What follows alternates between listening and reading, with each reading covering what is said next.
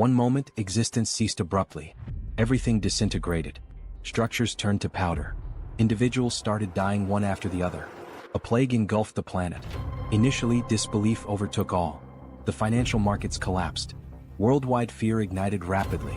Reports circulated everywhere. This was humanity's demise. Conflicts ignited. Countries betrayed each other. Economies fell apart. Hunger devastated the masses. In the midst of deprivation, turmoil escalated. Even a single packet of ramen cost millions of won. Crowds flooded the avenues. They begged. They rioted. It was an apocalypse of incomprehensible proportions. Yet humanity wasn't responsible. Abruptly, mythical beasts invaded Earth. And that marked the end of humanity. Like a fable, as soon as these beasts emerged, people began acquiring extraordinary talents. They transformed into superhumans. Digital alerts started materializing, providing resources to confront these entities. At first glance, it mirrored a recognizable scenario. But here was the deviation. Despite newfound skills, the creatures were pure nightmare fuel. The so-labeled superhuman abilities were nearly ineffectual.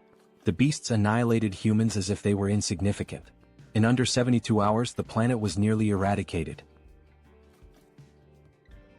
3 days after the beginning of the apocalypse, the scene shifts to the introduction of a building amidst destruction, surrounded by rubble but intact. The building stands out, a solitary structure amid the wasteland, bearing witness to the chaos that has unfolded.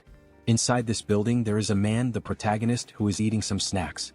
He reflects while eating that the world has not completely ended, and that is the reason he is still living normally. The taste of the snacks is a small comfort, a semblance of the mundane in a world turned upside down.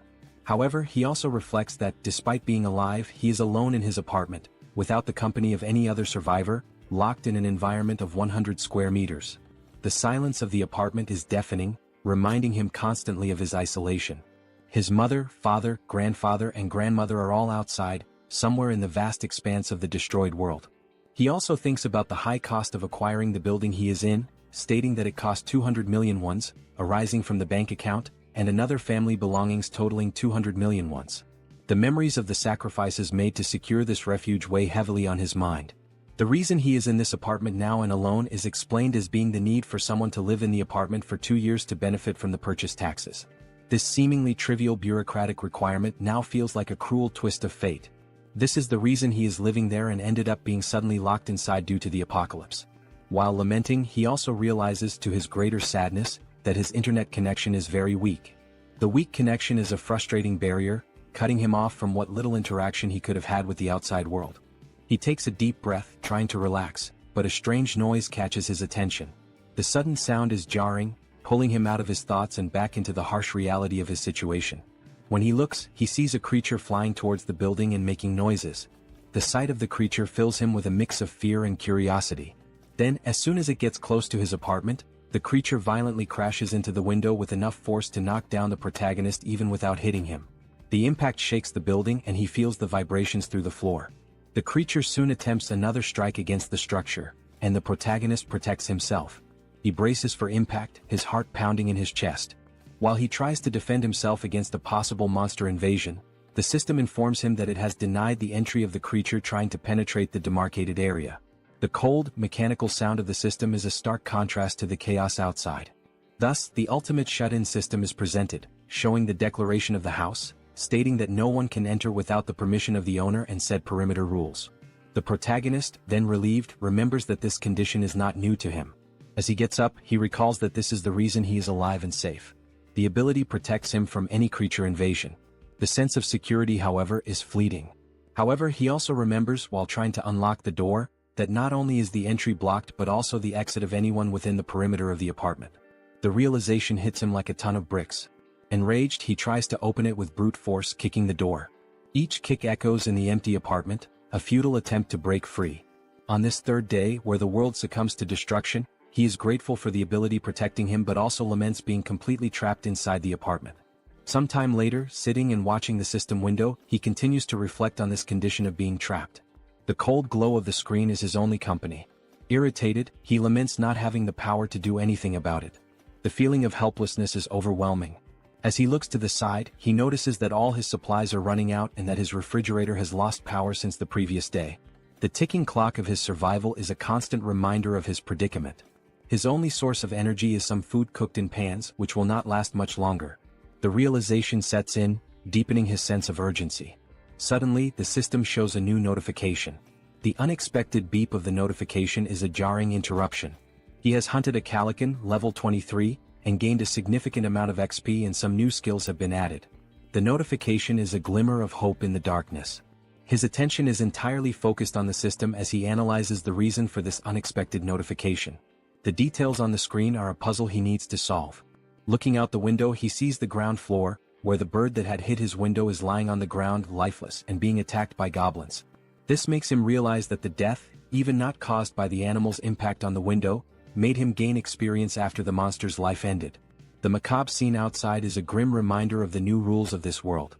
The system continues to notify him, saying that a new skill has been unlocked, and resources have been acquired from the surroundings, and these resources are being calculated.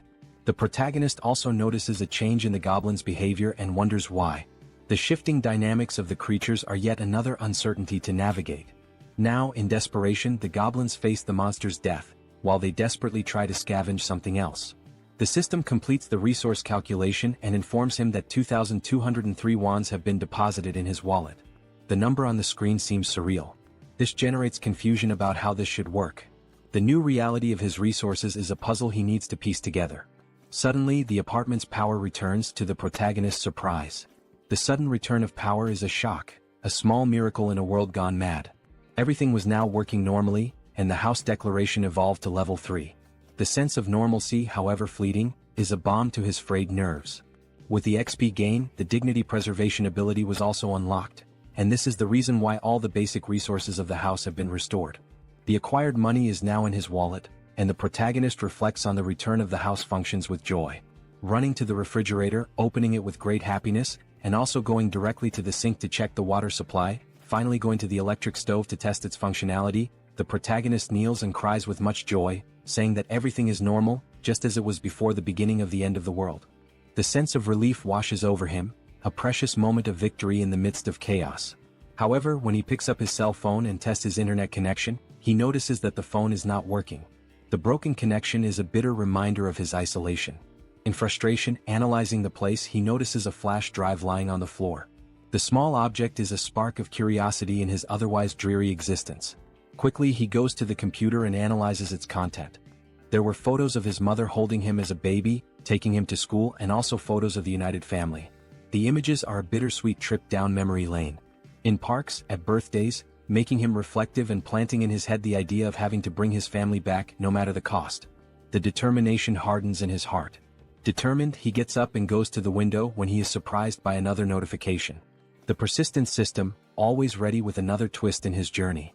The system informs him that he now has a warehouse, where he can buy items listed at original prices. Intrigued by this new development, he decides to investigate further. Going to check what this store is about, he sees the acquired values being made available and concludes that the confined wallet is directly linked to the values available for use in this store. This realization brings a glimmer of hope. Perhaps this store could offer a way out, or at least provide better tools for survival. Thinking about some change in his condition, he goes to the window and laments that he is still confined within the apartment. The view outside, a constant reminder of his isolation, deepens his frustration. Nothing has changed regarding the permission to leave the perimeter, even though his skills and levels have increased. The invisible barrier remains as imposing as ever, a prison wall he cannot breach. However, one thing is certain, increasing levels can unlock skills that may help him get out of this condition.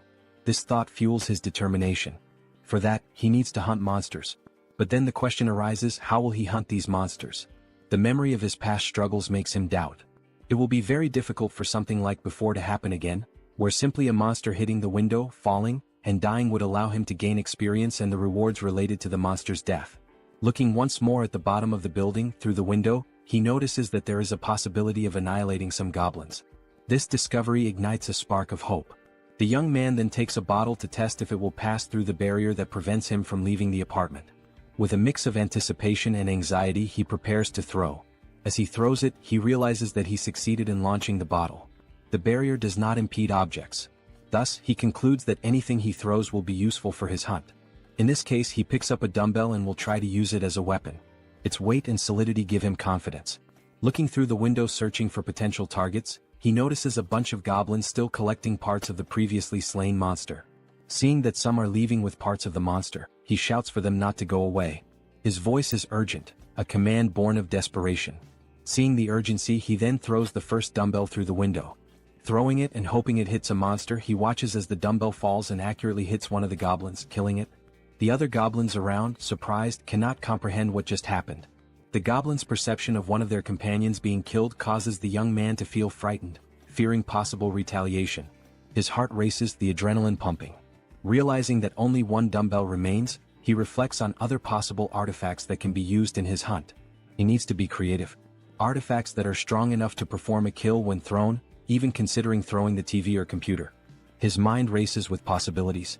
The goblin screams on the ground floor of the building catch the protagonist's attention, who becomes scared as they howl more and more with the intention of making some kind of counterattack. With the goblins advancing against the building, the protagonist realizes that this may be a good opportunity, as they are now closer, and he will be able to hit his targets more easily. The proximity could be an advantage.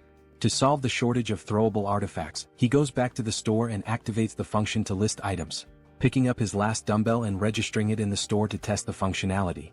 While scanning the dumbbell, he receives a notification of the artifact's characteristics and also the price registered in the store for the item acquisition. Surprised, he compares the listed price with the price he paid to buy this item online previously, concluding that the price of the items he registers will indeed be the same as normal stores from the period before the end of the world. This realization reassures him. With the item ready and scanned, the system suggests buying the item he just registered. Confirming the purchase, the dumbbell is projected and materialized in front of the young man. He now shouts with joy, considering that everything worked as expected. His plan is coming together. Now the second part, testing the purchased items by throwing them through the window to hit more targets. In the first throw, there is already success as the dumbbell hits a goblin. The thrill of the successful hit fills him with confidence. The system confirms the hit by showing the EXP obtained and the ones from the goblin's death. Meanwhile, the group of goblins watch the lifeless body. Not having much time to lament, they are surprised by more dumbbells falling from the sky, literally, a rain of dumbbells. Some, now smart, try to run to avoid being hit, causing the protagonist to become irritated with the situation and decide to take other strategies. He cannot afford to waste any more time. Buying now 3 dumbbells at once, he quickly uses them, generating more hits and gaining more XP and more one. Now happy, the protagonist is surprised by another notification from the system. The messages keep coming. Now the store would also function as a warehouse, where he can store items for later use. While opening his warehouse, he activates the function to store one of his acquired dumbbells. The ability to store items opens new tactical options. Realizing the perfect functioning of the tool, he rejoices and then thinks of a new strategy to make kills in a more optimized way. His mind races with new ideas. He can now summon items from his warehouse and place them anywhere he wants. Soon, a brilliant idea comes to mind. He will summon the dumbbells outside to fall directly on the goblins. The precision and efficiency of this method are compelling. Opening the warehouse with a large quantity of dumbbells, he watches as all the dumbbells fall towards the goblins, performing an absurd sequence of hits and a flood of system messages with all the kills and ones acquired. The system notifications are a testament to his success. Shortly after finishing his hunt, the protagonist had already acquired and allocated various items in his warehouse. Several of them are food and drinks so that he can stay healthy for as long as needed. Ensuring his survival is paramount. Additionally, he managed to acquire more one by selling the items he used to hit the goblins. The influx of resources is a welcome relief. Suddenly, he realizes that there was a reduction of 1 unit of one. Thus, he begins to reflect on the preservation of dignity ability, questioning if it is responsible for the reduction of someone. He then starts to scan his apartment, meticulously observing the electricity, gas and water expenses. He realizes, with a growing sense of frustration, that the only active thing at the moment is his refrigerator. The thought nags at him, why just the refrigerator? Could it be this is what's consuming the precious resources he so desperately needs? In frustration, he recalls his hunt against the goblins, a memory that brings a fresh wave of irritation. He reflects on how later several goblins fled, abandoning their former home, and since then he had managed to hit only 2. His efforts had yielded such meager results, leaving him to wonder if all this exertion was worth it. His mind races as he then wonders if there are other creatures he can hunt out there. Remembering the previous flying monster, a formidable foe that had tested his mettle, he recalls that no similar creature appeared near the apartment since then. This reflection leads him to ponder seeking other methods for his hunt, different strategies that could yield better results. He also wishes to be lucky enough for another flying monster, whose name is Calican, to fly nearby. A beast that had once promised a bounty of rewards if only he could master the tactics to bring it down. Then, almost like a miracle, he notices a Calican flying around the area. His heart races with a mixture of fear and excitement. This could be the opportunity he has been waiting for. Seeing the monster's presence, he then begins to act quickly, thanking God for not abandoning him in this dire time of need. With a metal structure and a mirror attached to it, he uses this makeshift tool he created to attract the Calican's attention. He focuses, aiming carefully, hitting the monster's vision with a precise beam of light. His strategy works, drawing the monster's attention, which advances toward him fiercely. The beast's sudden violent approach, hitting the barrier and knocking him down with a gust of wind, reminds him all too clearly of the previous attack. Happy with the success of his plan to attract the monster's attention, he contemplates the gain of another level with the Calican's kill. The monster, undeterred, then launches an attack with its powerful wings, hitting the protagonist with another gust of wind. With some effort, he manages to remain standing, his resolve unwavering. At the end of the attack, the protagonist looks to where the monster was and realizes with a sinking feeling that it is no longer there. Quickly, the monster reveals its position, as if playing a cruel game of hide and seek. It was attacking the building structure, seeking an opportunity to strike the protagonist once more. While the system alerts that an unauthorized entity is trying to enter the zone, the protagonist observes, his mind racing. He wonders if the creature will be strong enough to break the ability's barrier. Opening his storage, he knows the urgency of taking some action. Each second feels like an eternity as he methodically scans his list, reflecting on the calculation of the spoils. He understands that if the spoils are not close enough, they will not be counted. This critical understanding dawns on him, as he recalls how several of the spoils that would come from goblins were not counted. The surviving goblins had removed the bodies of the slain ones to an area beyond where the system could make an accurate count. Leaving the young man extremely frustrated with the thought that this cannot happen again, he makes a determined decision. Reflecting on the possibility of killing the monster with just one strike, he scrutinizes his list of available items in storage. His attention turns to the canola oil, an unconventional choice but one that sparks a cunning plan. He immediately acquires 10 bottles, thinking through each step meticulously. After the system delivers the bottles, he quickly grabs them and heads to the kitchen, his pace quickening with purpose. He picks up a pan and fills it with the liquid from the bottles, setting it to heat. His goal is to heat this oil sufficiently. While that happens, he ties a cloth to a stick, improvising a tool that will serve as part of his plan. Bathing the stick with the cloth in the boiling oil, he then stores the pan with enough heated liquid in the storage. He knows that timing and preparation are crucial. After pouring all the oil into the storage, the system confirms the listing of the item, and the protagonist goes in search of a lighter, which he uses on his stick to ignite it. His weapon is ready. Now at the window, observing the Calican, the protagonist waits for a good opportunity to invoke the canola oil on the bird. He watches, his pulse quickening as the bird starts flapping its wings against the hot oil. Once it begins to descend, the protagonist sets the monster on fire. The flames engulf the creature almost immediately, a sight that fills the protagonist with a sense of grim satisfaction. The protagonist is pleased with the success of his plan while observing the Calican in its final moments.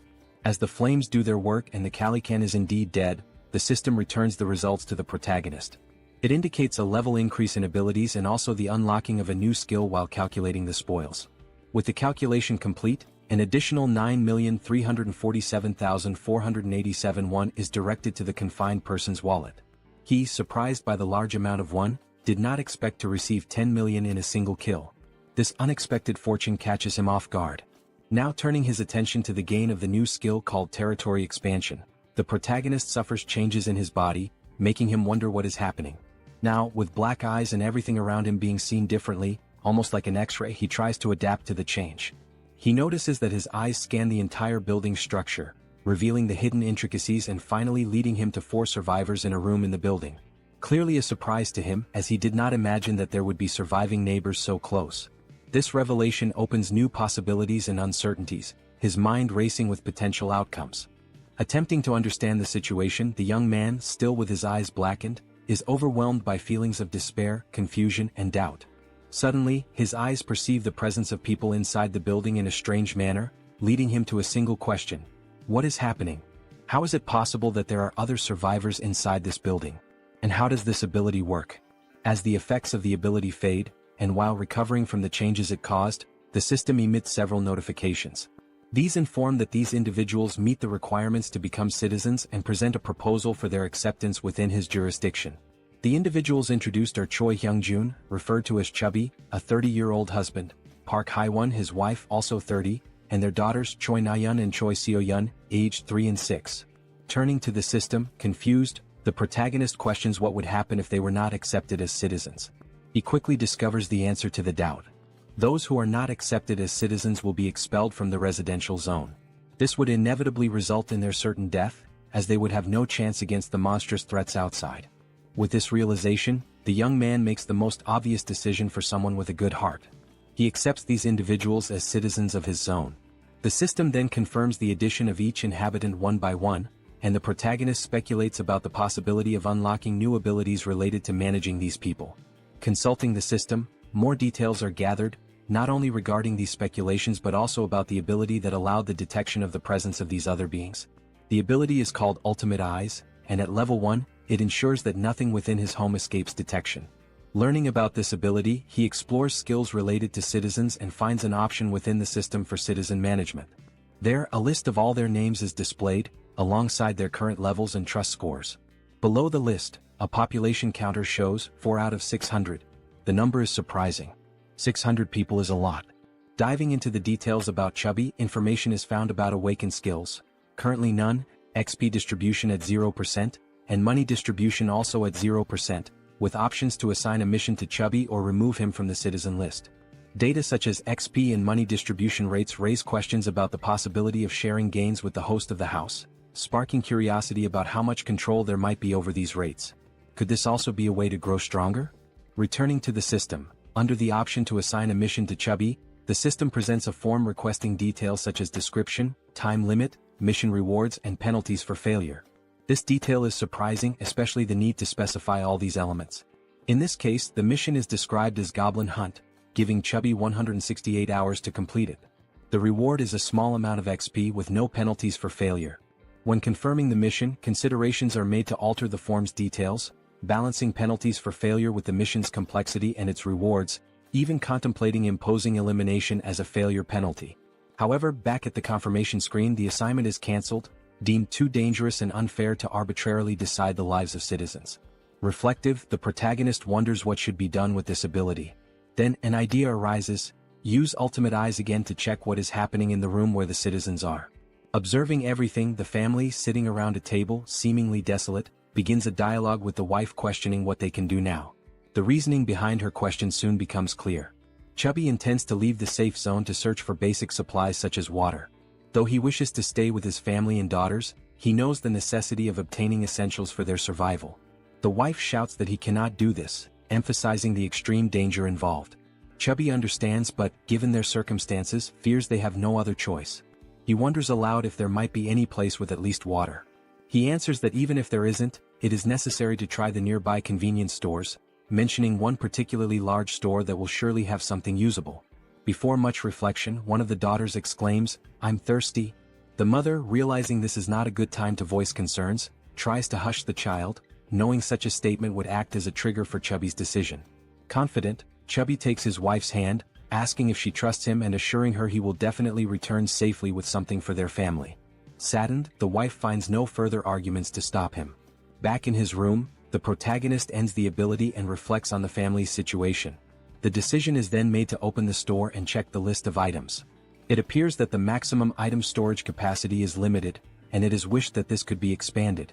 While navigating the skill window, information is noticed showing storage at level 1, dignity preservation also at level 1, and the store at level 1 as well. Observing the levels of each item, there is a sense of relief.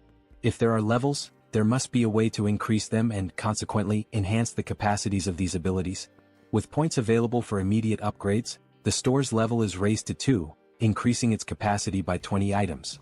Additionally, the system applies a 10% discount to the total price of all used items.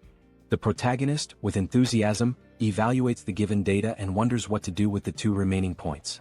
He considers investing in the shop or in the preservation of dignity, recognizing that these skills might help him encounter more citizens in the future. His shop, now at level 3 with a maximum capacity of 40, also has a new function: item recovery. This function enables him to restore old items and turn them into new ones. This was undoubtedly an excellent choice. Without further ado, he visits his shop again to acquire water and some fruits. With the remaining points, he decides to allocate them to other skills, particularly the preservation of dignity. Still at level 1, the choice to upgrade is based on the ability to request various things in return if he provides energy and water. With the preservation of dignity skill at level 2, he can now register vassals, leaving the protagonist puzzled about what vassals might be. The scene shifts to the living room where the family is gathered, and Chubby is seen preparing for his journey. Looking back, his wife and daughters appear distressed, wishing he would reconsider before it's too late.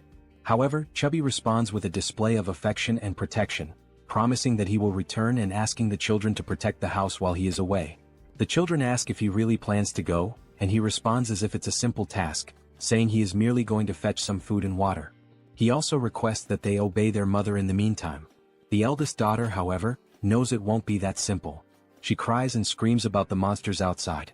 Her memories take over, revealing details of day 1 of the apocalypse. The children had been playing in a sandbox in a park when monstrous creatures suddenly appeared, catching their attention. Terrified, the children stood up and started running in panic. While running, their father grabbed the youngest in one arm, desperate to survive, while their mother carried the other child so they could all reach safety faster, pursued by goblins. Now determined, the father swallowed his apprehensions, resolute in his decision. The mother tried to comfort the children to stop them from crying, making the father's decision even harder. He reflected on the possibility that this might be the last time he would see his daughters, trying to remain strong in front of his family. Suddenly, the doorbell rang, startling everyone and preparing them for a potential confrontation with monsters. Gathering his courage, the father cautiously checked the situation while hearing someone on the other side of the door asking to be let in. The voice from the other side caused surprise and doubt. Could it really be a person? Chubby wondered, but he didn't rule out the possibility of a cunning monster. As the voice continued from the other side, he prepared for a potential confrontation, noticing a sudden silence.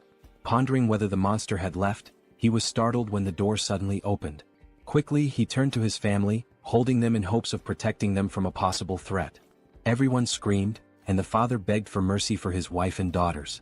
Amid the cries, a calm voice asked for permission, completely breaking the tension and prompting everyone to finally look at the one who had knocked.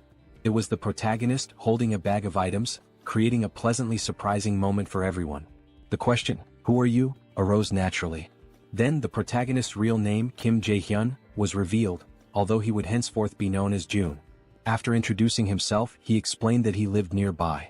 Handing over the bag of items, he informed them it contained water and fruits, requesting a small conversation once everyone was settled. Both happy and apprehensive, the father looked at his family, seeing the worry in their eyes, and declared that there was no reason to refuse, given June's sincere demeanor. He then invited June into the house. Once everyone was seated, the children stared at the visitor with a mix of curiosity and suspicion.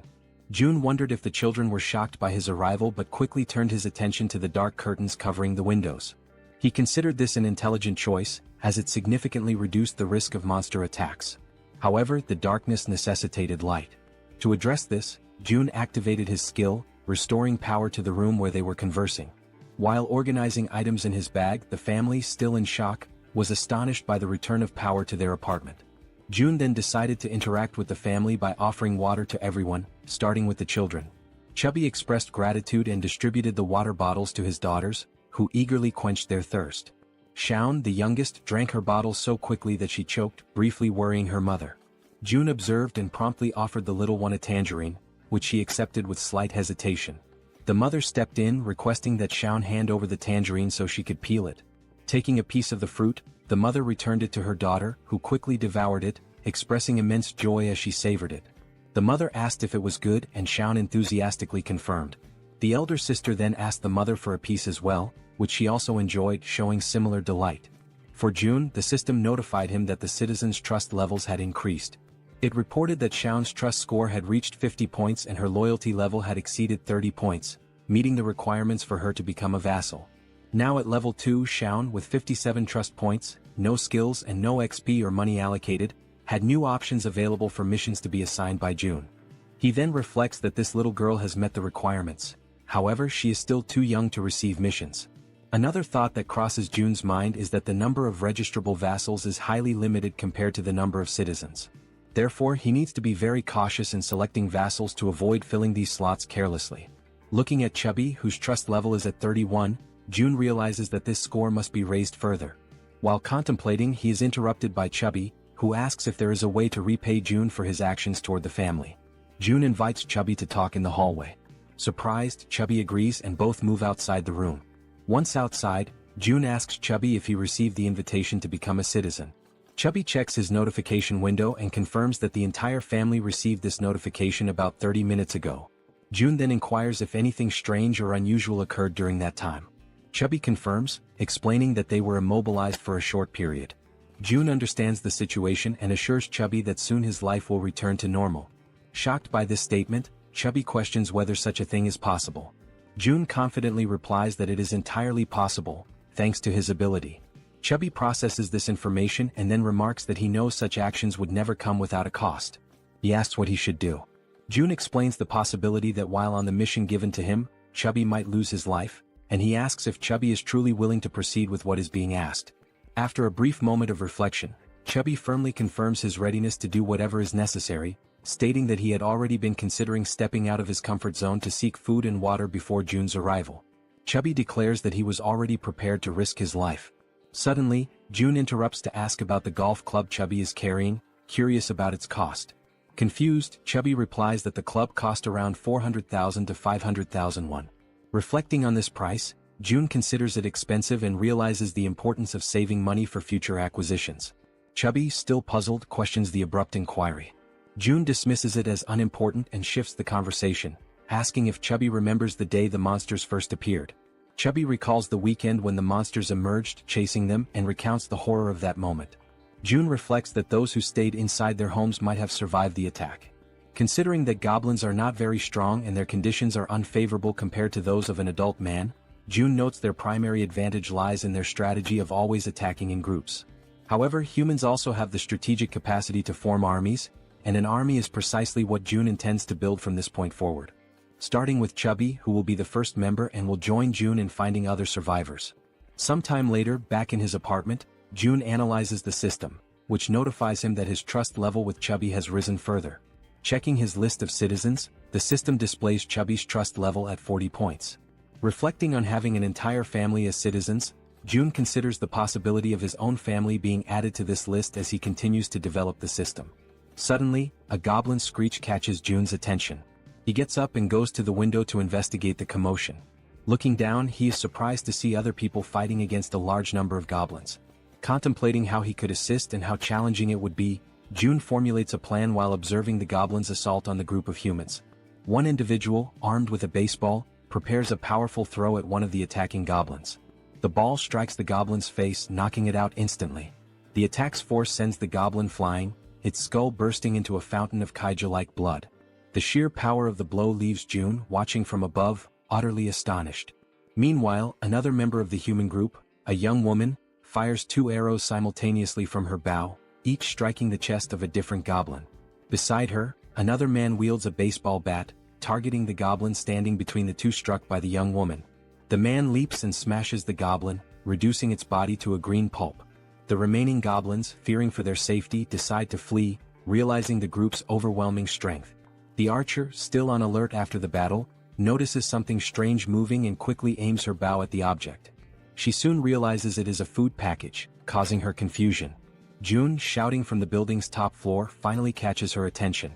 She looks up, noticing the man frantically gesturing and yelling to attract the group's notice. Suddenly, someone knocks on June's door. Looking through the peephole, he sees that it is Chubby carrying a box. June invites Chubby to enter the apartment with the box. Following June's instructions, Chubby approaches the entrance but discovers that the system's barrier prevents him from entering. The system makes it clear that Chubby is not qualified and therefore cannot access the apartment. Chubby questioned what it meant to be not qualified. June wondered if the system would prevent anyone from entering his apartment at that moment. He also speculated whether registering Chubby as a vassal might resolve the issue. However, he decided to postpone addressing the matter of entry and instead focused on receiving the box, which contained items that could be used as weapons. Upon receiving the box, June placed it on the floor, opened it, and examined its contents. Inside there was a toolbox and several knives. June activated the system, accessed the store, and ordered 5 bottles of water and 5 packs of instant noodles.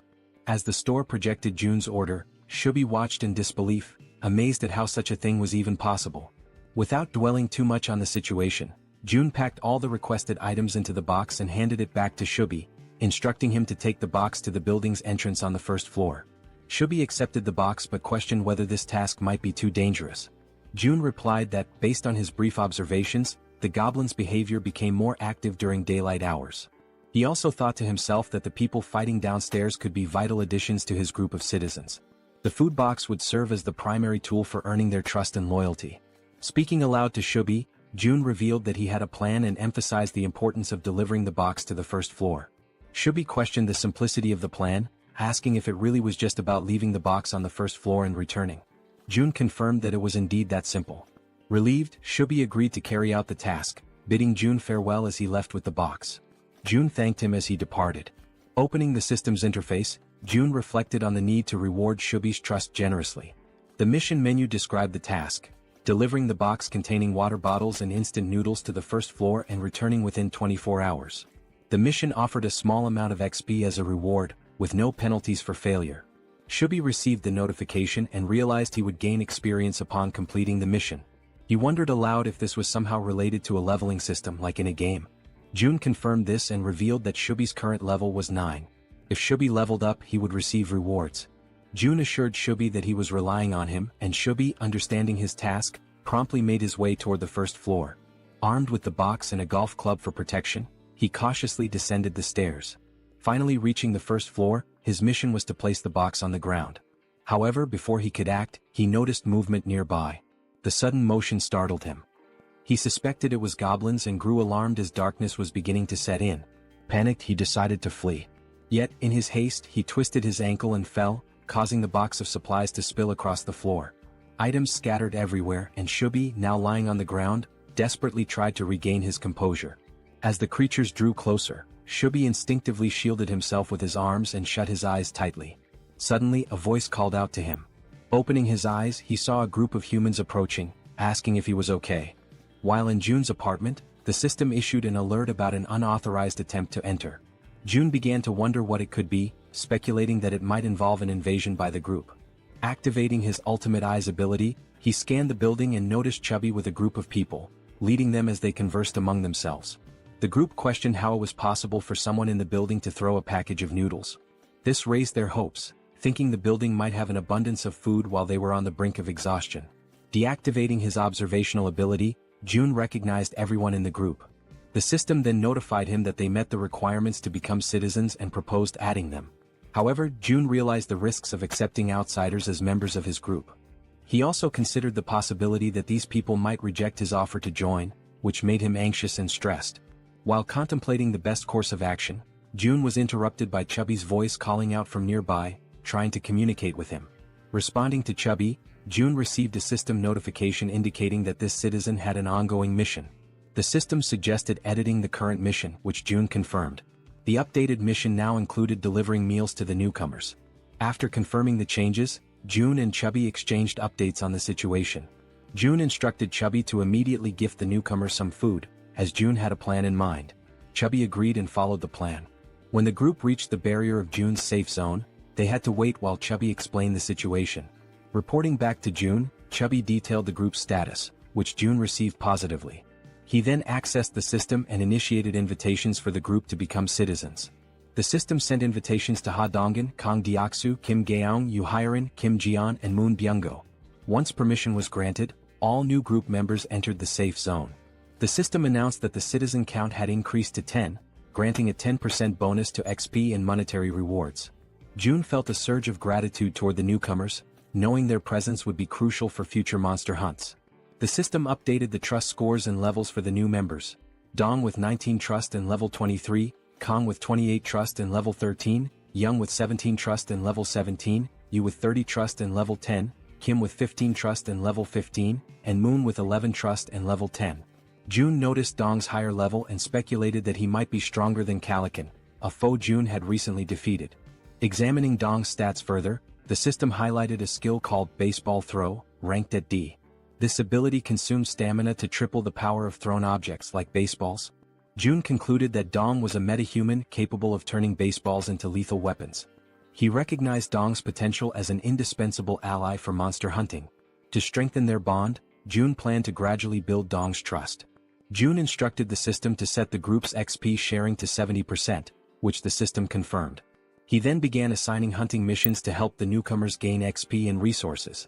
June likened his strategy to an auto-hunting system in games. Beyond logistics, June acknowledged the importance of establishing personal relationships with the group. He believed a good rapport was essential to eventually locating and reuniting with his family. Unexpectedly, the system notified him that the trust scores of Dong, Young, and Yu had increased, leaving June surprised and curious about the cause. The scene shifted to Chubby's apartment, where he invited the group inside. The archer, Gaeong, expressed her gratitude. Chubby's wife, confused by the situation, questioned what was happening. Chubby reassured her to stay calm and promised to explain soon.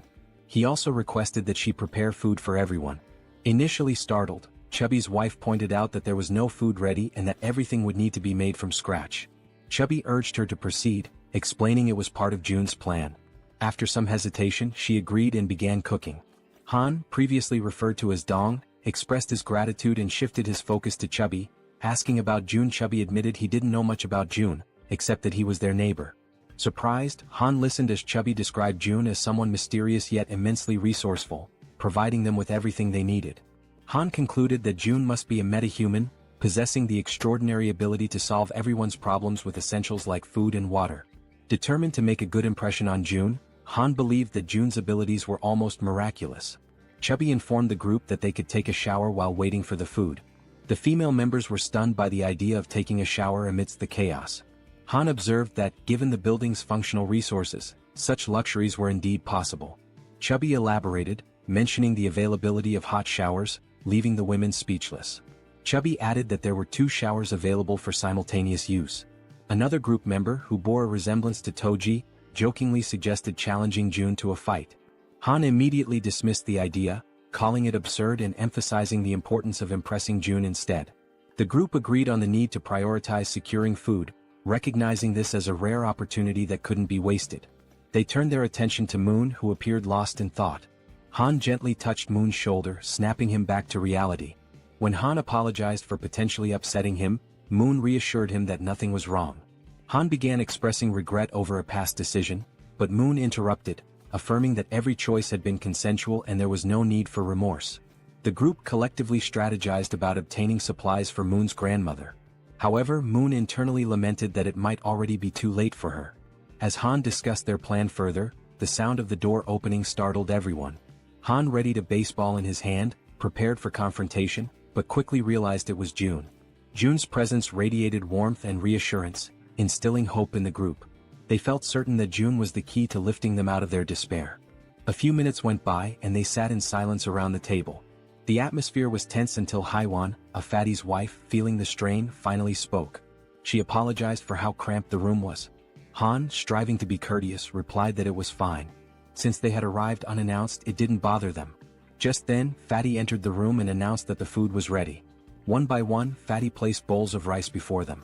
They could hardly believe they were about to enjoy a real meal and began to wonder when they had last eaten something proper.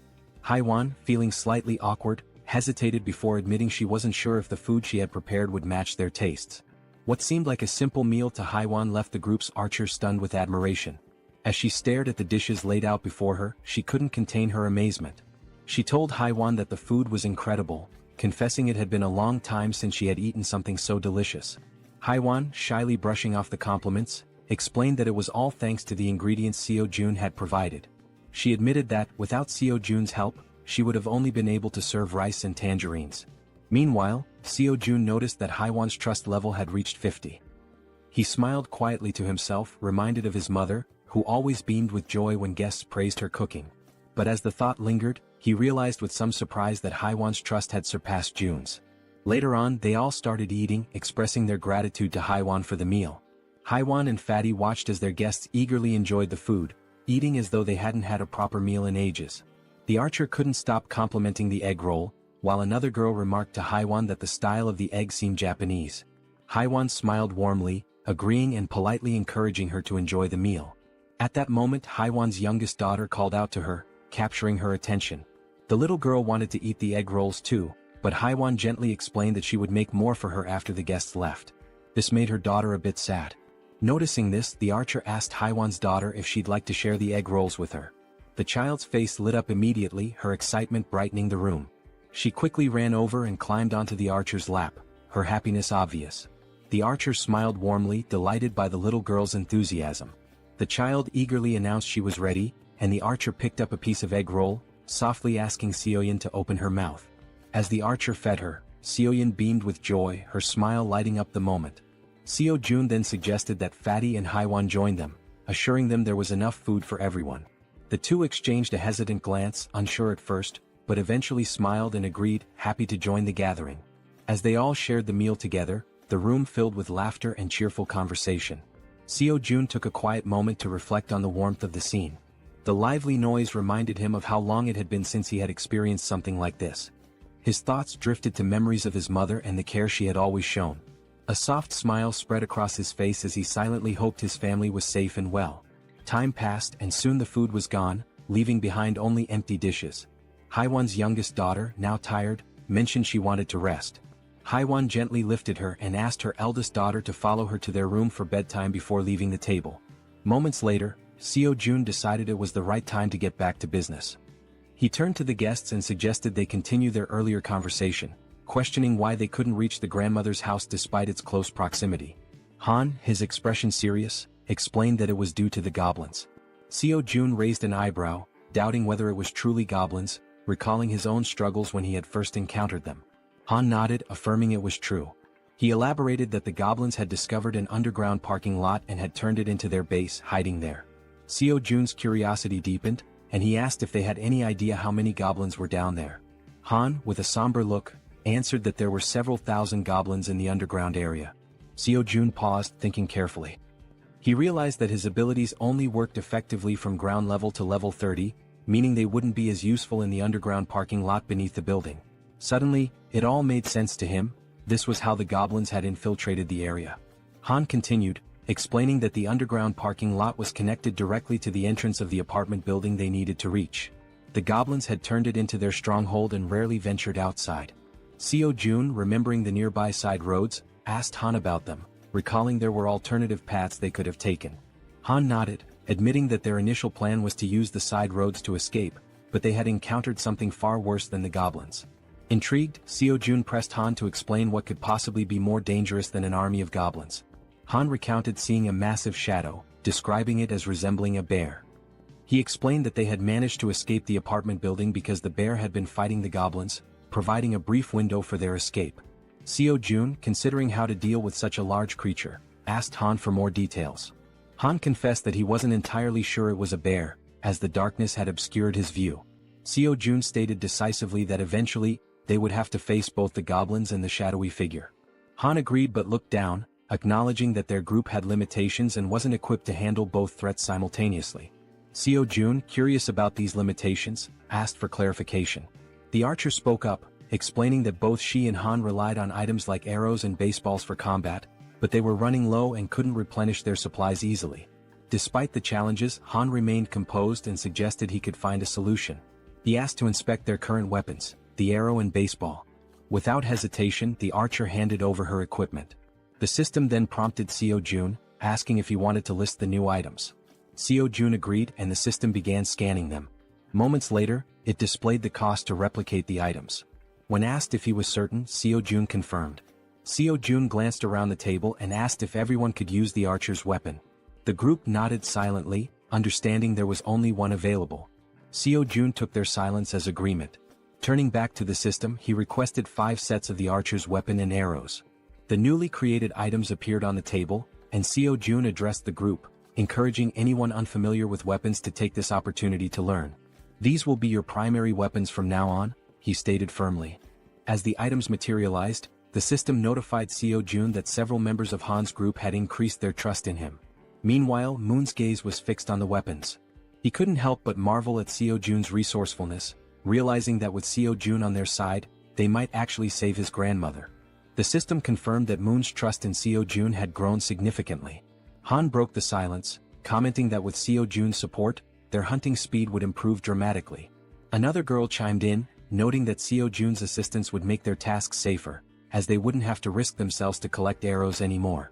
Seo Jun then gathered everyone's attention and announced that before they could move forward, they needed to reduce the number of goblins in the area. Han agreed and asked when they would begin hunting. Seo Jun replied decisively, "Tomorrow?" Han seemed hesitant, questioning the urgency, but Seo Jun explained that the sooner they acted, the better their chances of success. Han eventually nodded, though he still appeared uncertain. Seo Jun turned to Moon and assured him, "Tomorrow we're going to rescue your grandmother." Moon's face lit up with hope and excitement at the thought of seeing his grandmother again. Han, still wary, voiced his concerns about how they would manage with so many obstacles in their way. Seo Jun smiled confidently and revealed his plan. "We'll use a bait strategy to lure the goblins out." After Seo Jun spoke, everyone at the table turned their attention to him, waiting for more details about his plan. Han and the archer girl remained pensive, wondering if the idea could truly work. The boy with glasses voiced his concern, saying the plan would only succeed if everything went exactly as planned. As they deliberated, the system notified Seo Jun, revealing that the mission previously assigned to Fatty had been completed. Along with the notification came a reward of 30,000 won. Reading the message, Seo Jun was surprised. He hadn't realized that payment was given for every completed mission. To be certain, he read the notification again and it was confirmed. Seo Jun quickly realized that, with money, he could assign missions to his citizens, allowing them to level up. In other words, the more money he had, the more power he could accumulate. Closing his eyes, he thought about how, while this seemed like a strong long-term strategy, he hoped not to rely on it too heavily for now. The system also informed Seo Jun that Jun's trust had increased to a total of 50 points, unlocking a new status, loyalty, which surpassed 30 points. Meeting the minimum requirements, Fatty transitioned from being a simple resident to becoming a vassal. The system displayed Jun's updated stats and attributes. He was now at level 9 with a trust level of 51 points and loyalty at 62. However, he had no awakened skills and 0% shared XP or money. After carefully analyzing the information, Seo Jun decided to register Fatty as his first vassal. As a result, a blue aura began to emanate from Jun, who started feeling sudden changes in his body and broke into a sweat. The system notified that the first vassal registration was successful, unlocking a new skill for Seo Jun called Summon Vassal. This skill allowed Seo Jun to summon the vassal within his house, although it came with a cooldown of 2 hours after use. The system updated Jun's stats again, revealing that he had reached level 20 and gained the title of First Servant. Additionally, he awakened his first skill, Gorilla Strength, a Tier C passive ability that granted him superhuman strength. The system further explained that, thanks to the First Servant title, all XP and gold earned by Fatty through hunting would be shared. Lastly, the system revealed that Seo Jun could use the Ultimate Eyes skill to summon the vassal within a 5-meter radius of his house. Seo Jun noticed a plus symbol beside Jun's level and wondered what it did. Upon pressing it, he discovered it was a feature to increase the vassal's level at the cost of 1 million won. Shocked by the exorbitant cost, Seo Jun exclaimed that it was far too expensive for a single vassal skill. Seeing his expression, the woman at the table asked what was wrong. Seo Jun brushed it off, saying it was nothing, and turned his attention back to Jun, asking how he was feeling. The focus shifted to Jun, who stated that his strength was overflowing, with his veins visibly pulsing. He asked if this transformation was Seo Jun's doing. Seo Jun confirmed with a nod. Jun, looking at his hands, remarked that it felt as though his body had become 10 years younger. Seo Jun smiled proudly and suggested that Fatty join the rescue mission team, handing him a bow. Fatty looked confused by the gesture. Seo Jun explained that the mission was assigned because vassals earn double the rewards of regular citizens. In a commanding tone, Seo Jun instructed Fatty to defeat as many monsters as possible. Fatty nodded in agreement, prompting Seo Jun to smile and express his trust in him. Outside the house, on the first floor, the rescue team began their search for survivors. The boy holding a baseball bat questioned whether it was necessary to search the first floor, but Han reminded him that it was Seo Jun's order. The rescue team embarked on their first mission, to locate all survivors in the building and lead them to the 30th floor. The crucial part of the mission was to draw out a large number of goblins for elimination while rescuing as many survivors as possible. The boy with the baseball bat acknowledged the plan, and the group pressed forward. Han, shouting to keep the team alert, emphasized that goblins could appear at any moment or from any direction. As they continued their search, they had yet to encounter any survivors or goblins. While guiding the team, Han noticed something unusual. Some members of the group couldn't believe their eyes. Several lifeless bodies were sprawled across the floor, victims of the goblins. The sight filled the team with sorrow and rage, intensifying their hatred for the goblins. But they couldn't afford to stop. Determined, they pushed on to the second floor. On the second floor, the situation was catastrophic. Lifeless bodies lay scattered across the ground, leaving the team horrified as they continued to the third floor. Upon reaching the third floor, everything appeared to be calm. The team leader knocked on the doors, calling out to see if anyone was inside. The rest of the team followed suit, hoping to find survivors. After several unsuccessful attempts, the team lowered their heads, burdened by a sense of sadness. However, the boy with the baseball bat refused to give up, encouraging the team to press on to the next floor. On the fourth floor, they resumed knocking on doors, announcing themselves as the rescue team. Suddenly, a door creaked open, revealing a man with a tired expression. He asked if they were truly part of the rescue team, mentioning that he was extremely thirsty and begging for water. Han quickly pulled out a bottle and handed it to him. The man, still skeptical, asked again if they were really from the rescue team. Han reassured him, confirming their purpose and explaining that, as a resident of the building, he was helping to lead all survivors to a safe location. The man seemed surprised to hear this. He closed the door momentarily but reopened it shortly after, revealing two others inside the apartment. Introducing himself as Hong Yong-soo, he stated that he would rely on the team. Han introduced himself as well, expressing his hope for good cooperation between them.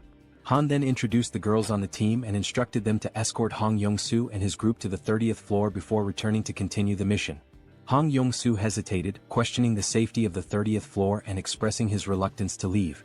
His son, however, admitted he had been hoping for a rescue and suggested there might even be a helicopter waiting for them. The girl clarified there wasn't a helicopter but assured them there was hot food and the chance to take a bath. Hearing this, Hong Jung-soo's daughter became excited, marveling at the idea of taking a bath even in the midst of the apocalypse. The girl chuckled and confirmed it would be a warm bath. The daughter eagerly turned to her father, urging him to stop hesitating and go with them. Reluctantly, the man gave in to his children's wishes. Shortly afterward, the system notified Seo-jun that the total number of citizens had increased to 40. Along with this, their XP in gold had increased to 90%. Sometime later, it is shown that the mission was a success, and they managed to rescue several people. The elderly and children were taken to Fatty's house, where everyone seemed happy. The younger members stayed in the hallways. Han confidently confirmed that there were now a total of 40 people, with no one missing from the search. Seo-jun thanked everyone for their excellent work.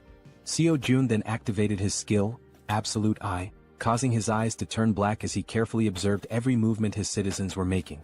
He saw them carrying chairs, working with cables on the stairs, hauling ropes, and even climbing the stairs with a very heavy object.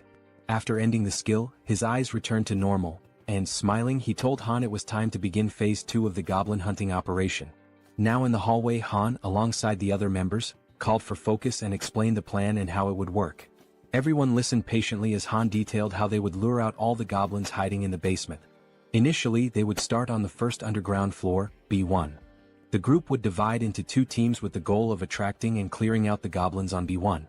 Afterward, they would proceed to B2 to eliminate all the goblins there as well. A boy with glasses raised his hand and voiced a question. He asked what they would do if more goblins appeared than anticipated. He also mentioned that if the goblins counterattacked, the bodies on the floor might obstruct their escape. The archer and Han, confident, assured him they could handle all the goblins on their own since they now had plenty of arrows, unlike before. The boy with glasses nodded in agreement and said he trusted them. Suddenly they heard a strange noise. Turning toward the source of the sound, they noticed a small group of 3 goblins ready to attack. Without giving the goblins a chance to make the first move, the archer drew her bow and with 2 quick shots hit the heads of 2 goblins, leaving only one alive. Without hesitation, the man with the bat charged forward and, with a single blow, smashed the remaining goblin's head. The 3 goblins now lay lifeless on the ground. The boy with glasses questioned the man with the bat, asking why he was using the bat when he had previously said he would need a bow to defeat goblins. The senior admitted they were right. Meanwhile, the archer pointed to the goblin bodies, noting that they were disappearing shortly after being defeated. The newcomer wondered if this phenomenon was also a skill of Seo-jun. Han declared the mission on that floor complete and announced they would now proceed to B1. The newcomer, still lost in thought, remarked that he had expected Seo-jun to have a solution for dealing with the goblin bodies. The system then alerted the group that the citizens' trust was increasing. The scene shifted to Seo-jun, sitting calmly and opening a bottle while a series of system windows appeared in front of him. He found the moment quite enjoyable. He remarked that it wasn't intentional but reassured himself that he was still keeping an eye on everyone. The system sent another notification showing that Moon's trust had reached 50, unlocking loyalty. The loyalty stat had surpassed 30, meeting the conditions for registration. Seo Jun was surprised by how quickly he had achieved these stats. However, he noted that the faster this happened, the better it would be in the long run. Sitting on the floor and staring thoughtfully at the system window, Seo Jun reviewed Moon's stats: 55 in trust and an impressive 88 in loyalty, along with other attributes. Seo Jun was surprised by the 88 loyalty but remained calm, considering it a positive outcome. With an ironic smile, he pressed a button on the system window, declaring that the time for retention registration was complete. Back in the basement on B1, the entire group was fighting fiercely against the goblins. Suddenly, the newcomer began to emit a blue light, similar to what Fatty had done before. Holding his bow, Moon, the newcomer, was stunned as lightning surrounded him. The other group members were equally shocked, questioning what was happening. Even the goblins were confused, unable to see due to the intense glow radiating from Moon. After revealing his red eyes in the darkness, it was also shown that the goblins couldn't withstand the brightness emitted by the newcomer, leaving them momentarily blinded. Han shouted that he didn't know what was happening, but it was an opportunity they couldn't afford to miss. Part of the group quickly ran to create distance, while others stayed behind to eliminate the goblins using their bows from a long distance. Both archers had deadly accuracy, aiming only for the goblins' heads. The archer, visibly furious, performed a swift maneuver that took down several more goblins. Seeing what had just unfolded before them, the goblins became enraged and charged forward to attack. Despite the number of goblins they had already killed, their numbers only seemed to increase. While running, the group realized the sheer aggressiveness of their opponents and remarked how they hadn't expected them to be so relentless. The archer shouted, ordering everyone to retreat to the emergency stairwell, while the man with the baseball bat speculated that all the goblins from the B2 floor had likely converged on their current location. Reaching the emergency stairs, the group ascended frantically without daring to look back. To slow the goblins' advance, Han held the door shut. One of the goblins managed to wedge its hand through the gap and sarcastically asked if Han was holding the door by himself. Hearing this, the boy with glasses and the man with the bat joined Han to push the door shut. The goblins, however, were slowly forcing the door open. While the group struggled, they admitted it was getting increasingly difficult to hold it shut due to the overwhelming number of goblins. Suddenly, a voice from behind reassured them of help. It was Fatty, using the gorilla strength ability Seo Jun had granted him earlier. As he channeled the ability, Fatty single-handedly held the door and managed to block the goblins' advance. Han asked if he would be okay and Fatty urged them to hurry up the stairs. Despite his superhuman strength, Fatty was sweating and straining to hold the door with all his might. He focused and declared that it was his duty, one he had to fulfill. Finally, Han called out to him, letting him know everyone was safe and telling him to come up the stairs as well. Without hesitation, Fatty turned his back to the door and began running up the stairs. However, midway up, he tripped on a step and fell to the ground, just as the goblins were about to catch up to him. Lying on the ground and almost within the goblins' reach, Fatty shouted at his friends to leave him behind and continue the evacuation.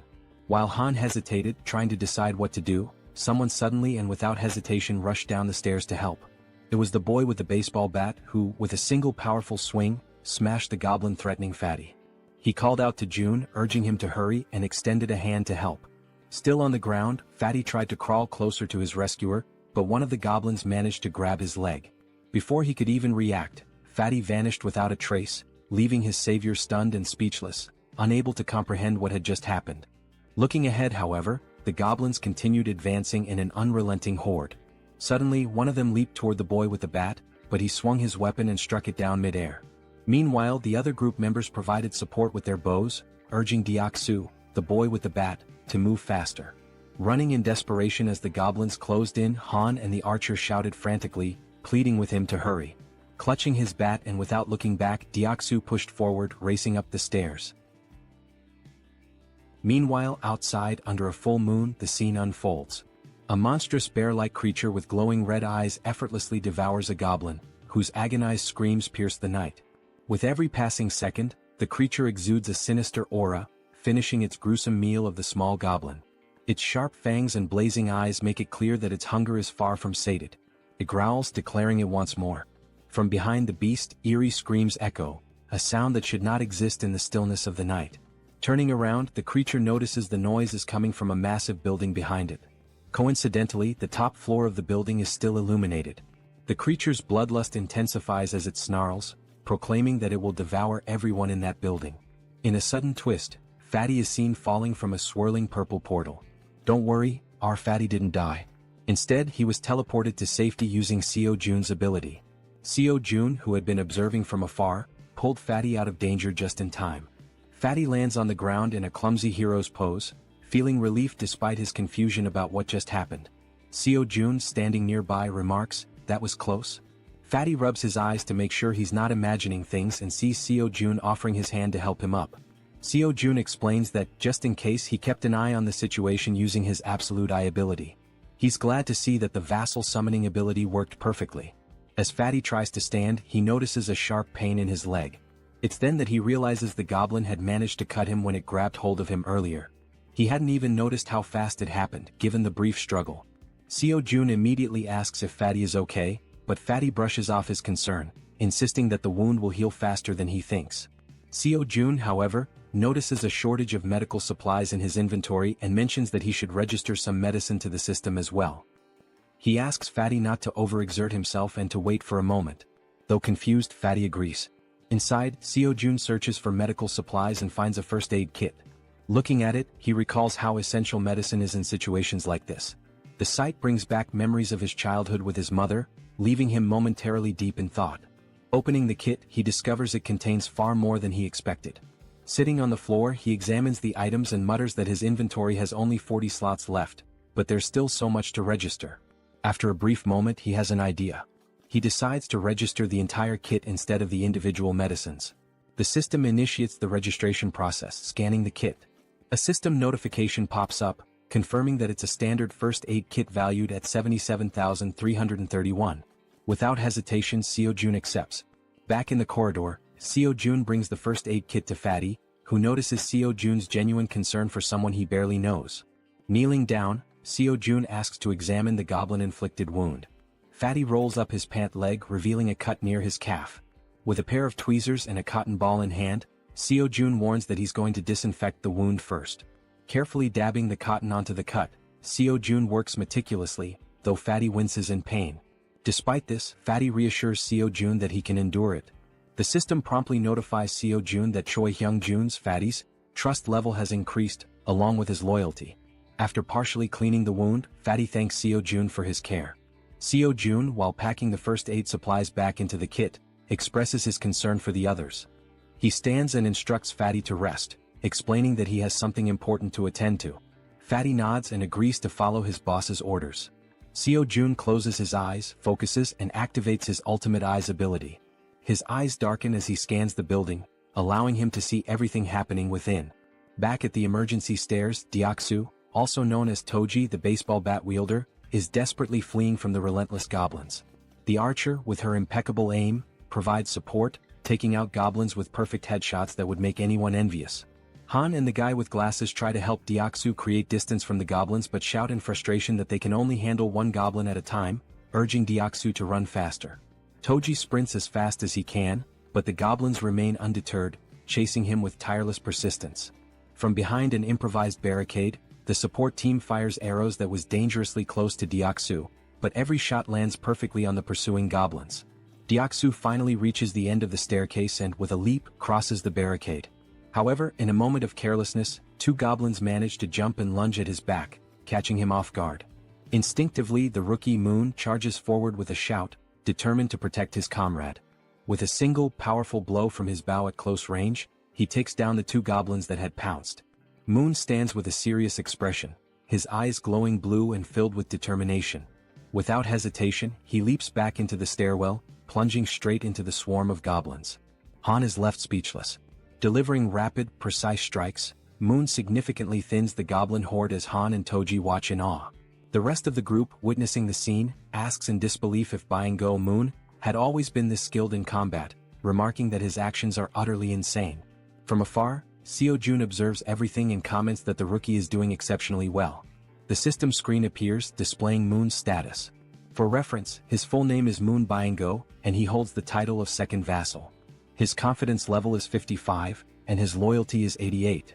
He possesses a teleportation ability that consumes mental energy to move within his line of sight.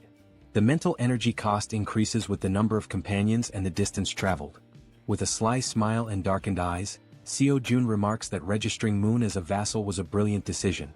Back at the stairwell, goblins are being decimated by Moon, each of his blows striking their heads with deadly accuracy. Han asks Jiana, the guy with glasses, if the extension cord is ready. Jiana, holding it firmly, replies that it is. Han then checks if the water tank is prepared. The archer and the baseball bat wielder confirm its readiness. Moon, realizing he has to retreat, sprints toward the barricade as Han yells at him to hurry up. With a swift jump, Moon lands safely behind the barricade. For a brief moment, the goblins believe the group has simply fled. But moments later, a massive water tank appears above the barricade. The tank is tipped over, drenching the goblins and flooding the emergency stairwell with water. The goblins, initially confused, think it's merely a stalling tactic.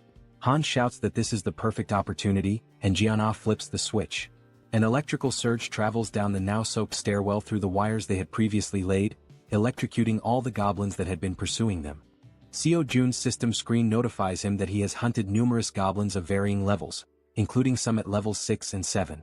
Another notification pops up, showing that Seo Jun has gained significant XP and earned a total of 334,464 won, which has been deposited into his account. Additionally, his skill level has increased, and a new ability has been unlocked. While using his Ultimate Eyes ability, Seo Jun suddenly feels a strange pressure. A sharp pain begins to spread through his body, causing him to writhe in agony. Upon closer inspection, a purple wave expands outward from him, covering an increasingly large area.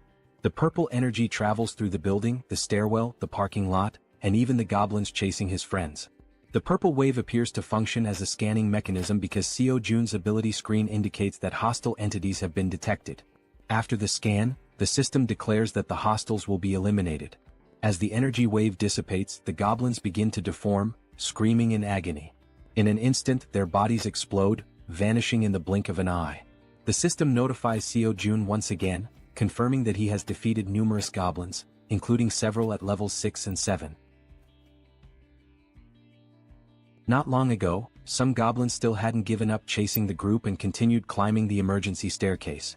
One of the goblins sensed something was amiss. A chill ran down its spine as it realized something was following them as well.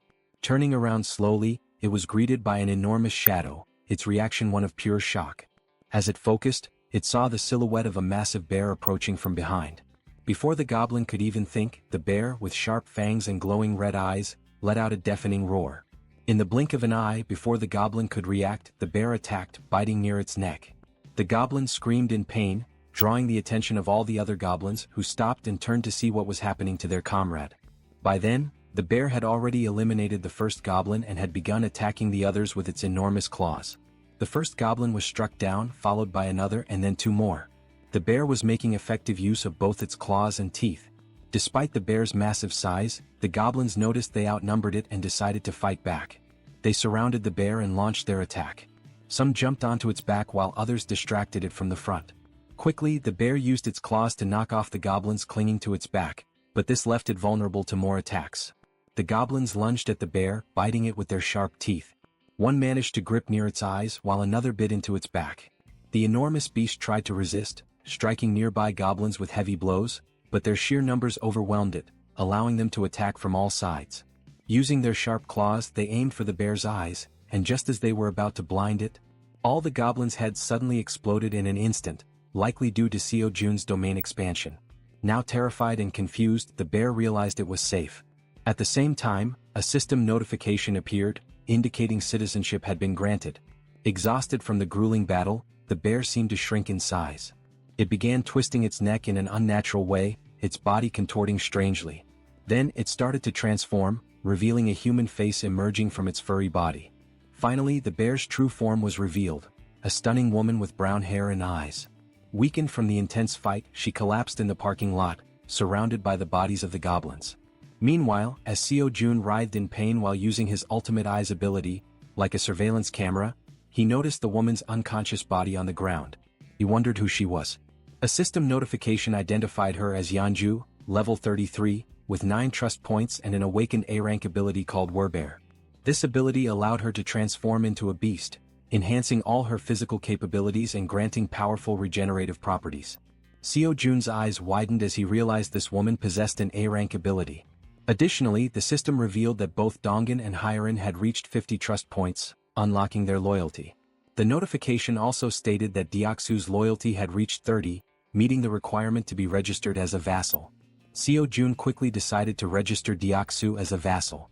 Deoksu, now at level 25 and holding the title of third vassal, had 52 trust points and 31 ability points. Upon awakening he gained a B-tier ability called Iron Knight, which allowed him to summon full steel armor and a halberd. Seo Jun, deep in thought, deduced that a vassal's level is determined by the rank of their awakened ability. He recalled that Fatty had awakened the strength of the gorilla, a C-rank ability, and was at level 20. Deoksu's Iron Knight was a B-rank ability, placing him at level 25. Moon's A-rank teleportation ability had placed him at level 30. Seo Jun concluded that when a vassal is registered, their level corresponds to the rank of their awakened ability. Yet one question lingered: is the ability selection random like a roll of the dice? He wonders if Moon received an A-rank ability due to his loyalty.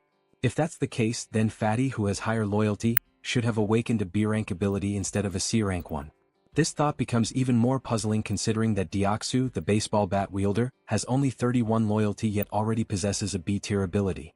Still deep in thought, Seo Jun remarks that understanding the conditions for obtaining higher-ranked abilities is crucial. It's an important question to answer. Since the number of vassals is limited to just 10, it's advantageous to select individuals with the highest potential rankings. He then reflects on whether there are any differences in accepting someone who has already awakened as a vassal. The system displays that an awakened individual can move freely through staircases, hallways, and elevators. Seo Jun decides to take action and walks toward the elevator. As he approaches, he activates his ultimate eyes, his gaze darkening. Meanwhile, the woman remains unconscious on the parking lot floor, near the goblin's lifeless bodies. Seo Jun calls Fatty, who arrives quickly, and instructs him to head to the parking lot. He asks Fatty to bring the woman from the second level of the parking structure back to their floor. While this unfolds, the team on the emergency staircase is dismantling and recovering the materials used for the electric trap. Deoksu, feeling relieved by the goblin's sudden defeat, asks his friends if they know why the goblins exploded so suddenly. The bespectacled man speculates that it was likely someone's doing. Han, sweating nervously, realizes that such a powerful skill could only belong to one person. The way the goblins were dealt with so effortlessly leaves no doubt in his mind. It must have been Seo Jun. He recalls that when he first met Fatty mentioned that Seo Jun was a bit of an enigma. Han also remembers Fatty talking about hot baths, which amazed the girls, and how the ingredients for their meals had also been thanks to Seo Jun's ability. Reflecting on all this, Han grows more unsettled by Seo Jun's overwhelming power, convinced that the mysterious skill must be his. As Han coils the wires around his arm, he glances at Moon and recalls how he used to be an introvert, someone who changed drastically after meeting Seo Jun. Realizing the terrifying scope of Seo Jun's abilities, Han thinks to himself that being saved by Seo Jun means being chosen by him. Back in the parking lot, as the elevator reaches the ground floor, Fatty dashes toward the unconscious woman. He quickly picks her up and heads to the 30th floor as instructed. All of this is observed by Seo Jun through the surveillance-like view of his ultimate eyes, while Han silently contemplates how being saved in this world seems to hinge on being favored by Seo Jun. A flashback is revealed, showing a small toy car. A child was playing with it in a park while being watched.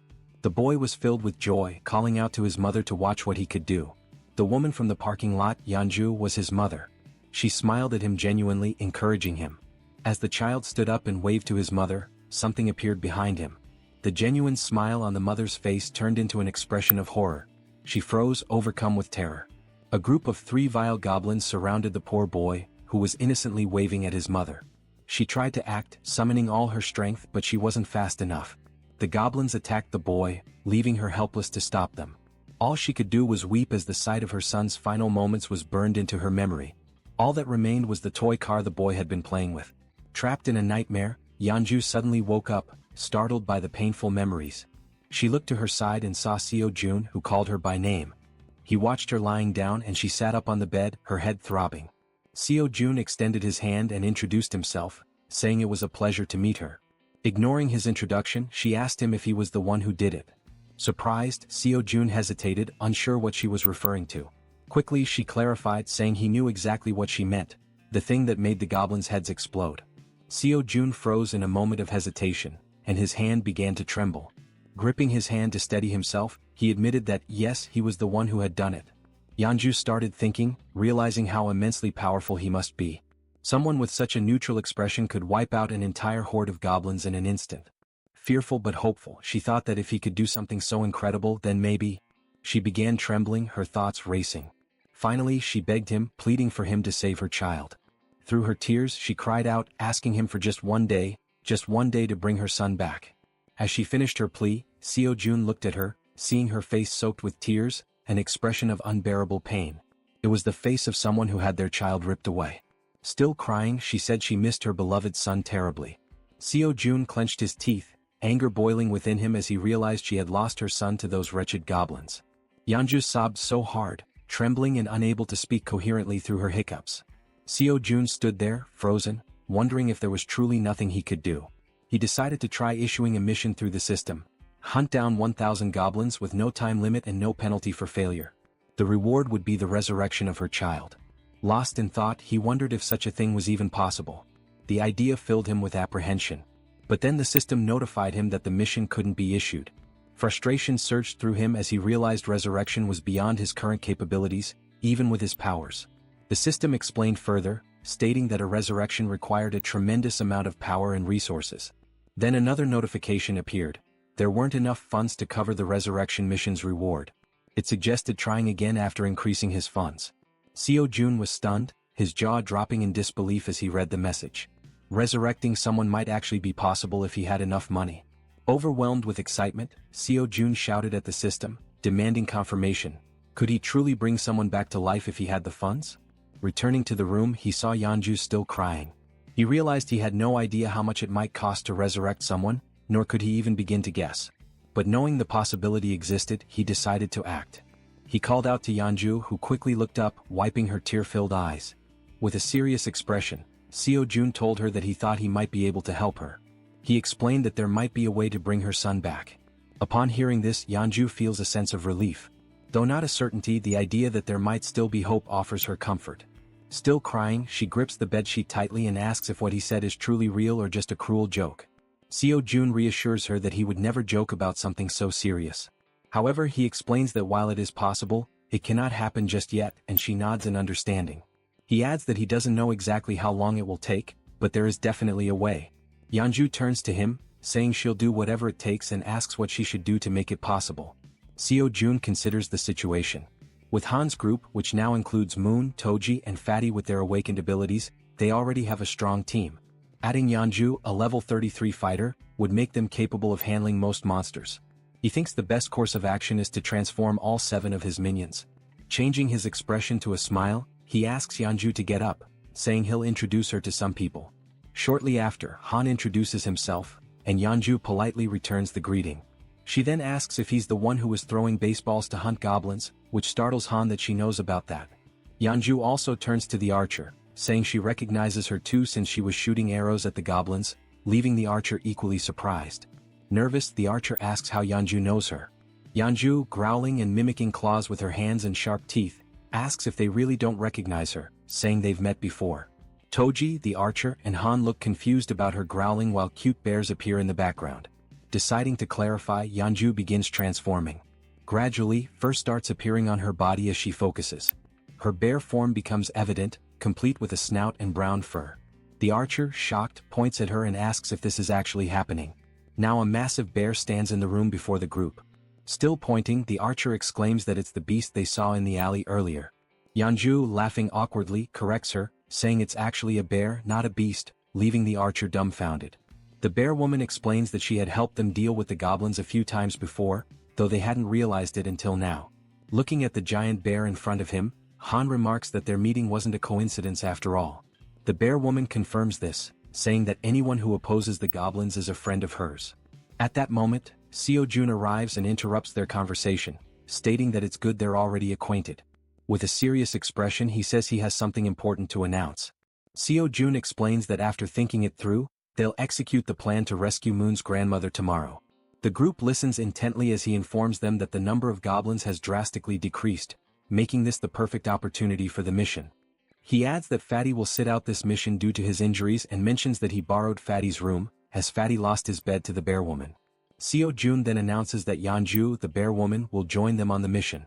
She nervously thanks him for the opportunity and says it's a pleasure to meet everyone. Concluding the meeting, Seo Jun tells them to prepare for tomorrow morning. The group, filled with determination, agrees to the mission without question. Afterward, Seo-jun calls Toji and Moon aside for a private conversation in the hallway, leaving them feeling uneasy. He reassures them not to worry, saying it'll only take a moment. Under the full moon in the hallway, Seo-jun asks if they know why he called them there. Both Toji and Moon look startled, unsure of what he's referring to, though deep down they might have an idea. The two were caught off guard by the sudden question and visibly startled. Toji hesitated and admitted he wasn't sure, while Moon spoke up, asking if it had something to do with the powers they had recently acquired. Jun smirked sarcastically and replied, "Yes, it's about your powers." He went on to explain that both of them had awakened abilities this time, leaving them shocked at how perceptive their leader was. Seo-jun explained further, revealing that Moon's newly obtained ability was teleportation. This excited Moon, who was eager to learn how to use it. As for Toji, his ability was named Knight of Steel, which left him curious about what it could do. Jun's expression shifted to one of seriousness as he considered the situation. He realized he needed to understand how both their abilities worked before they embarked on the mission the next day. Deep in thought, he opened the system screen to analyze their progress. He issued a mission to both of them: demonstrate their newly awakened abilities within 1 hour. The reward for success was increased strength, while the penalty for failure was having to sleep in the corridor. The system confirmed the mission parameters, and Jun found himself intrigued by these team-oriented challenges. As Jun mulled over the situation, Toji, unable to contain his enthusiasm, called out, asking if it was true that he had awakened a new ability. Jun confirmed with a nod. Toji's excitement was palpable. Snorting with exhilaration, he exclaimed how great it was, but then asked about the Knight of Steel ability, curious about its specific capabilities. Jun explained that it allowed Toji to summon a steel suit of armor and a halberd. Before Toji could ask further questions, since he was used to wielding a baseball bat, a blue light suddenly materialized beside him. The light was Moon's teleportation ability activating. In an instant, Moon vanished, leaving Toji stunned by how quickly he had picked up the skill. For a few seconds, Jun and Toji exchanged wide-eyed, speechless glances, both trying to process what had just happened. Moments later, Moon reappeared in the corridor, slightly wobbly as he landed. Looking down at his hands, Moon's face lit up with excitement as he marveled at the functionality of his power. Clenching his fist, he declared, "With this power, rescuing my grandmother will be a breeze." The system notified Seo-jun that Moon's confidence had increased, along with a rise in his loyalty. Overcome with gratitude, Moon bowed deeply to Jun, thanking him for everything he was doing. The gesture took Jun by surprise. After a moment, Jun urged Moon to pause and carefully assess the situation. "Even though you've managed to use your powers," Jun explained, "going to your grandmother's house right now is impossible." Moon, puzzled, asked why that was the case. Jun patiently elaborated that there was no guarantee he could fully control his ability, even though it had worked once. "It's possible you just got lucky," Jun said, causing Moon to lower his head in disappointment at the realization that rescuing his grandmother would have to wait. Jun reassured him, saying, "For now, we'll figure out the maximum range of your teleportation and determine if there's any penalty for using it multiple times." Moon nodded silently in agreement. As the conversation continued, they noticed something unusual happening down the corridor. Turning to investigate, they saw a knight clad in gleaming steel armor wielding an enormous halberd. Toji's eyes widened in amazement as he realized the sheer magnitude of his power. Ecstatic, he couldn't help but comment on how well the ability suited him. The system then notified Jun that Toji's confidence and loyalty had also increased. While Toji celebrated, swinging the halberd to test its weight, Jun called Moon over. Pointing toward a nearby building, Jun asked if Moon could test his teleportation by attempting to reach it. Moon studied the building carefully, gauging the distance and calculating the effort it would take to make such a leap on only his second try. Finally, he turned to his leader and said, "I'm not sure I can make it, but I'll try." The system presented a new mission: teleport to the rooftop of Building 113 within 3 minutes. The reward was an improvement to Moon's teleportation ability, while the penalty for failure was having to sleep outside. While focusing intensely, Moon positioned his hands in a stance resembling a Kamehameha to channel his energy for teleportation. In the background, Toji cheered him on enthusiastically, offering words of encouragement and telling him he could do it. After aligning his thoughts and gathering his energy, Moon opened his eyes. In that instant he vanished once again, enveloped by a burst of blue light. The force of his ability was so intense that Toji instinctively shielded himself from the shockwave. Moon reappeared on the rooftop of the other building, landing in a dramatic superhero pose. However, his face contorted in pain, and his eyes turned completely white. From his new vantage point, Moon felt a wave of relief knowing the teleportation had worked. Looking across at his friends, he waved to ensure they saw him and shouted that everything went as planned. The system notified June, confirming that Moon had successfully completed the mission. Seo Jun let out a sigh of relief and smiled, praising Moon for his impressive and quick mastery of the ability. Moon, still waving happily, basked in the moment. But suddenly, without warning, Moon's strength gave out. His eyes rolled back and he collapsed unconscious on the rooftop, leaving him vulnerable.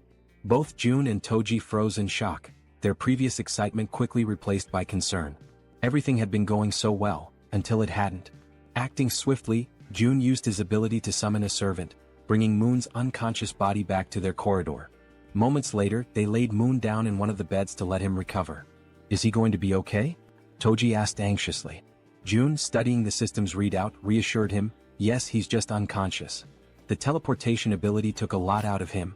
He explained that with enough rest, Moon would be fine. The system confirmed that Moon was healthy and in a deep sleep. June added, "This probably happened because he's not used to using the ability yet." Relieved, Toji sighed and said he was glad to hear it. June then shifted the focus. "Now it's your turn," he said, surprising Toji with the sudden declaration. "Wait, my turn?" Toji asked, caught off guard. The system displayed Toji's mission: perform 100 push-ups and 100 squats while wearing the steel armor. The time limit was 10 minutes and the reward was increased strength. The penalty for failure? Sleeping outside. Without hesitation, Toji began the exercises, starting with the push-ups. Clad in his heavy steel armor, every movement required an incredible amount of effort. Sweat poured down his face and dripped onto the floor as he pushed himself to the limit. Determined, he moved on to the squats, completing the second half of the mission with gritted teeth and unwavering resolve. When he finished, Toji stood tall, exhausted but triumphant, shouting, "Mission accomplished. I did it." The system confirmed his success, notifying June that Kang Deoksu, Toji, had completed the mission. Breathing heavily, Toji leaned against the wall to catch his breath while June observed him, impressed. With a body like his, so athletic and resilient, it's no wonder he has such endurance, June thought to himself. Suddenly, the system displayed a new message, something June had never seen before. "What's this?" June muttered, his eyes narrowing at the unexpected notification.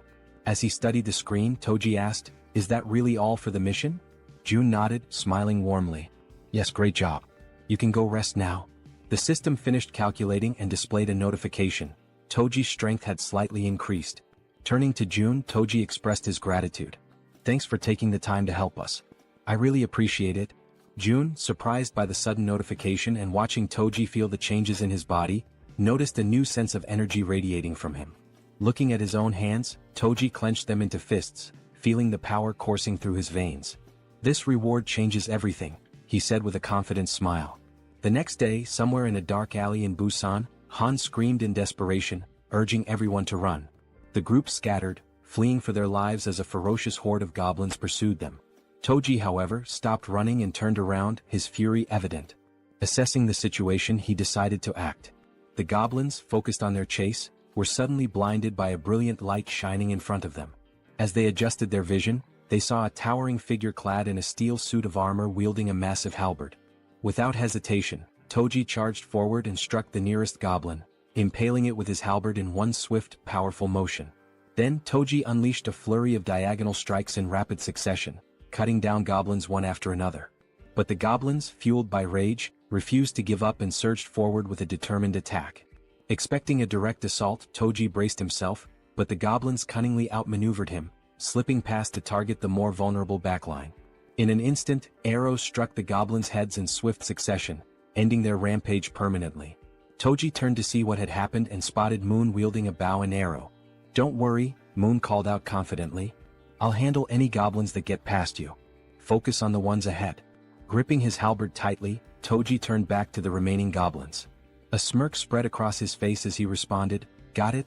Seeing Toji's renewed focus, the goblins froze, hesitating in their attack. One by one they began to retreat, turning back to where they came from. Frustrated, Toji yelled at them to come back and face him. As the goblins retreated, terror gripped them when a massive shadow appeared before them. It was the bear girl, her glowing red eyes piercing through the chaos. This was her dramatic first appearance, emerging from an ambush prepared for the retreating goblins. The goblins had no choice but to surrender to their fate, collapsing in despair and lamenting their past misdeeds. The group showed no mercy. Moon's arrows flew with precision, Toji's halberd struck powerfully, and the bear girl slashed through the goblins with her razor-sharp claws. Together they defeated the goblins one by one. Seizing the opportunity, Han shouted to Moon, "Now's your chance.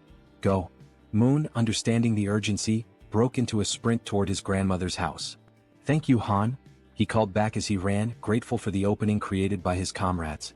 Meanwhile, the system notified Seo Jun that the citizen Moon had completed his mission. A pop-up appeared, stating that it was now evaluating the missions Moon had completed. Back in the comfort of his room, Seo Jun sat with his ultimate eyes ability activated, observing the system screen while slurping on cup noodles. The system pinged again, declaring the evaluation complete and awarding him 132,966 won, which was deposited into his Shutin's wallet.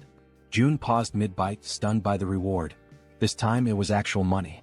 Returning to his meal, Jun reflected on the situation. When Toji completed his mission, the reward had been strength, suggesting that additional rewards were now randomized. It makes sense, Jun thought. The missions are getting harder, so the rewards should scale with the difficulty. The system chimed again, confirming that Moon had completed all the missions available to him for the day. It also announced it would begin evaluating the rewards for Moon's completed tasks. The assessment concluded instantly. Still savoring his noodles, Jun grinned and said, "Alright, let's see what the reward is." The system congratulated him for hitting the jackpot. For those unfamiliar, it clarified that a jackpot is the maximum prize accumulated in games of chance like slot machines or lotteries.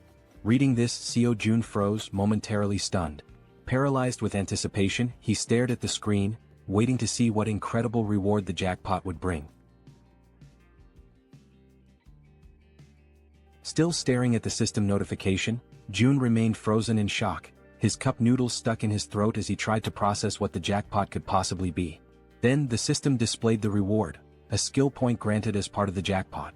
Upon reading this, Seo Jun's lips curled into a satisfied smile. This was perfect. He could choose exactly where to use the point.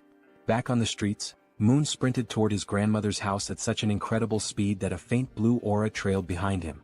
As he drew closer, exhaustion crept in, sweat dripping down his forehead. His mind raced with anxious thoughts. What if something had happened to her? Upon arrival, the house came into view, a small, simple home, completely unprotected against monster attacks. There were no barriers, no fortifications, just an ordinary house standing vulnerably amidst the chaos. Moon didn't hesitate. He rushed to the door and pushed it open, but a deep fear clawed at his chest. Frantically, he dashed through the house, checking every room as he called out, "Grandma, where are you?" Then he reached the bedroom. His eyes widened in shock. There she was, lying on a futon mattress, peacefully asleep, far calmer than Moon had ever imagined she would be. Cautiously, he approached, gently placing a hand on her shoulder. "Grandma," he whispered, shaking her lightly, hoping for any sign of response. Slowly, her eyelids fluttered open. Her voice was faint and drowsy as she murmured, "Who is there?"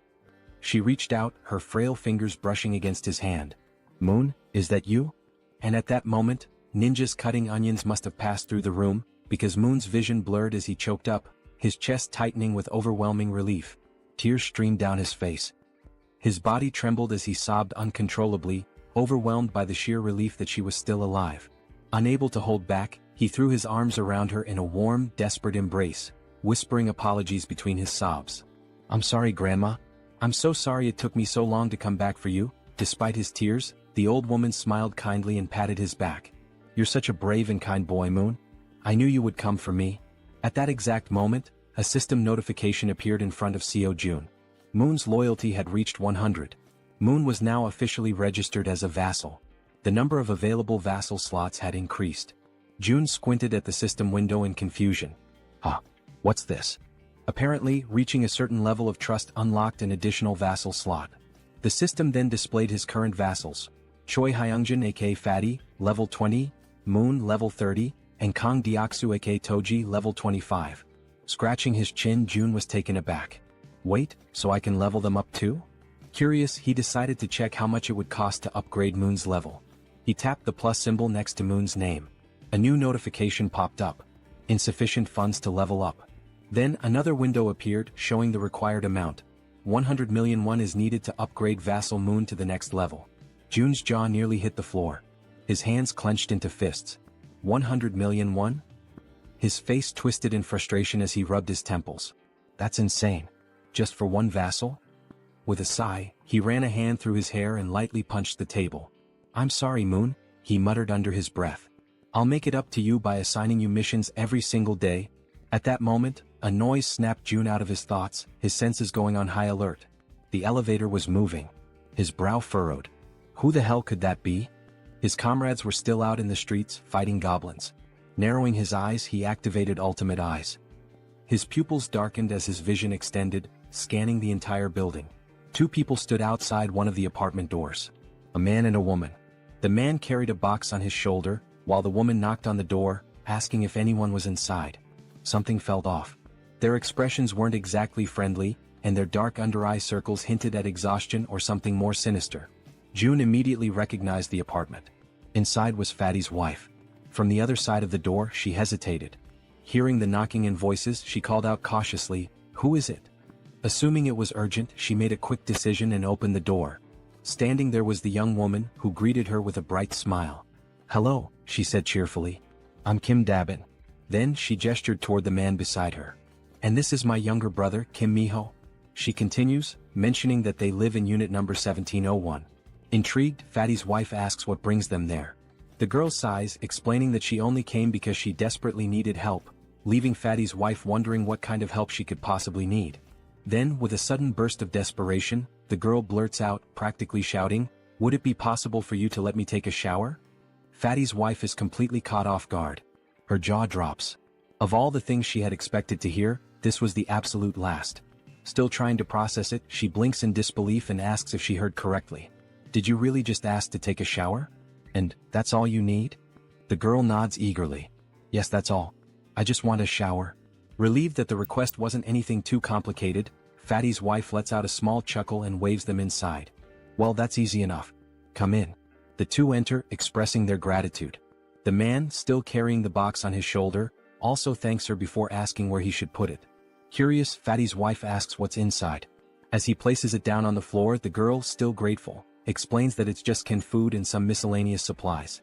The man opens the box, revealing various types of canned goods, exactly as she had said. Seeing this, Fatty's wife smiles and thanks them, mentioning that they really didn't have to go through all that trouble. The girl waves it off. "It's nothing really. If you think about it, I just walked into a stranger's house and made a pretty weird request." Just as she finishes speaking, something catches her attention from the corner of her eye. She turns her head slightly, her gaze landing on the collection of bows lined up against the wall, alongside Toji's baseball bat. Curious, she can't help but ask, "Do these bows and that bat belong to the owner of this apartment?" Fatty's wife wasn't expecting that question. Still, after a brief pause, she shakes her head. "No, actually. These don't belong to the apartment's owner. The real owners live in another unit, but it's kind of a complicated situation to explain in just a few words." The girl nods in understanding. "I see." Watching everything unfold, Seo Jun deactivates his ability and thinks to himself that so far they don't seem like bad people. He then shifts his gaze toward the window and murmurs to himself, "I'll go check it out later." After a brief moment of thought, he adds, "I also need to talk to them. I want to ask if they'd be willing to help rescue other survivors from the nearby apartments." Before he can dwell on it further, a sudden system notification pops up. June blinks in surprise as the message appears before him. "You have successfully hunted a red tiger." A second notification follows immediately after. "You have gained a large amount of XP." Then another. 39,783,201 has been deposited into the Ultimate Shutin's wallet. And finally, one last message. "Your skill level has increased and you have acquired a new ability." June stares at the notifications, his eyes widening in shock. What just happened out there? He hadn't even been paying attention for that long. How could so much have changed in such a short time? Without hesitation, he forces himself to reactivate Ultimate Eyes, pushing his abilities to their limit despite the strain. Outside, the battlefield is far from calm. Han, the archer, and the guy with glasses are both lightly wounded. In front of them, the corpse of a massive red tiger lies motionless on the ground, and next to it, the warbear is also severely injured, struggling to move. The rest of the group stands frozen, unsure of what to do next. June observes everything, but a strange feeling creeps up on him. His stomach twists, and his chest tightens as a wave of unease washes over him. What the hell just happened? Suddenly, a sharp pain shoots through his body. His muscles spasm, cold sweat dripping down his face as an overwhelming pressure grips his chest. He groans in agony, barely able to keep himself upright. Then, the system sends another notification. You have discovered individuals who are eligible to receive citizenship. Through the pain, June barely manages to process the message. There are still people who aren't citizens yet? His breathing is ragged, but he forces himself to speak. System, grant them citizenship. A new notification appears instantly. A list of names flashes across the screen. Citizenship has been granted. And then, another alert. You have officially reached 50 citizens. An additional message follows. The amount of XP and money that citizens can earn has increased by 100%. But the surprises don't stop there. A final notification appears on the screen, revealing something unexpected. As the number of citizens has reached a specific threshold, all citizens have unlocked a new ability, Power of Trust. June stares at the words mind racing. Power of Trust. What does that even mean? Despite his lingering confusion, his thoughts drift back to the battlefield. He clenches his jaw. Did anyone get seriously hurt? Back on the streets, we see Moon, slightly injured and gasping for breath, making a tremendous effort as he carries his grandmother on his back. Everyone else is also wounded, running desperately while providing cover for Toji, who is carrying the injured Werbear woman. Observing this, June quickly realizes that the situation outside is far worse than he had imagined. And of all people to be seriously hurt, it had to be the Werbear. As the group races to escape, a horde of goblins suddenly appears right in front of the two carrying the wounded. The team members covering them from behind immediately let loose a volley of arrows, striking down goblins to clear a path. The archer, watching closely, is startled by the precision of the man with glasses. How the hell did you pull that off with a single shot? She asks, eyes wide. The man looks just as confused. I honestly have no idea. As they continue running, the archer suddenly realizes something. For some reason, my body feels lighter. Han, running beside her, nods in agreement. Yeah. And I just noticed, I'm not even out of breath anymore. Meanwhile, back with June, the system finally provides an explanation. The ability Power of Trust is a passive skill that increases all stats by X%, where X equals the trust level of each citizen. Seo Jun stares at the message in disbelief. This skill didn't even exist before. How the hell is it so strong? Then, another realization hits him. Every single member of his group has at least 50 trust points or more. This means that all their stats, including stamina, strength, reflexes, and more, have naturally increased by 50%. At that very moment, Moon's expression shifts as if something suddenly clicks in his mind. He has a hunch. This must be another one of June's new abilities. The system then notifies June of something else. Both of the girls have now surpassed 30 loyalty points. As a result, they are now eligible to be registered as vassals. Without hesitation, Kim immediately commands the system to register both of them. The moment it happens, the two women suddenly stop in their tracks, their bodies tingling as an overwhelming power surges through them. The system follows up with an update. Kim Gaeong, now at level 20, has acquired the piercing ability. Yu Hyerin, now at level 25, has awakened the skill Poisonous Mist. Now, brimming with their newfound power, the two turn back, ready to face the goblins chasing them. The archer steadies herself, drawing her bow. She fires an arrow straight at the goblins. Normally, her shots always land as headshots, every single time. But this time, something is different. The arrow doesn't just pierce through one goblin, it ricochets off and strikes several others, piercing through them effortlessly. Confused, the archer furrows her brows. What the hell? What just happened? The system promptly provides an answer. The ability's piercing is a tier C skill that uses mental strength to fire a penetrating arrow. June, standing with his arms crossed, watches as the information unfolds before him. Now that he knows what the ability is, he immediately issues a command to the system. Create a mission. A new quest pops up. The archer must use piercing to hunt 10 goblins within a 10-minute time limit. Reward, increased piercing proficiency. Penalty for failure, fatigue. As he processes this, June shifts his attention to the other ability. Unlike piercing, this one seems far trickier. Poisonous Mist is a deadly attack, and while it's classified as a B-rank skill, using it incorrectly could endanger the entire team. June exhales sharply, deciding to deal with it later. I'll figure it out when the time comes. Just then, the system sends another notification. The archer has successfully completed the mission.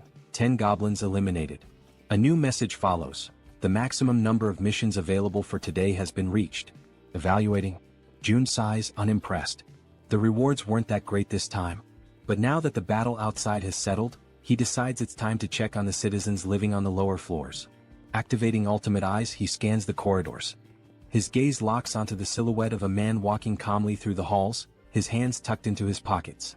June watches as the man heads toward the bathroom, likely to collect water. Smart. June notes that this man has good survival instincts. He's gathering water before supplies run low. Shifting his focus elsewhere, June spots another pair, a man and a woman sitting together, preparing to eat. He observes them for a moment, realizing something important. They're already capable of gathering food and water on their own. Then, in another part of the building, something unexpected catches his eye. A woman. She's lying motionless on the floor inside a room.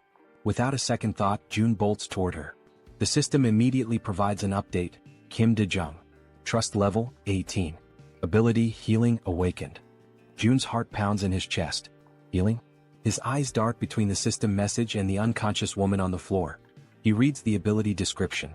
She can heal wounds. A surge of urgency floods through him. She's the first healer they've found, and they desperately need her. Without hesitation, June sprints forward. He has to help her, no matter what. After sprinting through the hallways, June finally arrives in front of the door to the room where the woman had collapsed. His breathing is still heavy from the run, but he quickly composes himself and reaches for the doorknob. Slowly, he tries to turn it, hoping to gain access without any trouble. However, to his surprise, the door is locked from the inside. A deep frown settles on his face as he realizes there is no way for him to open it from the outside. The sudden obstacle causes his shoulders to slump slightly, and he takes a step back, frustration creeping into his thoughts. But just as he starts to contemplate another course of action, something unexpected happens. His eyes widen momentarily as a new notification from the system appears before him. By sheer coincidence, or perhaps fate itself, he has just acquired a new skill. The system promptly displays its details. The ability is called Invisible Hand, and it is currently at level 1. According to the description, it allows him to summon and control an invisible hand at will. Reading the notification, a surge of newfound determination fills his chest. His grip tightens into fists as he mentally acknowledges the absurd but undeniable reality of his newfound power. Silently, he expresses his gratitude for this sudden stroke of fortune. Closing his eyes for a brief moment, June focuses his thoughts entirely on the locked door before him. He visualizes himself breaking the lock, willing it to yield under his command. When he finally opens his eyes, he is met with an unexpected yet welcome sight. Right before him, materialized out of shut-in energy, is a lock-breaking tool, a sturdy bolt cutter formed entirely of the same strange energy he has come to rely on. Without hesitation, he reaches forward, taking hold of the newly formed tool. The cold sensation of the manifested object in his grip confirms its existence. Without wasting another second, he positions it against the lock and applies pressure. A sharp snap echoes through the quiet hallway as the lock gives way effortlessly. With a swift motion, he pushes the door open and rushes inside. The moment he steps into the dimly lit room, his gaze immediately lands on the unmoving woman lying on the floor. Now that he is seeing her up close, the eerie stillness of her body makes the entire scene feel unsettling. June quickly kneels beside her, concern evident in his expression. Reaching out, he gently nudges her shoulder, his voice calm yet firm as he speaks. He asks if she can hear him, if she is all right, urging her to wake up. There is no response. A deep sense of unease washes over him. He carefully observes her condition, scanning for any visible injuries. But what he notices instead sends a wave of worry through him. Her face is unnaturally pale, her lips dry and cracked. Severe dehydration. His mind races. Dehydration this extreme could be dangerous. She needs help, immediately. He quickly shifts his attention to the surroundings, searching for anything that might assist in stabilizing her condition. His eyes dart around the room, taking in every detail. Then, something catches his attention, something that makes him pause, confusion flickering across his face. There is water in the room. Yet, despite the presence of water, she is still in this critical state. It makes no sense. The contradiction unsettles him, sending a cold shiver down his spine. Glancing back at the woman, he forces himself to push aside the troubling thoughts. Now is not the time to question the situation. The priority right now is saving her. A sudden idea forms in his mind. Without hesitation, he opens the system interface. There is a chance this might work. June quickly assigns her a mission, a simple yet crucial task. The mission objective: breathe. The reward: immediate recovery from dehydration. The system processes the command, deducting 10,001 as the cost for activating the mission. Almost instantly, a soft blue aura begins to envelop the woman's body. June watches intently, his pulse quickening as the energy works through her. Then faint sounds escape her lips, a weak, breathy noise, but a clear sign that she is beginning to stir. Relief floods through him. It worked. Slowly, her eyelids flutter open, her gaze hazy and unfocused. A blurred silhouette of a figure stands before her, a voice reaching her ears, asking if she is awake. Her mind struggles to process the situation. Her voice, weak but laced with confusion, manages to form a question. Who is he? And why is he in her room? June straightens slightly, meeting her dazed gaze. He introduces himself, explaining that he lives in a unit just above hers in the building. She blinks, her expression still foggy with exhaustion. The information doesn't seem to register right away. Still lying on the floor, she questions him again, her voice laced with uncertainty. How did he get inside? June, seeing no reason to hide the truth, states it plainly. He tells her that he saw she was unwell and decided to enter, by force breaking the door open to reach her. A moment of silence lingers between them. Then her breath hitches. Her expression shifts as realization dawns. Without warning, tears begin streaming down her face. And yet she does not say a word. She simply cries as if the weight of everything she had been enduring had finally caught up with her. She raises her hands to her face, wiping away the tears in an attempt to hide her crying. Her shoulders tremble slightly as she struggles to compose herself. June, watching her closely, immediately senses that something is wrong. There is an uneasiness in the way she reacts, something beyond just exhaustion or confusion. Taking a deep breath, he calls her name, Kim De-jung, his voice firm yet gentle. As she slowly pushes herself up from the floor, still visibly shaken, he speaks again. He apologizes for being so abrupt, for barging into her life so suddenly, but he makes it clear that he needs her help. There is urgency in his tone, something that makes her pause despite her lingering distress. Now sitting upright, her tear-filled eyes meet his, though her expression remains guarded. Her lips, still cracked from dehydration, barely part as she listens to him speak. June wastes no time in explaining, one of his allies is severely injured. The words seem to take a moment to register. De-jung slowly turns her body toward him, staring as if trying to process what he just said. Silence stretches between them. She blinks, her mind racing, trying to make sense of his words. His ally? Someone severely injured? Why is he telling her this? She doesn't understand, she doesn't even know this man. Panic begins to rise in her chest. He wants her to save someone? Why her? Doubt and fear intertwine within her thoughts. Her hands tremble slightly as she lowers them to her lap. It seems impossible, an absurd request thrown at her out of nowhere. He's putting his faith in the wrong person. And then another realization strikes her like a bolt of lightning. How does he know she's a nurse? Her breath catches. She has never told him that. No one in this building should even know. A wave of unease washes over her, yet at the same time, something about the way he speaks, the way he asks for help, doesn't feel threatening.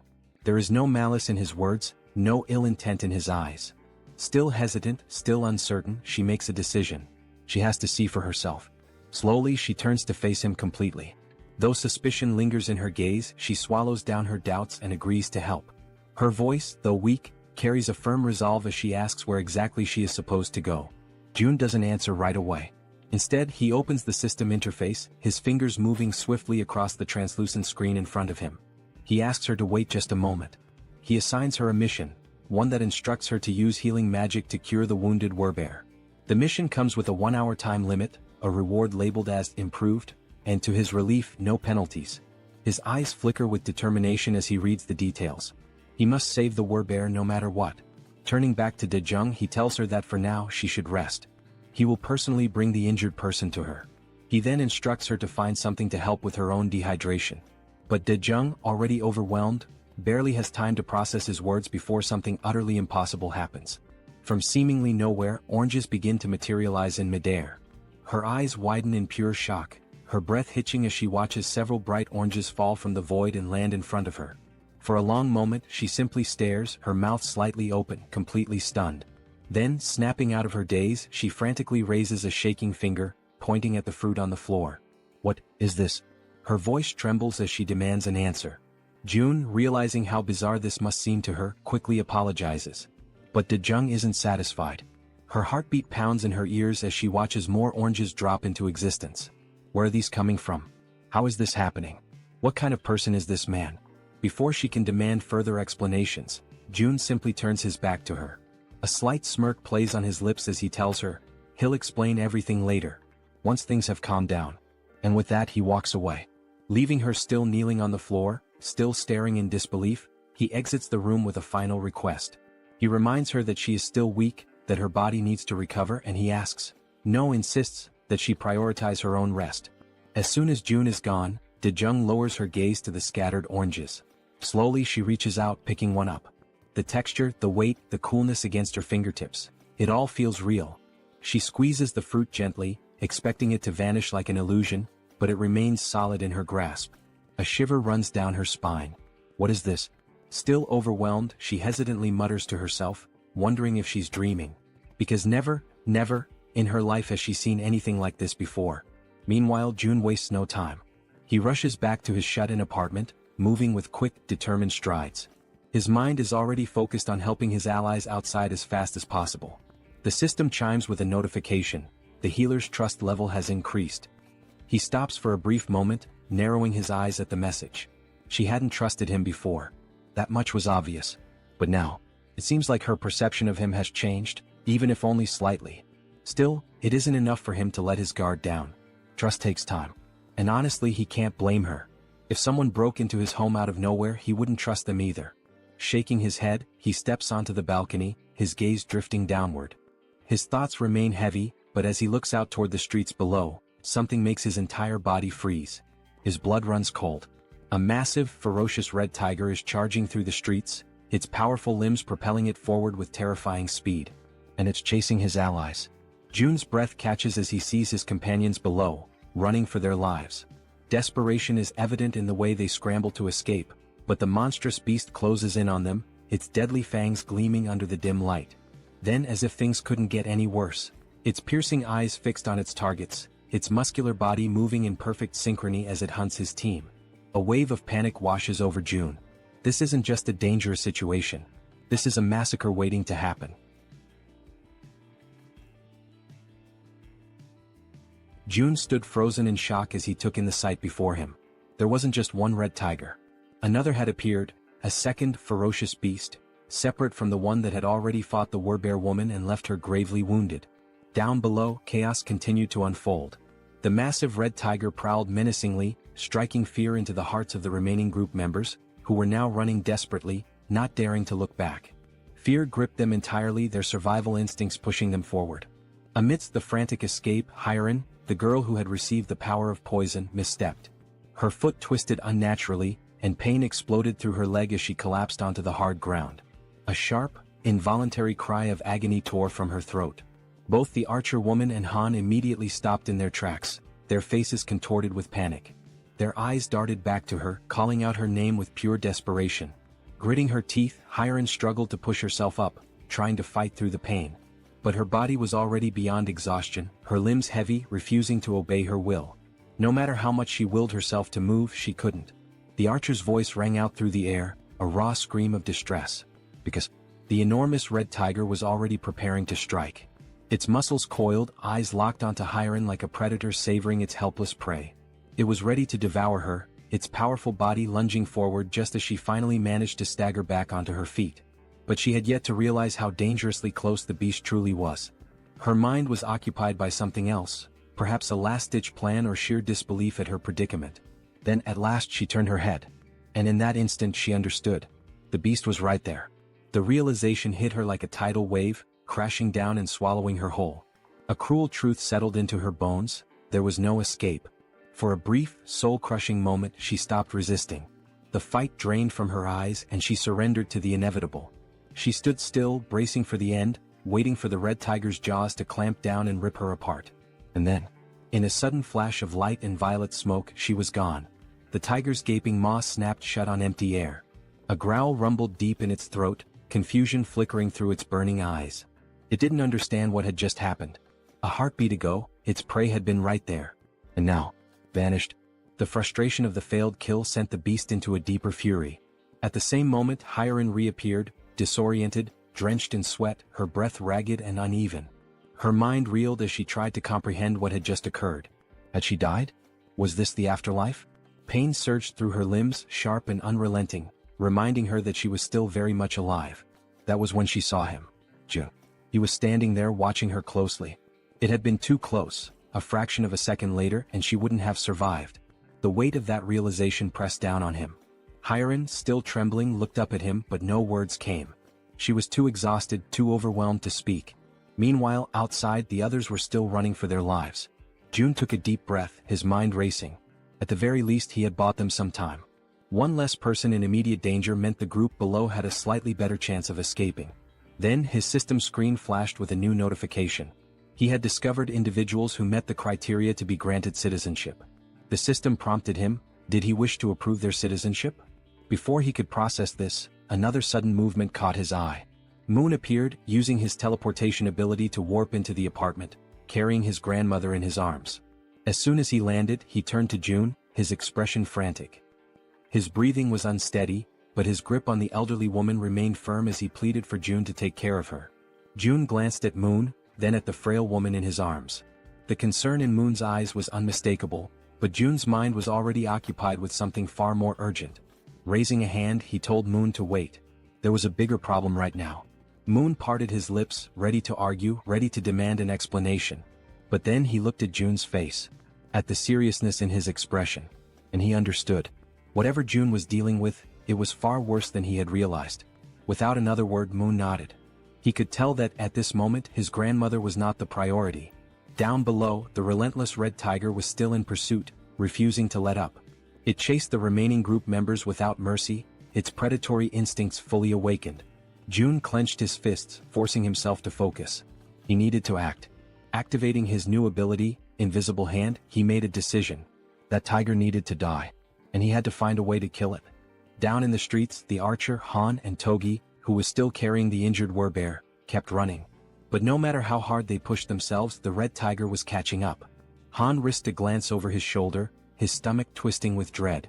If this continued, they were all going to be devoured. He had to do something. Instinct took over. Without a second thought, Han skidded to a stop, planting his foot firmly on the ground. His fingers tightened around one of his baseballs. His heart pounded in his chest as he raised his arm, channeling everything he had into one throw. A faint blue glow began to radiate around him, intensifying with each passing second. He poured everything into it. Then, he hurled the ball with all the force he could muster. It soared through the air, cutting through the night like a bullet. For a moment, hope flickered. Maybe, just maybe, it would hit. But in the blink of an eye, the tiger dodged. The ball shot past it, colliding uselessly with the ground. A low, guttural growl rumbled through the air. Then, the red tiger threw back its head and roared, a deafening sound that reverberated through the city streets, a declaration of its dominance. The archer's voice rang out in terror as she screamed for Han, begging him to run. But it was too late. The red tiger, eyes gleaming with lethal intent, lunged at him. Teeth bared, claws outstretched. Han gritted his teeth, knowing he was out of time. There was nothing he could do to stop it. But there was one thing he could still do. A single desperate choice. He turned his head and shouted for his friends to keep running. Then, without hesitation, he broke into a full sprint in the opposite direction. If he could lead the tiger away, even if it cost him his life, then at least the others might make it out alive. His chest heaved. His legs burned. Every step was fueled by sheer willpower. But deep down he knew. This could be the end for him. And still he ran. As he approached a parking lot, hoping against all odds that goblins or some other kind of monster would appear to distract the red tiger, Han continued to run with all the strength he had left. But once again the relentless beast was far too close behind him. It was undeniable now, this was truly the end for him. While sprinting, he risked a glance over his shoulder, his breath catching in his throat as he took in the sight of the enormous glistening fangs of the red tiger. They were massive, sharp, and deadly, a testament to the inevitable doom that awaited him. At that moment, his gaze locked with the tiger's, and an unspoken understanding passed between them. This was it. There was no escape. His fate was sealed. Just when all hope seemed lost, when every fiber of his being prepared to accept his tragic demise, something unexpected happened. A strange, pulsating purple force suddenly materialized and coiled tightly around the red tiger's neck. It appeared out of nowhere, wrapping around the beast with a speed and intensity that defied comprehension. In an instant, the force pulled downward with such overwhelming strength that the tiger's head was violently slammed into the ground. The impact was so powerful that the very pavement beneath them cracked and shattered, sending debris flying in every direction. The tiger let out a guttural snarl of frustration, struggling against the mysterious force. Its powerful limbs instinctively clawed at the ground, attempting to regain stability, but the unseen energy was relentless. Slowly, its paws began to lift off the ground, its body suspended as if an invisible hand were hoisting it up. The purple force continued to constrict, tightening mercilessly around the tiger's throat, squeezing the life out of the monstrous creature. It was unmistakable. This wasn't a natural occurrence. This was someone's doing. And Han, still frozen in shock from witnessing the impossible, knew exactly whose work this was. There was no doubt in his mind, this was Jun's power. Moments later, the archer woman and the bespectacled man arrived at the scene, their breaths ragged from the exhausting chase. They had rushed there, fearing for Han's safety, but what they found left them momentarily speechless. Their eyes widened in disbelief as they beheld the red tiger, still writhing in agony, its body dangling helplessly as the mysterious force continued to choke the life out of it. As the archer took in the scene, a system screen suddenly appeared before her, glowing softly in the dim light. She hesitated for a brief moment before focusing her attention on the text displayed before her. Her expression shifted almost instantly. Her eyes widened in shock as she absorbed the information. Then, as though gaining a newfound sense of understanding, she took a deep breath, regaining her composure. With a newfound calmness, she turned to her companions and without hesitation, stepped forward. High above, watching the events unfold from his vantage point, Jun observed everything with sharp, calculating eyes. There was no need for him to intervene any further. He had already done what was necessary. Now, as long as Gaeong, the archer, landed the final blow, he would receive 4 times the loot. Below, the red tiger, still trapped and gasping for air, thrashed desperately in a futile attempt to escape. But its fate was already sealed. The archer, understanding the significance of this moment, took her time, preparing what would be her most crucial shot yet. The tiger's fiery gaze turned to her, desperation evident in its glowing eyes. It was pleading for mercy, seeking even the faintest glimmer of hope for survival. But the woman standing before it held no sympathy. Her expression was one of cold resolve. Mercy was not an option, not for this wretched beast. She pulled back the string of her bow, channeling an intense blue aura into her arrow. The pressure emanating from the charged shot was immense, causing the very air around them to tremble.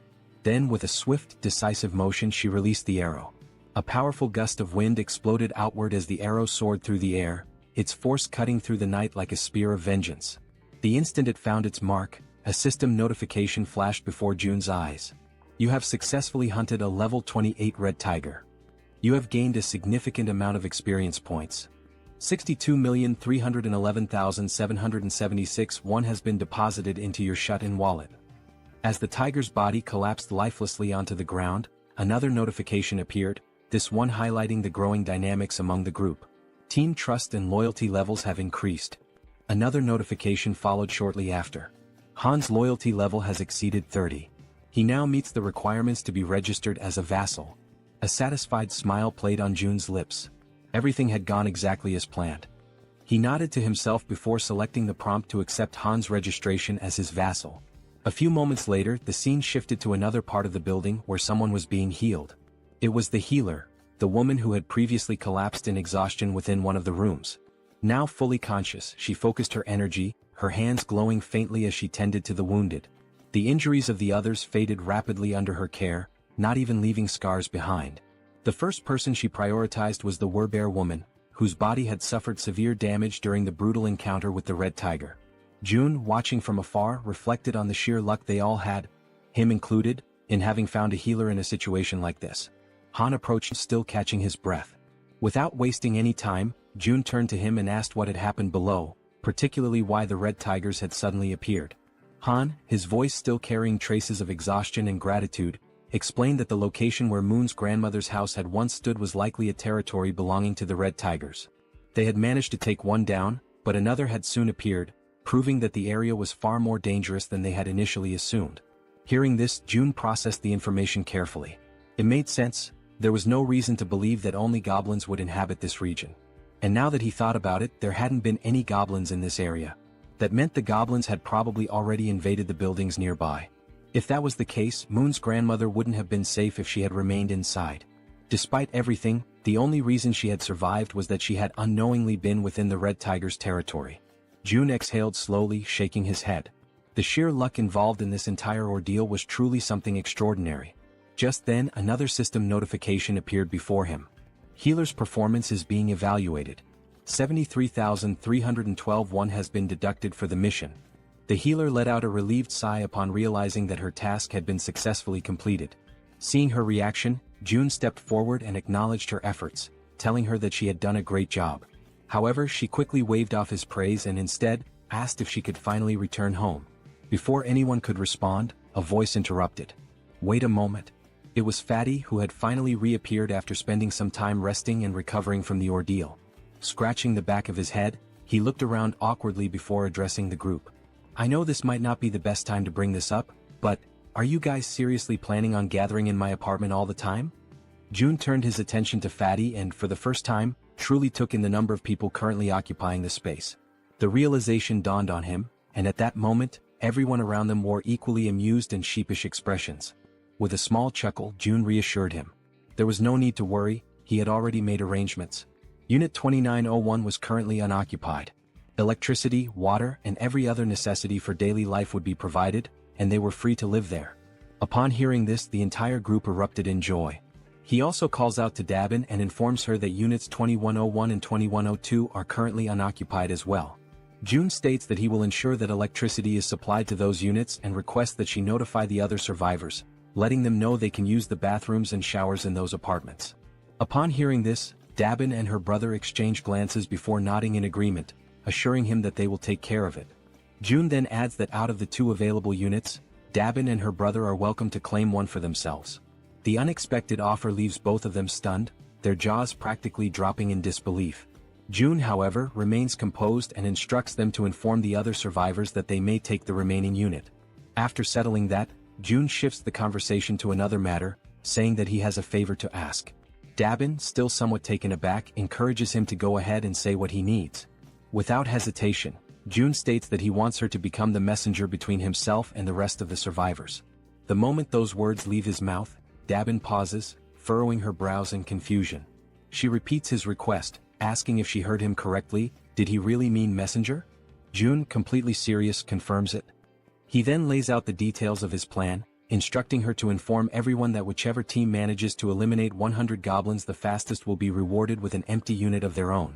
Furthermore, he emphasizes that in addition to securing a place to live, the winning team will also receive essential supplies, unlimited electricity, running water, gas and food, ensuring their survival and comfort.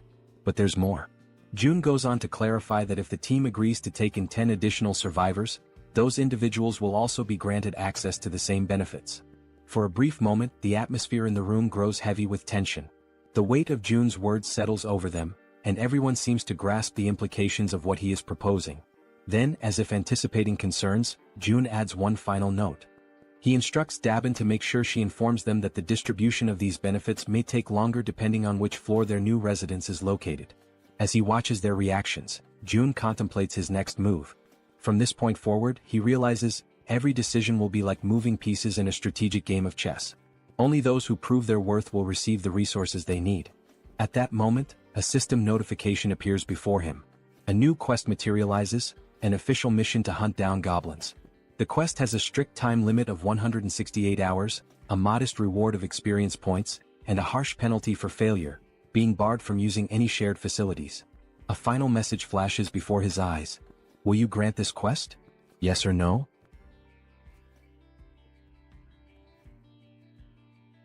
After that, all the residents that June had helped began hunting the goblins. Outside, one of them was desperately running for his life, being chased by an enormous horde of goblins. His breath was ragged and his legs burned with exhaustion, but he had no choice but to keep moving forward. The goblins were enraged, shrieking as they pursued him, their eyes glowing with a savage hunger. The young man in the red jacket was already drained from all the running, and regret started creeping in. He cursed himself for getting into this situation but kept repeating in his mind that he just needed to endure a little longer. As he continued sprinting, his eyes locked onto a door ahead, leading into the parking lot. His last hope of survival. Behind him, the goblins, with their sharp claws outstretched, were closing in rapidly, almost managing to grasp him. But at the last second, the young man threw himself forward, sliding across the ground as if making a desperate soccer tackle. His body barely squeezed through the doorway just before the goblins could reach him. With whatever breath he had left, he screamed in desperation, urging the others to attack immediately. His voice rang with panic as he warned them that the whole thing had been a trap. 3 other members of the group, armed with spears, stepped forward, assessing the situation with calm determination. They acknowledged the red-jacketed man's efforts, commending him for doing a great job in luring in even more goblins than they had initially expected. Without wasting a second, the spear-wielding men began their assault. their weapons thrust forward in swift, practiced movements, piercing through the goblins before they could force their way through the door. Some of the goblins, already wounded, stumbled back, while others still fought desperately, pushing forward with wild fury. One by one the goblins were cut down, their bodies being flung backward with every powerful strike. Realizing the overwhelming disadvantage, one of the goblins, seemingly higher in rank, let out a sharp, commanding screech, a call for retreat. Upon hearing it, several goblins turned tail and began fleeing without even looking back. Noticing their retreat, the spear-wielding men shouted for everyone to attack faster before they could escape. One of the men suddenly grinned, a glint of mischief in his eyes, as if he had just come up with something interesting. He turned to the others and asked if they wanted to see something cool. His teammates, unsure of what he was planning but intrigued nonetheless, nodded in agreement. The red-haired man took a deep breath, steadying himself, his focus entirely on his target. Holding his spear tightly, he aimed at the fleeing goblins and, with a force that almost seemed superhuman, hurled it forward. The sheer speed and strength behind the throw made it seem as if he possessed some hidden power. But in reality it was pure brute strength. The spear flew past the twin brothers, slicing through the air at an incredible speed, heading straight for the escaping goblins. One of the goblins, foolishly thinking it had made it to safety, was struck squarely in the back. Its body convulsed for a brief moment before falling lifelessly to the ground. The red-haired man turned back to the twins, a triumphant grin spreading across his face as he asked if they thought that was amazing. The twins, eyes wide in awe, immediately agreed, saying it was absolutely badass. Stretching his arms as if shaking off the tension, the red-haired man then casually asked how many goblins each of them had managed to kill. The twin on the left proudly declared that he had taken down 22. The twin on the right smirked and smugly announced that he had won, having slain 23. Hearing this, the red-haired man grinned even wider and stated that they had officially completed their mission of defeating 100 goblins. After all, between just the three of them they had already slain over 100. The twins exchanged glances, surprised at how quickly they had achieved their goal. They had initially thought it would take an eternity to eliminate that many goblins. Just then Min, the man in the red jacket, stormed up to them, clearly irritated. He wasted no time in complaining, reminding the red-haired man that he had said there would be only about 10 goblins. Yet, Min had barely escaped with his life. The red-haired man immediately bristled, veins bulging on his forehead in frustration. He snapped back, demanding to know what Min was whining about this time. Min, still seething, shot back that there was no way anyone could have mistaken that many goblins for just 10, and he had nearly died because of it. Rolling his eyes, the red-haired man brushed off his complaints, saying that the results had turned out well. Thanks to their success, they were about to get a brand new place to live, so Min should quit complaining. Irritated, he then told Min to pay attention and called him bro, which suggested they might actually be siblings. Then, with the veins on his face bulging even more, he reminded Min that he had come up with this hunting strategy himself, so there was never any chance of failure. He also pointed out that it was his idea to use the spears, which had been crafted by the twins. All Min had to do was run, something he was already confident in doing. With an exasperated sigh, the red-haired man then offered Min a way out. If he was that dissatisfied, he could simply leave the team. At this point, his presence wasn't even making much of a difference anymore. Sensing the tension between the two brothers, the twins quickly intervened to prevent the argument from escalating into an actual fight.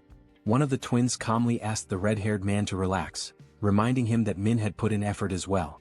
The other twin turned to Min and, with a playful grin, told him that he had done an excellent job acting as bait, pointing out that he had been running incredibly fast. The red-haired man clicked his tongue in irritation, saying that Min always managed to find a way to get on his nerves. He then demanded to know how Min dared to talk back to him like that.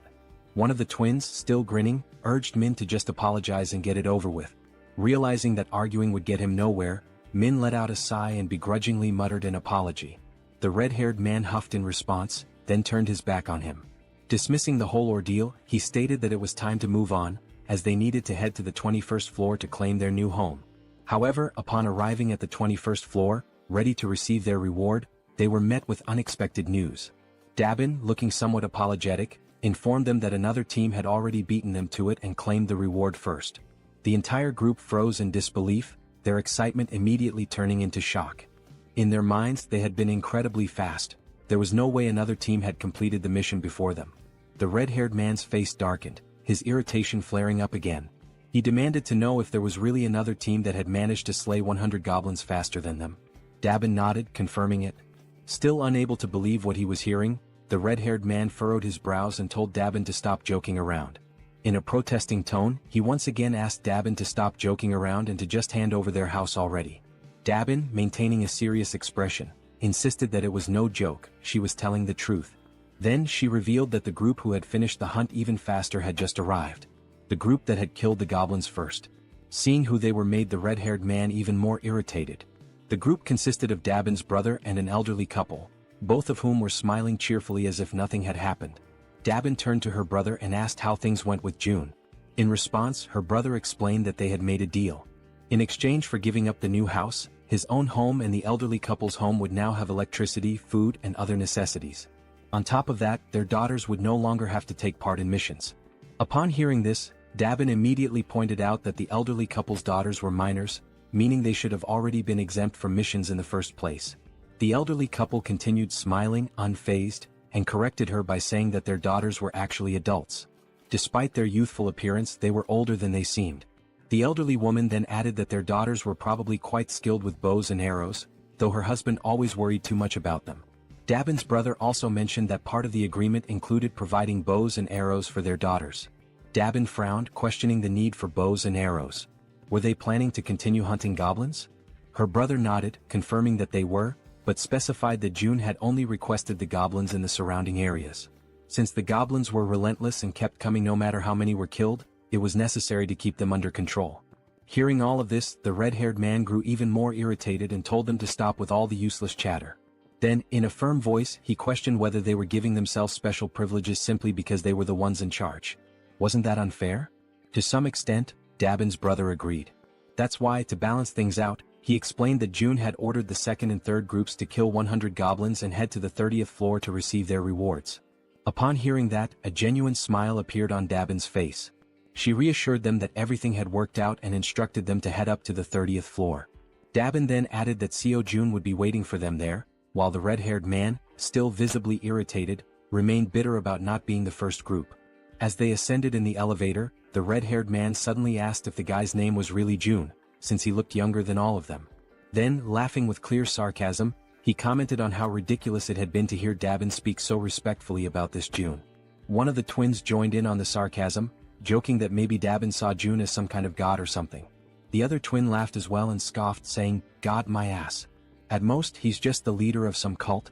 Then, as if pondering the idea, he questioned whether this Seo June guy was even sane in the first place. Min, who had been listening to all of this quietly, murmured under his breath that all of them were being protected thanks to June's abilities. Therefore, he suggested that maybe they didn't have the right to speak about him like that. The moment those words left his mouth, the atmosphere inside the elevator changed. Everyone else became visibly irritated. The red-haired man, looking more annoyed than ever, questioned if all of them were just trying to get on June's good side. That single remark filled the elevator with a tense silence. Everyone was now staring at Min. As expected, the red-haired man, frustrated beyond belief, cursed at Min under his breath. Then, glancing over his shoulder with a menacing expression, he warned Min that they would have a little talk later. At that moment, the twins noticed something strange. June was approaching, walking at a calm and leisurely pace, one hand tucked casually into his pocket. As he neared them, he gave them a small, relaxed smile and simply said, "Hello." That simple greeting, combined with the way June carried himself, sent a wave of shock through all four members of the group. Feeling a sudden nervousness creeping over him, the red-haired man extended his hand hesitantly, introducing himself as Baek Sunjiob. June shook his hand in a firm yet casual manner, acknowledging him before commenting that he had observed how Sunjiob and his team had hunted. He noted that they had made excellent use of the barrier and that their strategy had been quite effective. Hearing that sent another chill down Sunjiob's spine. His voice slightly unsteady, he asked how June could possibly know that. June completely ignored the question. Instead, he simply smiled and stated that from now on, he would be providing electricity, water, and gas to Units 1301 and 1502. Sunjiob, still trying to make sense of what was happening, managed to thank him but couldn't hold back another question. How was any of this possible? Once again, Sunjiob asked how June was doing all of this, how exactly he was making it happen. And yet, for the second time, June ignored him. Instead, he casually reminded them that since they had successfully hunted 100 goblins, they were now qualified for these benefits. Then, as if the entire situation wasn't unsettling enough, June's expression shifted into a disturbingly eerie smile. With a tone that sent chills down their spines, he added, "By the way, I'm not some cult leader." His eyes glinted with amusement as he continued, and I certainly don't have any intention of becoming a god. The weight of those words left the entire group frozen in place, completely paralyzed with fear and unable to react. Then, with that same eerie and slightly devilish smile, June raised his hand near his mouth, as if about to share a secret. "There's just one more thing." His voice carried an unsettling undertone as he announced that he had a request to make of them. Sometime after that, the new group is seen running at full speed, desperately fleeing from something. When the scene shifts to a front view, the 4 members are revealed to be escaping, but this time, it's not from goblins, it's from massive, bloodthirsty orcs. Their feet move swiftly as they turn a corner, frantically trying to put more distance between themselves and the monsters. As they round another street, they shout desperately for someone to hurry up and throw things at the orcs. Standing in front of them is Han, holding several spears in his hands. With a subtle smirk, Han tells them they did a good job. As the orcs remain distracted by the fleeing group, Han channels his energy into one of his spears, causing a blue aura to radiate from its blade. A system notification appears, displaying Han's stats. Level 33, holding the title of the 6th Knight, with 70 points in trust and 78 in loyalty. His awakened ability is throwing. Han's throws were already powerful, but now, by consuming mental energy, he can amplify his attack power up to 5 times. As he focuses on his throw, energy visibly gathers along the blade of his spear. The system further indicates that his physical abilities increase by a percentage based on his loyalty, that the experience points and money dropped by monsters are tripled, and that knights can grow at an accelerated rate. Then, with immense force, Han hurls the spear, striking one of the leading orcs directly. Upon witnessing its companion fall, another orc becomes enraged. Gripping a massive machete, it lunges forward, ready to strike Han with a devastating blow. Despite facing such a formidable enemy, Han remains completely calm. That's because, from the back line, a well-aimed arrow infused with energy is already soaring toward the orc. The arrow pierces the orc's head, and with that, it's clear who fired the shot. The archer had been providing cover from the rear all along, and that was precisely why Han could remain so composed.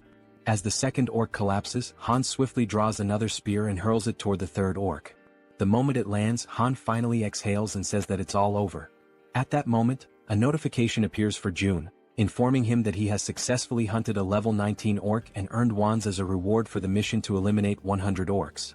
With the mission now complete, 3 people who had been hiding from the orcs in that region are rescued. Han approaches them, reassuring them that there is a safe place they can go. As they move toward the main group, the system suddenly issues an alert. Unauthorized individuals are attempting to enter. The system then prompts Seo Jun, asking if he would like to grant them citizenship. Having just deactivated his Ultimate Eyes ability, June notices that this time, there are 3 new individuals. When he looks at the system's interface, he realizes that by accepting them, the total number of citizens under his care has now reached 200. A new system notification appears, confirming that citizenship has been granted to the 3 newcomers, bringing the total to 200. The system further reveals that as the number of citizens reaches certain thresholds, new abilities are unlocked. This time, the ability Tax Collection has been activated. This newly unlocked ability allows him to collect 10% of all the money his citizens possess. However, it comes with a cooldown period of 30 days. Realizing this, June understands that the tax collection ability essentially returns a portion of the citizens' money to him.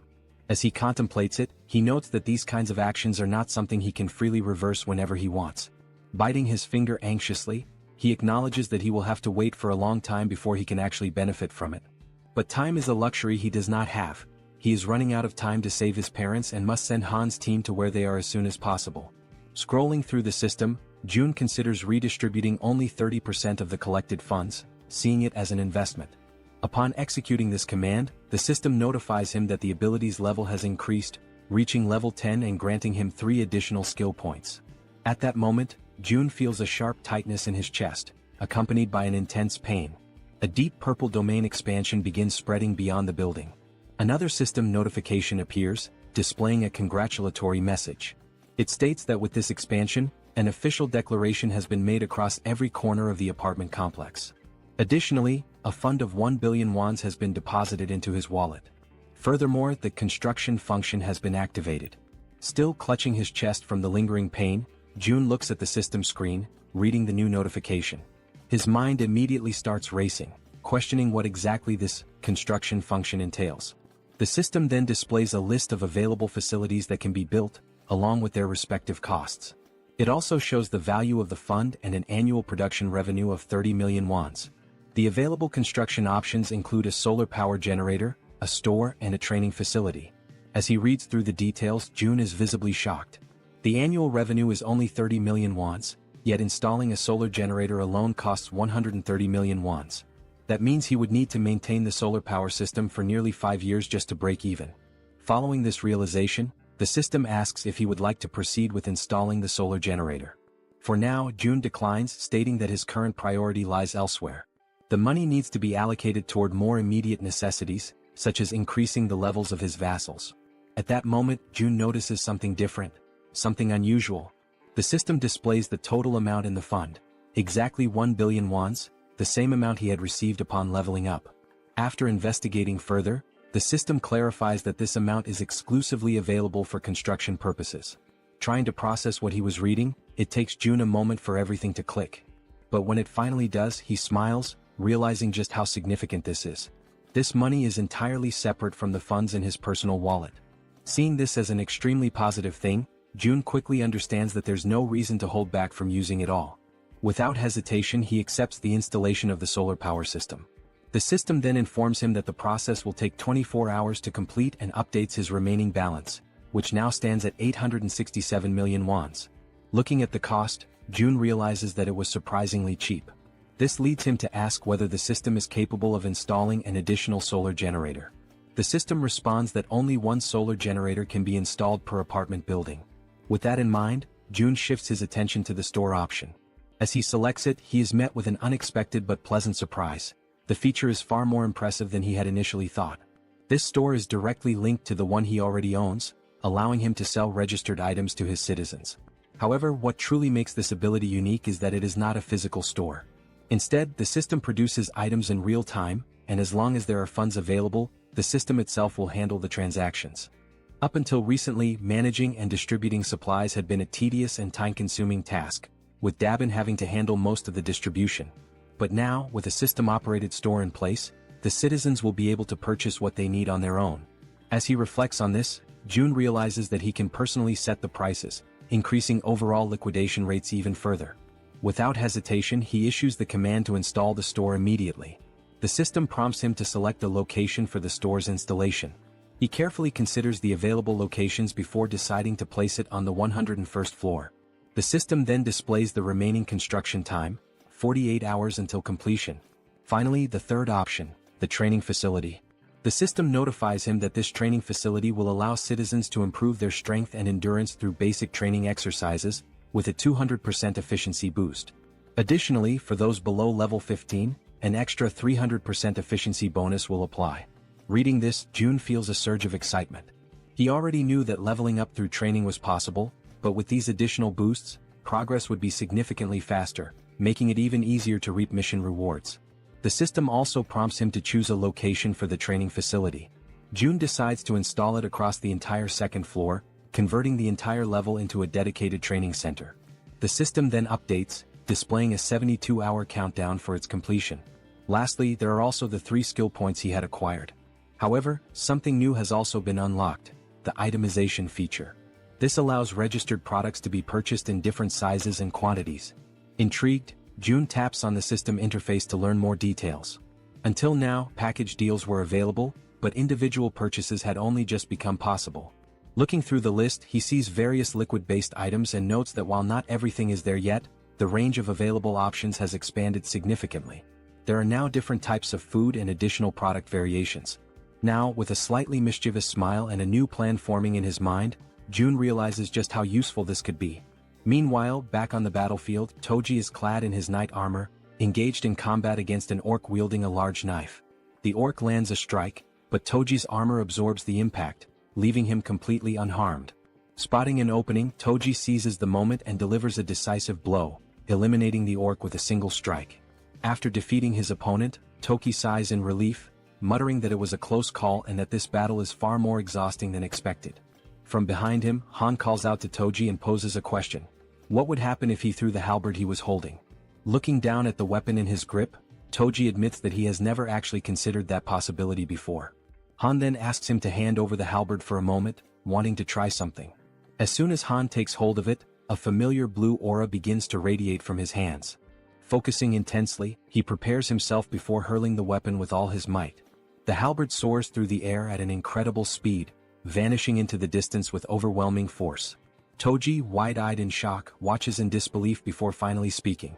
He had assumed Han was joking when he mentioned throwing the halberd. Now, however, the weapon was far beyond their reach. Crossing his arms, Han simply responds that he has already thrown it. Now he suggests that Toji deactivate the weapon's summoning and call it back again. Only then does Toji finally understand what Han had been thinking when he proposed the idea. Focusing, Toji channels his energy and cancels the summoning of the halberd before reactivating it. Instantly, another halberd materializes in his hands. Toji stares at the weapon in awe, his surprise quickly turning into exhilaration. Overcome with excitement, he turns to Han, calling him a genius. Han, however, remains modest and tells him not to exaggerate. Just then the female archer arrives looking somewhat tense. She informs them that they need to leave as her supply of arrows is running low. However, just as she finishes speaking, something completely unexpected catches her attention. Glancing down at the ground, the archer spots something unusual. Confused, she asks what it is, because right before their eyes, a fresh quiver filled with new arrows is materializing out of nowhere. It was as if the Jun himself was telling them that they were meant to continue the mission. Retreat was not an option.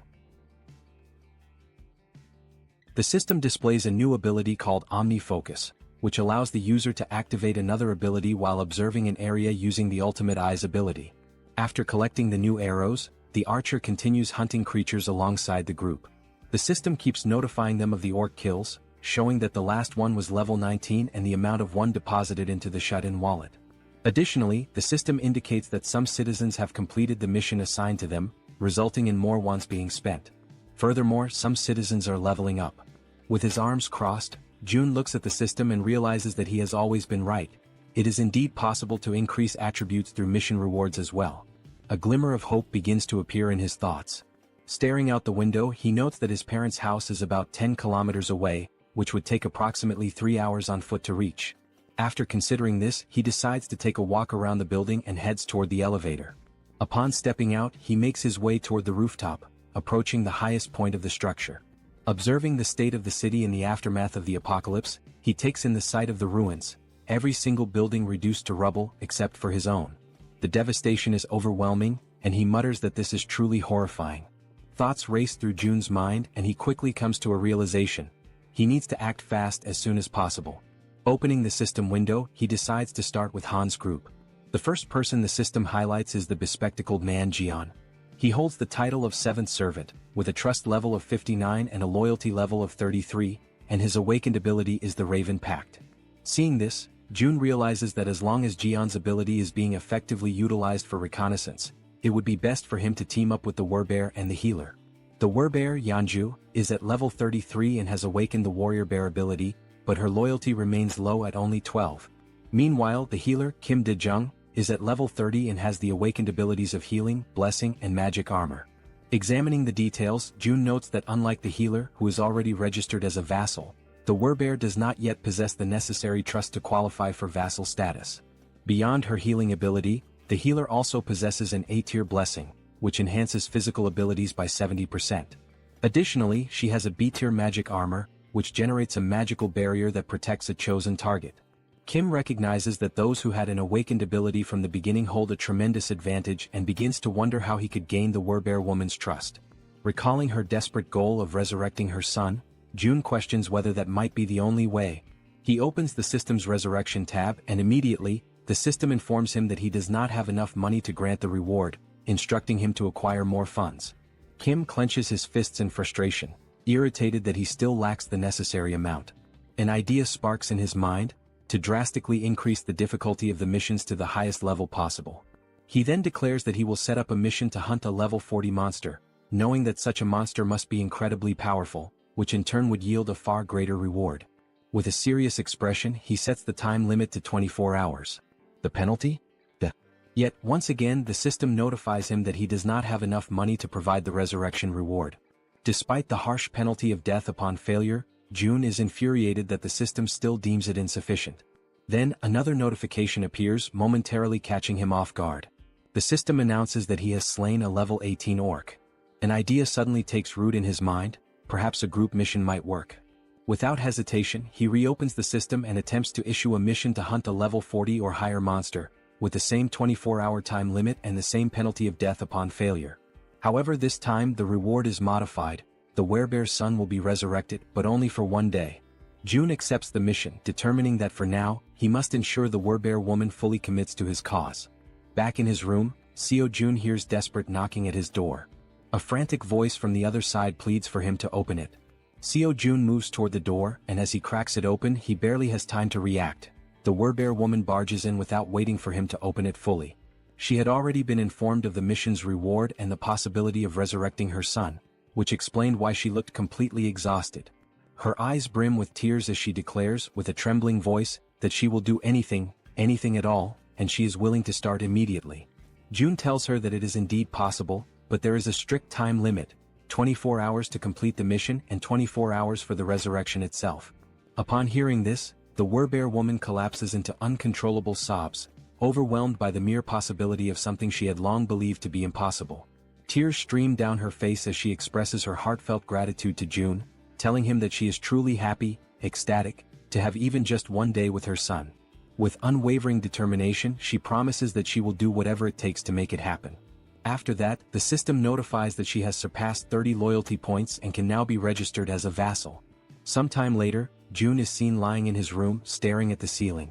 And with nothing but the power of his mind, he manages to turn on the light. Realizing that he succeeded, he shifts his focus to the faucet and attempts to do the same. He concentrates, directing his thoughts toward opening the faucet until water begins to flow. At first, only a few droplets trickle out, barely noticeable. He concentrates a little harder, and this time he manages to fully open the faucet, allowing water to gush out at maximum flow. Feeling somewhat relieved, June comments that this is pretty cool, but at the same time he has already grown somewhat accustomed to it. Now he feels as if he has become a mage, like something straight out of Harry Potter, wielding a wand and controlling electricity, water and gas with precise mastery. The system then displays an update, indicating that the store's earnings are being calculated. A total of 320,981 wons has been deposited into the shut-in wallet. Glancing at the system, June does some quick calculations and realizes that a profit of 320,000 won suggests that today's total sales have exceeded 1.5 million won. He activates the Ultimate Eye's ability to check on the people within the building, observing what they are doing on the different floors. On another floor, a man asks how much they need to save. Another man, holding a bow, responds that the bow itself cost 150,000 won, and today they only earn 10,000 won, meaning it will take roughly 15 days. The first man calls the other an idiot, pointing out that he didn't even factor in the cost of water and food for the next 15 days. Frustrated, the man with the bow turns his back and says that since the other is so smart, he should calculate everything on his own. Observing the interactions and dynamics between the people, June notes how much the atmosphere has shifted ever since he started distributing the reward money.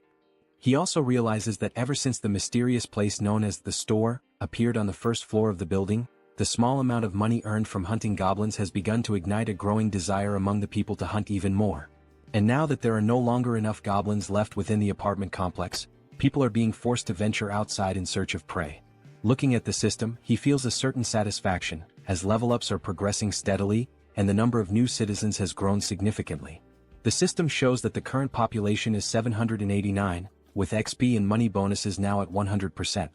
Fixated on the system screen, Seo Jun realizes that things are about to expand exponentially from this point forward. Then once again another notification appears. Another level 18 orc has been slain. Sometime later, down below, the werebear woman, with her immense superhuman strength, is tearing through wave after wave of goblins, crushing them without hesitation. Now she is emitting a golden aura, striking fear into the goblins before they even have a chance to fight back. Without wasting a single second, her thoughts consumed by the possibility of seeing her son again, she charges forward, completely obliterating the remaining goblins. Once no more goblins are left standing, she begins to revert to her human form. The exhaustion catches up with her, and she breathes heavily, struggling to steady herself. From a distance, the healer calls out to her, asking if she is okay and whether she is injured anywhere. The werebear reassures her that she is fine, stating that even if she were hurt, it wouldn't be enough to stop her. The healer, concerned, urges her not to push herself too hard, mentioning that she is eliminating all the monsters before anyone else even has a chance to fight them. The werebear apologizes, insisting that she isn't trying to steal anyone's kills. The archer, curious, asks why she is apologizing in the first place, pointing out that by taking down the monsters so quickly, she is making things much easier for everyone. Hearing this, the werbear feels a sense of relief. Her companions are not upset with her after all. Watching from afar using the ultimate eyes, June acknowledges that forming this team was indeed a good decision. The system then updates, displaying the werbear woman's status.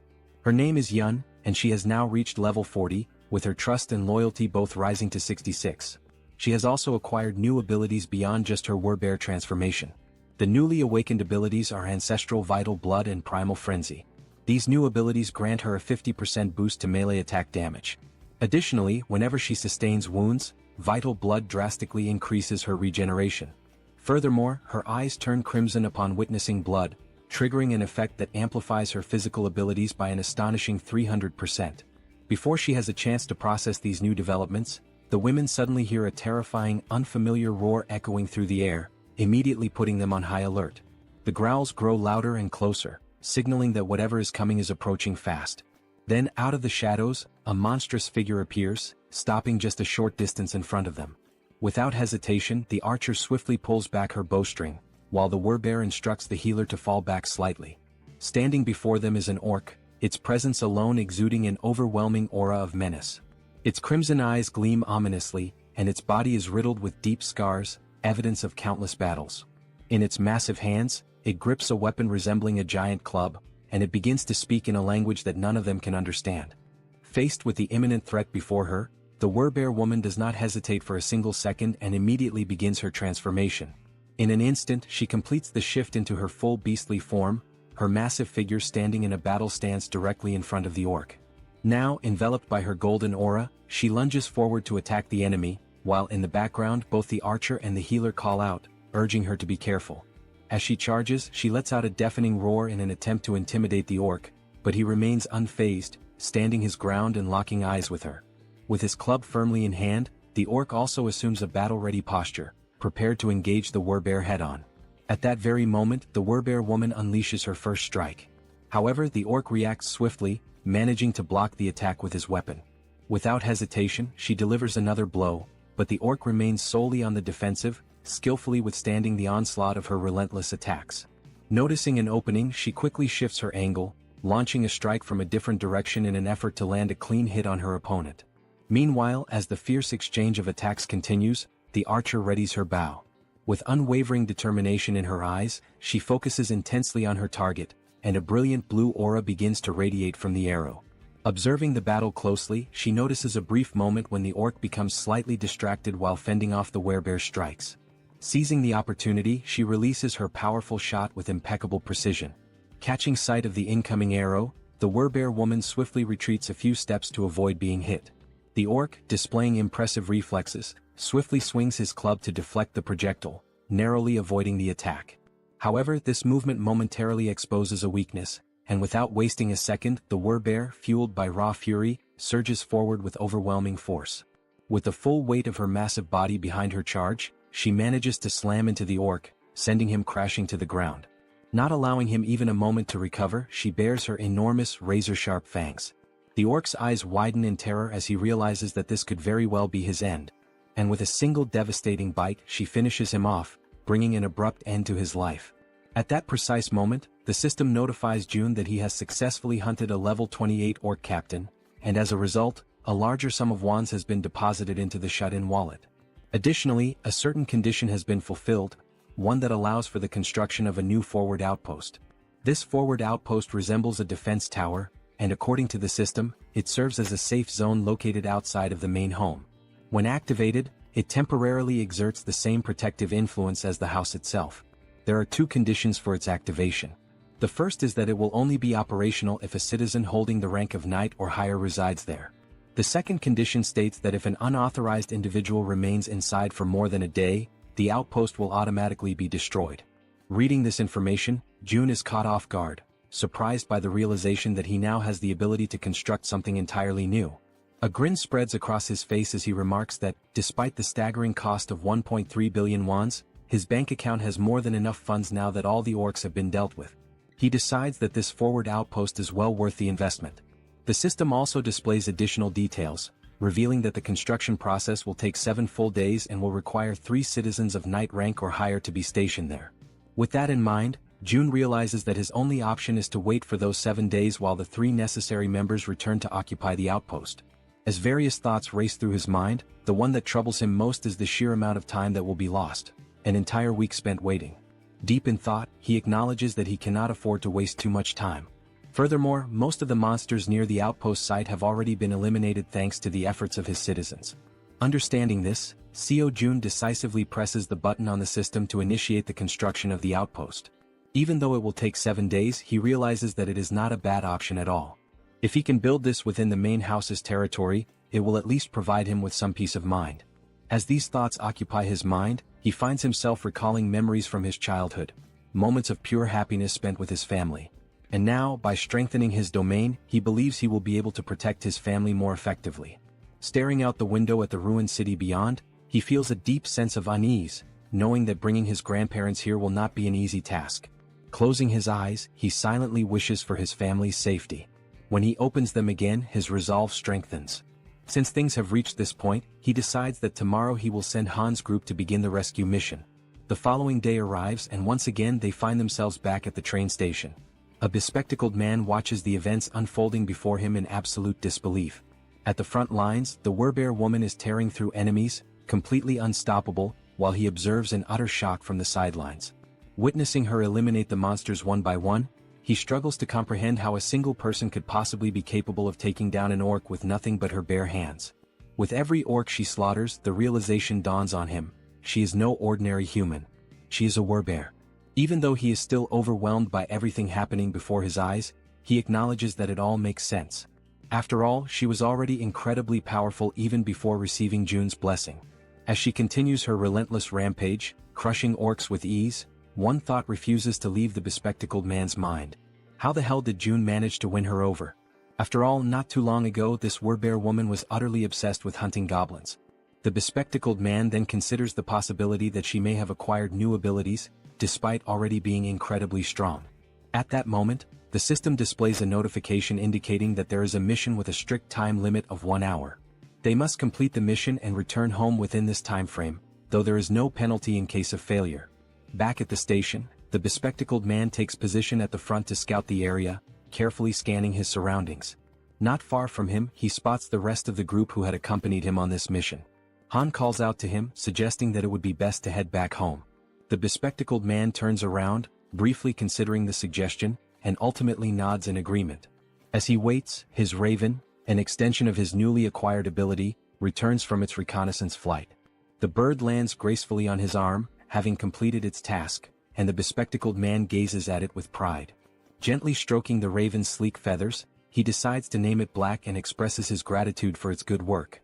Han steps closer, placing a firm hand on his shoulder before asking if he can now take the lead in patrolling ahead, given his new ability.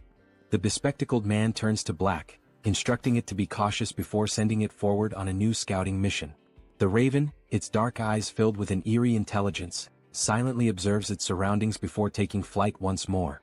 With a powerful beat of its wings, Black soars high above the station, climbing as high as possible among the towering buildings to gain a broad vantage point of the area. It moves in calculated circles, carefully surveying the entire perimeter. Thanks to the bespectacled man's new ability, he is able to access everything the raven sees as if their visions are linked, distance proving to be no obstacle to their connection. Once he fully processes the information relayed by Black, the bespectacled man turns to Han and reports that the area outside appears to be clear, confirming that it is safe to proceed. Han acknowledges the report with a nod and promptly signals the rest of the group. Upon receiving the order, everyone quickly moves into formation, positioning the strongest members at the outer edges while the healer remains securely in the center. As they march forward, the bespectacled man suddenly senses an unusual presence near his back. His instincts kick in and without hesitation he whirls around to check for any threats. A faint rustling sound reaches his ears and after a brief moment he identifies the source, a small rat scurrying along the path. Since he is positioned at the back line, the bespectacled man swiftly climbs onto the platform, stepping away from the train tracks to avoid obstructing the others. His companions continue moving ahead, yet an uneasy feeling lingers. Unable to shake it off, he turns once more to scan the area behind them, double-checking to ensure that they are not being followed. In the dimly lit tunnel, just beyond the tracks, something catches his attention, a pair of gleaming eyes watching from the shadows. The eyes belong to a rat. Without hesitation, the small creature leaps forward, mirroring the group's path with uncanny precision. Relentlessly, despite its diminutive size, the rat pursues them, its glowing eyes locked onto their trail. Carefully and persistently, it follows their every move, all the way to the station's exit.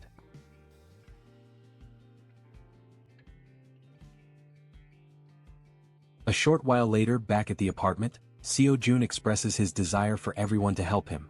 Lowering his head slightly, he humbly asks for a favor and begins to explain the situation regarding his family. The other members of the group exchange glances, silently processing his words without uttering a single response. Jun continues, acknowledging that the chances of his family being alive are slim, given the current state of the world. Han then asks if his relatives are also within the apartment complex, to which Jun replies that it is difficult to say for certain. At that moment, Moon steps forward and without hesitation, exclaims that they will help rescue Jun's family. The sudden outburst catches everyone's attention, and all eyes turn to Moon as he fervently insists that they should be allowed to assist with this. Han, with a faint but genuine smile, nods in agreement, stating that all of them have only managed to survive up until now thanks to Jun's efforts. Turning to face Jun directly, Han firmly declares that they will help, but only if Jun provides clear instructions on what needs to be done. Hearing this, Jun lets out a small, relieved smile and expresses his heartfelt gratitude for their willingness to assist him. With everyone watching attentively, he explains that now that they have successfully eliminated all the orcs occupying the station, their next move should be to follow the subway tracks leading to the next station. He then elaborates further, saying that this station is the closest one to his home. However, they can exit through exit number 2, and once outside he will provide them with more specific instructions. Jun reassures them that he is not asking them to go there immediately in one direct mission, as that would be too selfish on his part. Instead, he clarifies that their current objective is simply to secure the station first. Once again, he bows his head slightly in gratitude, asking everyone to rest well for today, as the operation will commence the following day. At that moment, the Werbear woman respectfully asks for permission to speak. She then poses a question, wondering why Jun cannot simply use the abilities he has displayed so far to bring his family to him. A flicker of frustration crosses Jun's face as he admits that he has already tried. He has attempted teleporting a target as a mission reward. Furthermore, he had been excited when Moon awakened his teleportation ability, thinking it might allow them to bring his family back instantly.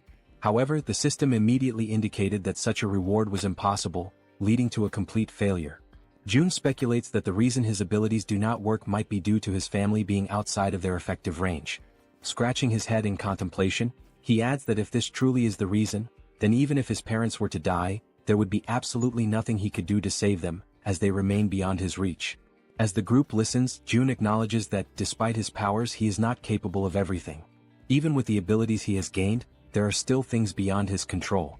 Turning his gaze toward the Werbear woman, he reassures her not to worry, affirming that the promise he made to her before is one he can still fulfill. At that moment, the system displays a notification indicating that her trust in him has increased even further.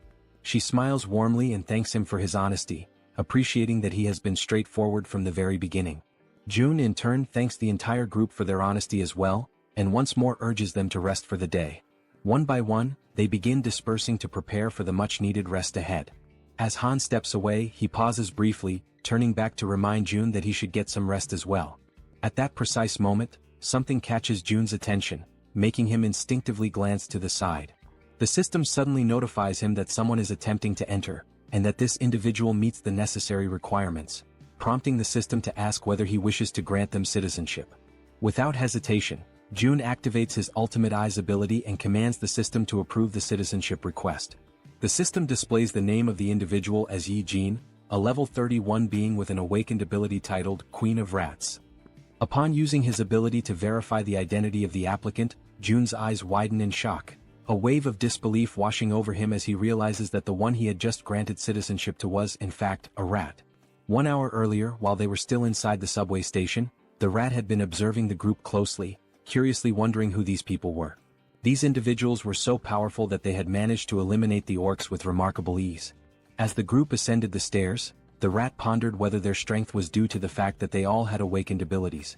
But at the same time, it questioned if such a thing was even possible. Hiding in the corner of the wall, the rat considered the best course of action. Perhaps it would be wise to simply follow them for now and attempt to make contact later. The thought lingered in its mind that such an endeavor might be challenging, but with its abilities, it should be much easier. Determined, the rat took off in pursuit of the group. Now outside the station, amidst the city's ruined streets, the rat continued tailing them, convincing itself that it was only taking a quick look around. Upon arriving at their destination, the rat's ears twitched as it picked up the sound of human voices, children's laughter and other noises that were incredibly unusual in this world. Looking ahead, it saw children playing carefree, as if untouched by the devastation that plagued the rest of the world. The sight left the rat in complete shock. In a post-apocalyptic world, such a scene was simply unnatural. Turning its gaze to the other side, the rat found itself questioning why so many people were gathered inside that particular building. Fixating on the only structure that remained completely intact, it wondered what in the world that place was. With a deep sense of curiosity, it decided to take a closer look. However, as it attempted to leap up the steps and enter, it slammed its head into something invisible. A dull ache surged through its skull, and a large lump immediately began forming on its tiny head. The sudden pain caused the little rat to let out a pitiful cry. It had collided with a system-generated window that displayed a message stating that entry was prohibited. While rubbing its sore head and trying to make sense of what had just happened, another system window appeared before it, asking whether it wished to acquire citizenship. Still slightly irritated from the unexpected collision, the rat, without much thought, accepted the citizenship offer. Yet, despite agreeing, the system window stubbornly remained in front of it. A flicker of frustration crossed the rat's face as it muttered that such a thing was probably impossible for a mere rat. But in the very next instant, the system confirmed that citizenship had indeed been granted. Overwhelmed with excitement, the rat raised its tiny fist triumphantly, as if celebrating a great victory. A part of it still wondered if this had actually worked. Stepping forward, it entered the building, reassuring itself that everything was fine now. However, the moment it crossed the threshold, panic erupted. The sight of a rat inside sent the people into a frenzy. Instantly, several individuals reacted, attempting to stomp on the small creature to eliminate it. The rat, realizing the danger, frantically dodged their feet, twisting and leaping in desperate evasive maneuvers. It barely managed to escape the chaotic scene, but in the process, it lost its balance, tumbled forward, and ended up rolling into another area entirely. The new location was a training facility, where the group's members were actively working out. Han and Togi were lifting dumbbells, training their biceps. Moon and the glasses-wearing man were performing bench presses. The archer and the poison-wielding woman were working out on the other side of the room. Meanwhile, the healer and the werbear woman were taking turns using the lat pull-down machine. Observing the sheer intensity of the training, the little rat found itself in awe, its tiny mind racing as it marveled at the sight. What kind of place was this? At that very moment, elsewhere, a new figure appeared. A woman, clutching her head, muttered that she was experiencing pain. She had been inside that very subway station earlier, and now she was suffering from a splitting headache. Perhaps this pain was a lingering effect of when the rat had collided headfirst into the system's invisible barrier. Bringing her hand to her mouth, she let out a smile, one that gradually morphed into something filled with twisted excitement. She spoke softly to herself, claiming that now, at long last, an opportunity had presented itself. A low chuckle escaped her lips and soon she was grinning almost maniacally. She had finally found a way to survive. However, she quickly realized that the real challenge was how to actually reach that place. For now, she only needed to make her way to the station where the group had been. As she gnawed at her nails, she considered the possibilities. Perhaps the only viable method would be to traverse the subway tracks. But there was a major obstacle in the way, the monster that currently occupied the station, blocking the path forward. And yet, instead of despairing, she clenched her fists with determination. That was precisely why she still had a chance. There was nowhere in this world that she could not reach. At her command, a swarm of rats began to emerge, flooding the entire area. At that moment, a system notification appeared, indicating that he had hunted a trained level 2 rat and had gained a small amount of XP. The woman's ability was called Queen of Rats, a skill that compelled any rat she encountered to swear loyalty to her, allowing her to share their senses.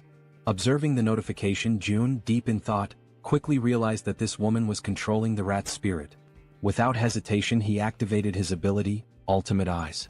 Someone with an awakened Tirei ability had arrived on their own, so no matter the circumstances he had to accept them. He carefully examined each room, searching for any sign of her, but there was nothing to be found. Turning his gaze outside, he scanned the surroundings, yet there was no trace of her there either. June then considered summoning her through a mission, as she had already been accepted as a citizen. The mission he devised was simple: visit the apartment within a 48-hour time limit, with a reward of cola and a choco bar. However, just before confirming the mission, June paused, realizing he was forgetting something. A memory resurfaced, the conversation he had with the Werbear woman, where she had asked if he simply couldn't bring someone there using his abilities. June had tried multiple times before and had never succeeded. But perhaps that was because those people had been outside his sphere of influence at the time. Now, however, things were different. Everyone who had obtained citizenship was undoubtedly under his influence. No matter how far away they were, the system still registered the bodies of the monsters they hunted, calculating them accordingly. This proved June's theory. With this realization, he ordered the system to modify the mission. The new objective remained the same: visit the apartment. However, the time limit was now only 10 seconds, and the penalty for failure was immediate summoning to the location. After confirming the changes, June felt a hint of surprise that the system had allowed it to proceed without imposing any restrictions or additional penalties. Deep in thought, he considered that this was a worthwhile attempt. If he could successfully summon a citizen from the outside just once, then he could safely bring his own family there in the future. Once the forward base was activated, he would temporarily gain the same authority as his original territory. Only then would Han's group be dispatched.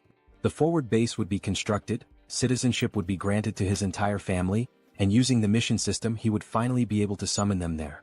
June realized that this plan had a real chance of working. However, the real issue was how much it would cost. But ultimately, the cost didn't matter as long as he could save his family. With unwavering determination, he declared that he would begin, pressing the button to start the mission. The countdown started, 10 seconds. The only thing on June's mind at that moment was that he hoped this wouldn't cost $1 billion. When the 10 seconds elapsed, the system notification appeared. Mission failed. However, to June's relief, the cost was nowhere near what he had feared. Feeling the weight lift off his chest, he placed a hand over his heart, relieved that it had only cost 30 million won. But now, standing at the entrance of the apartment, was Yi Jin, the Queen of Rats. She was on her knees, trembling, her face filled with terror as she frantically questioned where she was. June immediately deactivated Ultimate Eyes, confirming that the penalty had indeed worked as intended. Slowly, he began walking toward the woman. The sight of him approaching sent her into full panic mode, her entire body trembling with fear. The monarch of isolation finally spoke, calling her by name. Hearing her name from his lips only deepened her confusion. Without wasting a second, she hastily demanded to know who he was and how he knew her. June's response was simple: he was the one who had granted her citizenship. Yi Jin took a moment to process this information, trying to make sense of the situation. Still in shock, she questioned whether this place was the same location where her little rat had been. June, retrieving a can of soda from the system, confirmed that yes, this was the top floor of the apartment she had previously seen through the rat's eyes. As he offered her a chocolate bar and a soda, he apologized for summoning her so suddenly, fully aware that she was overwhelmed and terrified. Then, in a calm and composed manner, June introduced himself, stating his name and expressing that it was a pleasure to meet her. Still wary, Yi Jin hesitated for a moment before extending her hand to accept the chocolate and soda. She took a deep breath, gathering herself, before asking if he was the one who had summoned her here and if he was also the one responsible for that strange search at the subway station earlier. June confirmed both. Without warning, her expression shifted completely, excitement flashing across her face. Her sudden change in demeanor left June puzzled. Then, as if she had just remembered something urgent, Yi Jin began to speak. She knew it was asking for a lot, but there were people under her care and she wanted to know if he could bring them here as well. Continuing, she explained that she had tried to do it herself, but it had been extremely difficult to bring everyone here. She had been so close to taking a huge gamble to make it happen. June, maintaining his composure, asked her how many people she needed him to bring. Without hesitation, Yi Jin answered, 35 people. Realizing the high number of people involved, June hadn't expected that there would be so many others with her. He sighed and apologized, explaining that this would be difficult to accomplish. Yi Jin, clearly distressed, immediately questioned why. Without hesitation, he stated plainly that with his current power, he simply couldn't bring that many people there. Hearing this, the girl panicked. She grabbed onto his clothes, her fingers trembling as she desperately pleaded with him. Her mother and younger sister were among those people, and she swore she would do anything to save them. June observed her carefully, realizing that she needed help too. After a moment of silence, he asked her to give him some time to think. As his mind raced for a solution, he recalled something. Yi Jin hadn't needed to interact with him directly to receive citizenship. That meant the system had recognized her rat as an extension of herself. If that was the case, perhaps something similar could work again. A system window appeared before June, displaying Yi Jin's current stats. Her trust level was at 37, and she was at level 31. Seeing this, he noted that her trust had already increased, and given her situation and everything she had just said, it was only natural for her to trust him even more. Still kneeling in front of him, her eyes full of desperation, she listened as he called her name. She immediately asked if she really could do anything. Without hesitation, Yijin confirmed that she would do absolutely anything. June took a deep breath before finally speaking. There was a way to make what she wanted possible. But first, she had to trust him completely, 100%. He asked her if she understood. Then, speaking in a calm and steady voice, he told her that if she placed her absolute trust in him, he would undoubtedly save them. Hearing those words, the girl's eyes lit up with hope. She clasped her hands together, almost as if in prayer, and shouted that she truly trusted him. With unwavering determination, she declared once more that she would do anything if it meant saving her family. At that moment, the system notification appeared. Yijin's trust level had reached 50, and her loyalty had surpassed 30. This fulfilled the conditions for her to be registered as a vassal. June grinned. This was good, very good. And what came next would be even better. Without hesitation, he pressed the system window, selecting the option to register her as his vassal. At that exact moment, a blue aura surged forth, enveloping Yijin's entire body. For a brief instant, the unexpected sensation startled her. Then another system window appeared. Yijin was now officially recognized as 10th Seed, Knight and Tamer. Her awakened abilities were listed as Queen of Rats, Evolution. June read through the details carefully.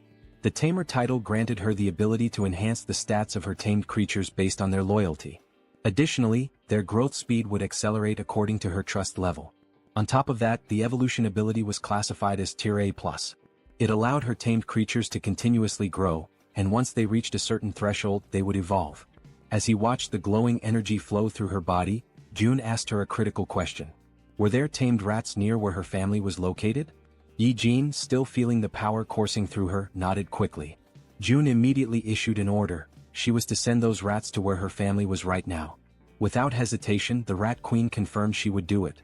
She sat down cross-legged, closing her eyes in deep concentration.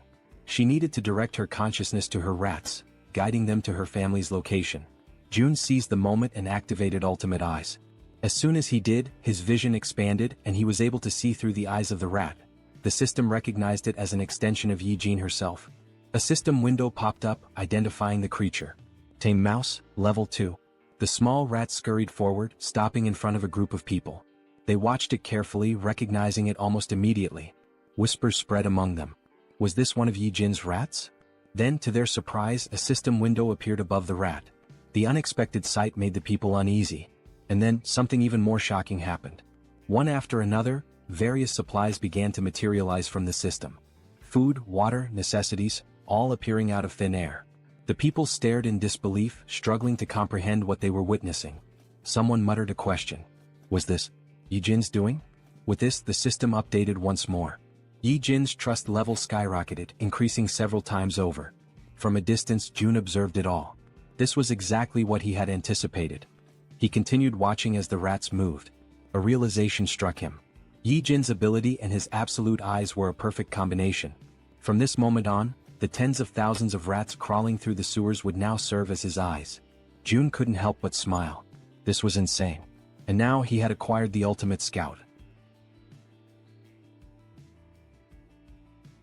The Rat Queen politely asks for permission to speak, her voice calm but firm. She then inquires if the place June wants to know about is the one located near the beach. June nods in confirmation, stating that yes, that is indeed the place he is referring to. A realization dawns upon him. Coincidentally, Yijin had gone to Nambumindong, which happens to be where his family's house is located. Naturally, this puts her in a far better position than Han's team, who are still unfamiliar with the area. On top of that, all she needs to do is send a single rat. Even just one rat alone makes it possible to confirm his family's survival, and now with her abilities, it will also be much easier to send supplies. After June explains the plan to her, Yijin smiles, confidence shining in her expression, and assures him that he can leave everything to her. Right at that moment, the system notifies that both her loyalty and trust have increased. Not wanting to waste any more time, June immediately asks if she can go right now. Yijin, still smiling playfully as she absent-mindedly plays with one of her rats, confirms without hesitation that she can. June then gives her a specific request. He asks if she could follow the subway tracks on her way. Her expression shifts slightly, and she asks if he is seriously suggesting that. June confirms without hesitation. His plan is to use that route for the rescue mission later. However, Yi-jin's expression changes drastically. A look of sheer panic washes over her face as she quickly exclaims that this will not work. June is momentarily taken aback by her sudden reaction and questions why his plan would fail. Yi-jin, still visibly shaken, explains that a monster lives inside Siamayan Station. June freezes for a moment, completely caught off guard by the unexpected information. In disbelief, he asks her if she is serious. Yi-jin simply nods, her expression grim. June raises a hand to his chin, deep in thought. After several seconds of contemplation, an idea forms in his mind. He then asks Yi-jin if she can send just one rat to where the monster is. Though she is visibly hesitant, no doubt because of her traumatic experiences, she steadies herself, takes a deep breath, and focuses. As the blue aura flows through her body, she confirms that she can do it. The perspective shifts, and now it is through the eyes of a rat inside the subway. The tiny creature scurries forward, navigating the abandoned station. Then, it suddenly stops, completely frozen in place. Something up ahead catches its attention. As its gaze slowly rises, it sees a massive figure lifting the lifeless body of an orc as if it were nothing but a ragdoll. The rat's vision continues to rise, revealing the true form of the creature. It is a gigantic snake. The monstrous serpent effortlessly takes the life of the orc, devouring it with frightening ease. Despite being small and trying to remain hidden, the rat's subtle movements attract the snake's attention. The giant serpent's head snaps in its direction, instantly recognizing something unusual in the surroundings. It swiftly swallows the orc, and without wasting a second, it shifts its focus entirely to the rat. Realizing it has been discovered, the rat trembles in fear, its tiny body shaking as it scurries behind a pillar, desperately trying to stay out of sight. For a brief moment, it feels safe, believing it has managed to hide successfully. But its relief is short-lived. The gigantic snake moves with terrifying speed, heading directly toward the spot where the rat is hiding. The serpent's enormous mouth opens, revealing its razor-sharp fangs, poised and ready to end the tiny creature's life. As the attack closes in, the rat is paralyzed with fear, a cold chill running through its entire body. At the very last second, it manages to leap away, barely escaping the deadly strike. Now, its only chance of survival is to run as far and as fast as possible. However, the snake does not relent. It hunts mercilessly, pursuing the rat with unstoppable determination. For a brief moment, the gigantic serpent appears to hesitate, and the rat uses that single opportunity to flee for its life. Back in the apartment, June watches in complete silence, his ultimate eyes ability fully activated. After seeing just how massive and powerful the snake is, June wonders what level the monster could be. He has a strong suspicion that it is at least above level 40. Yi-jin, her voice trembling slightly, asks June if he saw that thing. Then, without waiting for a response, she states firmly that this is exactly why they cannot use Siamayan Station. She then offers an alternative plan. They should skip that station entirely and move on to the next one instead. Yi-jin adds that she has seen the strength of June's companions firsthand. She is confident that getting to the next station won't be a problem for them.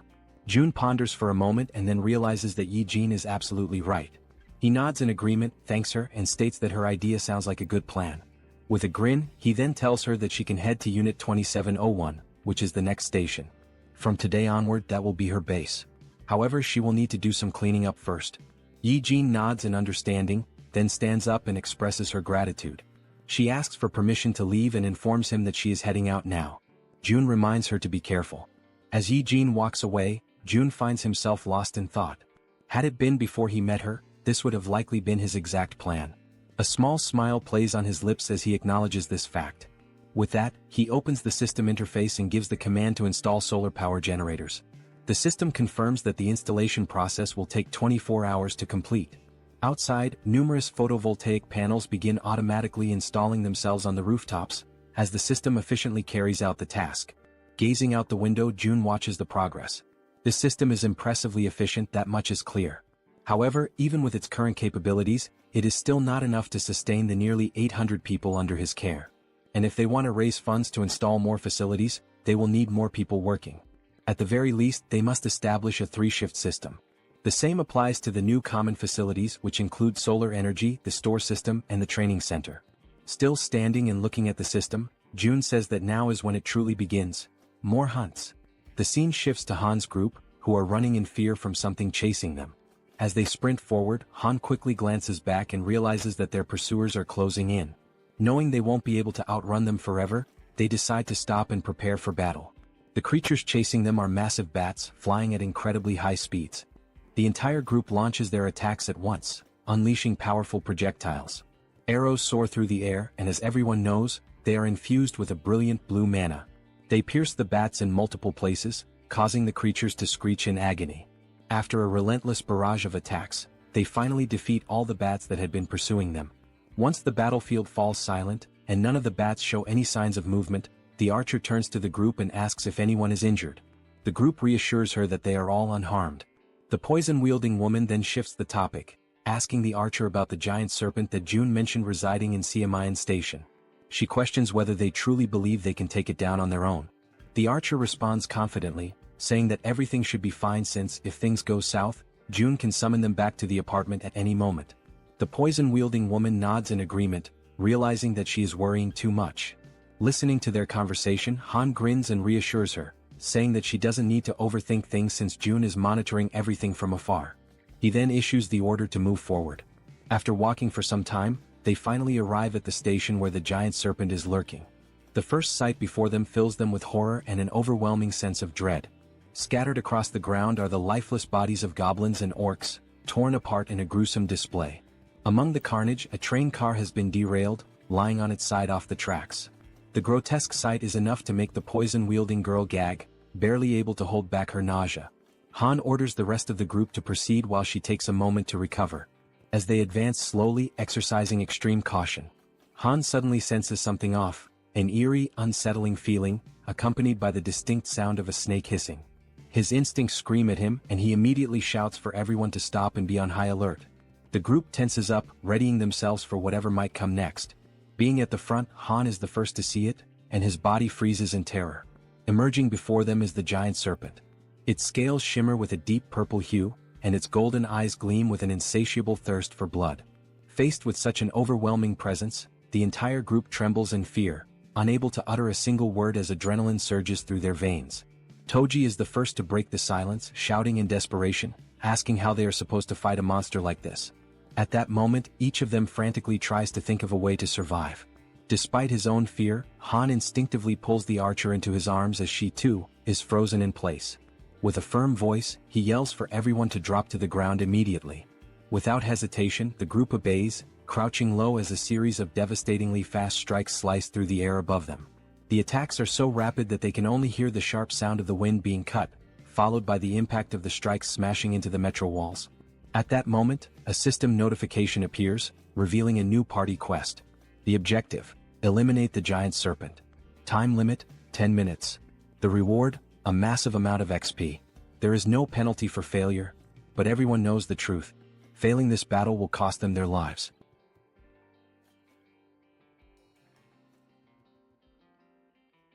After the possible attack, while still shielding the archer with his body, Han realizes, deep down and with absolute certainty, that this might truly be the end for them. As the others begin to recover from the shock, confusion sets in, and they start questioning what exactly just happened. They wonder if that impact could have been an earthquake and whether it really came from the serpent itself. At that precise moment, a system notification appears before Han's eyes, causing them to widen in shock and disbelief. A party quest has been granted. The objective is to finish off the giant serpent. Staring at the notification, Han questions aloud why the system used the term finish off the snake, rather than simply instructing them to fight or defeat it. But when he turns his attention back to the creature, he notices something has changed. Observing from a distance, with the archer still kneeling by his side, Han wonders aloud what in the world is happening and why the serpent is behaving so strangely. The serpent's scales are soaked in blood, and parts of its flesh seem to be melting, as if it is dissolving from the inside. Han glances over at the werbear woman, and they exchange a meaningful nod, silently agreeing to take initiative. Frowning, Han admits he has no idea what's going on. As equipment materializes across his back, he draws a spear and, summoning all his strength, hurls it with great force. The spear strikes the serpent squarely in the center of its massive head, already weakened and writhing, and the beast lets out a final echoing cry of pain. At this point, it is revealed to us that giant serpents have a habit of consuming their prey while it is still alive. And this detail is far from insignificant. A living creature swallowed whole poses a real and serious threat if it manages to act or strike in the final moment. This is precisely why the giant serpent uses venom to completely subdue its prey or strangles it until it suffocates before swallowing. However, this rule only applies to prey of a certain size. Something as small as a mouse in comparison to its enormous body is not a concern. Then we see a flashback, how the mouse deliberately and with striking precision leapt directly into the serpent's mouth, allowing itself to be swallowed in less than a second. And this small, calculated move would bring about consequences no one could have ever imagined. However, June had been clever enough to come up with such a plan, and now he lets out a quiet laugh while giving the command to open the warehouse. Watching the little mouse with his ultimate eyes ability, he notices two skills that are now available: warehouse and shop. With the mouse already inside the serpent's body, June issues the command to summon gas, causing the serpent's belly to bloat and swell. On top of that, he also summons burning papers, already ignited. The combination of gas and fire results in a massive internal implosion. In other words, the serpent explodes from the inside out, unable to withstand the pain and pressure building within. After the blast, the Queen of Rats experiences a sharp discomfort, as if she is directly connected to the pain the little mouse suffered. June walks over to her, noticing her unease, and asks if she's alright. She responds that she is. It just startled her a bit. June acknowledges her efforts, saying she did a good job, and she exhales in relief, finally relaxing a little. With ultimate eyes still active, he shifts his attention back to the metro and reflects on the fact that he wasn't the one who delivered the final blow to the serpent. Rather, he wants this creature to be slain by his vassals who have earned the title of Knight, Han and the Werbear Woman. By doing this, he knows he will receive 6 times the amount of experience points and profit. We are brought back to the same scene from earlier, just after Han threw the spear at the serpent's head. The Werbear Woman, wasting no time, charges forward while her transformation nears completion. With her powerful claws, she delivers a series of fierce slashes against the serpent, who still struggles to fight back despite its injuries. Finally, the Werbear focuses her strength, leaps into the air, and strikes down with tremendous force, landing a blow directly to the serpent's head. The impact creates a large crater, and once she lands back on the ground, now almost fully transformed, she turns to look over her shoulder, just to confirm that the giant serpent has truly been defeated. Right then, the system notifies them that the king snake has been vanquished, and a substantial amount of experience has been granted. Additionally, since it was a level 40 monster, a large quantity of one has also been deposited into the Shutin's wallet. Now that Han and the Werbear Woman have defeated the boss of Siamayan Station, it becomes possible to construct an outpost at that very location.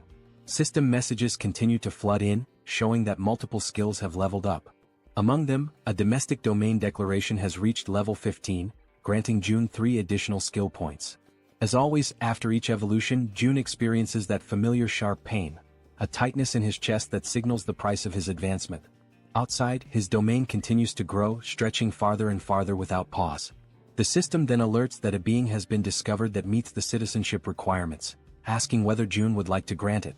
Still clutching his chest in pain, June gives the command to grant citizenship to the candidate. The system reports that the total number of citizens has now reached 1,000, and as the citizen count reaches that milestone, every citizen unlocks a new passive ability called Base Salary. This Base Salary skill is a passive ability that grants every citizen an additional 100% XP and profit bonus. Reading the message, June's eyes widen in astonishment, hardly able to believe what he's seeing. He opens the status window of one of the citizens and confirms it with his own eyes.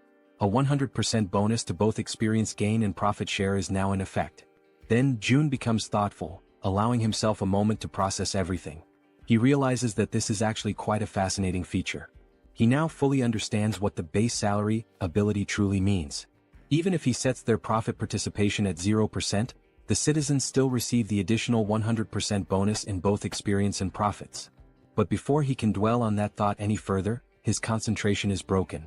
The Queen of Rats calls out to him, gently pulling him out of his reflections. He turns around and asks what she needs. She apologizes for asking this at such a moment but proceeds to make a request. She wants to know if it would be possible for him to bring her group to that place as well. June takes a moment to consider her words, going quiet for a few seconds as he thinks. Then a soft smile forms on his face and he answers that of course he will make that happen. The Queen of Rats lights up with excitement the moment she hears his response. She lifts her hands near her mouth in a gesture of pure emotion, nearly blushing, while her eyes shine with a joy she cannot hide. June then asks her whether she is able to control another rat again at this point. Now full of energy and determination, she confidently answers that yes, she can absolutely do it without any problems. June says that he will inform the group to follow the rat while she guides them from here. Back at the metro station, the giant serpent's lifeless body still lies across the ground, unmoving, From within that very scene, a tiny mouse emerges, now acting as the guide for the group, leading them toward their new destination. The mouse scurries ahead, while the rest of the group follows closely, walking past the corpse of the giant snake and making sure not to stray too far behind their small guide. Han is once again left in shock by the sight unfolding before him. The Werbear woman urges him to compose himself and asks whether it was his group that defeated all of the orcs lying lifeless across the floor. He immediately denies it and turns the question back to her. But she also says that she didn't do it either. When she arrived, the orcs were already in that state. That leads them to conclude that this must be in orc territory, and whoever defeated them must be far more powerful than they are. As they keep walking, all the group can see are orc corpses and splashes of blood staining the ground, while they continue following the mouse that is showing them the way. Han points out that now that the giant serpent has been dealt with, the major threat is gone. However, he warns that they must not lower their guard just yet. The archer agrees with his assessment, noting that there could still be hidden groups of monsters lurking in the shadows nearby. At that moment, the little mouse turns back to the group, squeaks, and gestures with its tiny paws as if to say, "Come on, hurry up." Seeing this action, Toji comments that this mouse is actually pretty clever, and Moon asks whether the mouse is part of Jun's skill set. The group presses on, continuing forward while Jun watches from a distance. Observing everything from afar, he judges that for now there don't appear to be any major threats in the vicinity. He shifts his gaze slightly toward a system notification, which informs him that he currently has 3 available skill points. Looking at the system message with a bit of anticipation, Jun begins to wonder where he should invest those points. He reasons that since his territory has recently expanded, the highest priority should be the Ultimate Eyes skill, especially because it synergizes with the Queen of Rats abilities. So he gives the command to upgrade Ultimate Eyes. Once again, as always, he feels the painful consequences of evolving his skill. But this time, unlike the usual sharp sensation in his chest, he experiences something far worse, an unbearable and splitting headache. And unlike the previous version of this skill, the new level now allows him to see the level of monsters displayed above their heads. In addition to level, he can now see other data as well, such as height, behavior, intelligence, and even specific attributes or traits that make each monster stand out. Realizing how much easier this will make things moving forward, he affirms to himself that he definitely needed this ability. Because first, he needs to identify monsters of the correct level in order to assign suitable quests to people. This way he can reduce the cost of resurrection. Already aware of how useful this tool will be, he decides to use his remaining points. The next skill he chooses is dignity maintenance because now that he is meeting and managing more people, trust and loyalty are becoming increasingly important. He gives the command to level up that skill as well. However, just at that moment, right in the middle of his planning, something interrupts Seo Jun, throwing him completely off balance and into a state of panic. A deafening sound crashes through the area, abruptly ending his moment of reflection. That's when he realizes that the noises he just heard were similar to gunshots, sharp, loud, and unmistakably threatening. Since Jun had his Ultimate Eyes skill activated at that moment, he was able to quickly realize that the gunshots had not originated from the apartment complex, but rather from the metro station. He immediately redirects his gaze back toward the metro and sees several goblins wielding revolvers in their hands. The goblins wear malicious, twisted smiles, clearly aware of the immense power they now hold with such weapons. Watching the scene unfold before him, the only question running through Jun's mind is why on earth goblins have firearms, and more importantly, how they managed to get their hands on them. Because it wasn't just one goblin with a gun. There were several of them, causing chaos and panic as they wildly fired their revolvers, spreading terror through the metro. Han and his group had already faced countless formidable enemies in the past, but never had they encountered a threat that escalated in danger so quickly and so unexpectedly. The suddenness of it put the entire group on high alert. Realizing the goblins were opening fire, Han immediately shouts out, commanding the group to run for cover and hide behind whatever protection they can find. The gunfire continued echoing throughout the metro station as the entire group managed to temporarily hide. From their cover, Han and the archer peek out cautiously, watching the scene unfold. Clearly frightened, the archer asks how the hell those damned goblins got their hands on firearms. Han responds grimly, saying the only thing he knows for certain is that it's not possible to fight them head-on under these conditions. But then Han allows a small smile to appear on his face, because he suddenly remembers, Moon is on their team. Without hesitation, Moon uses his teleportation ability, aiming to catch the goblins completely off guard and not give them a single second to react. His expression is fierce, filled with anger, and his eyes radiate pure determination. Without the slightest bit of remorse, he pierces the back of one of the armed goblins with his spear, driving it through the creature and silencing it with one final scream. That agonized cry is enough to alert the rest of the goblins, who immediately turn their attention to Moon, now fully aware that he's standing in the middle of them. But Moon is far from weak, certainly not as weak as the goblins had imagined. Using his close-range combat skills, he manages to decapitate every single goblin that tries to strike him, cutting them down one by one in rapid succession. Watching this from a distance, the goblins still wielding revolvers quickly realize that this is their best chance to shoot the boy before he closes in. But just as they prepare to pull the trigger, arrows suddenly strike their hands, forcing them to drop their guns in pain. The shots had come from the archer, who had been carefully observing the fight and saw the perfect opportunity to act. And she wasn't the only one. Toji, dressed in his heavy knight's armor, and the Werbear woman also launched themselves into the fray, charging forward to eliminate the remaining goblins. Both of them begin to attack fiercely, not giving the goblins a single moment to breathe or retaliate. From a distance, the man with glasses and the poison-wielding woman watch everything unfold in disbelief, clearly impressed by the strength and coordination of their companions. Toji and the Werbear continue pushing forward, relentlessly attacking the goblins, while in the background the archer and Moon provide cover from a distance to ensure their success. After the battle, June shifts his attention back to the revolver and ammunition, inspecting them carefully with the help of his Ultimate Eyes ability. He then gives the system the command to register both items. The system promptly displays a confirmation that the revolver and its specific ammunition have now been successfully registered.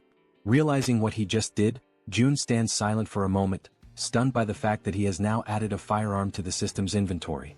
He quickly recognizes that he cannot display this item in the store for the general public to purchase.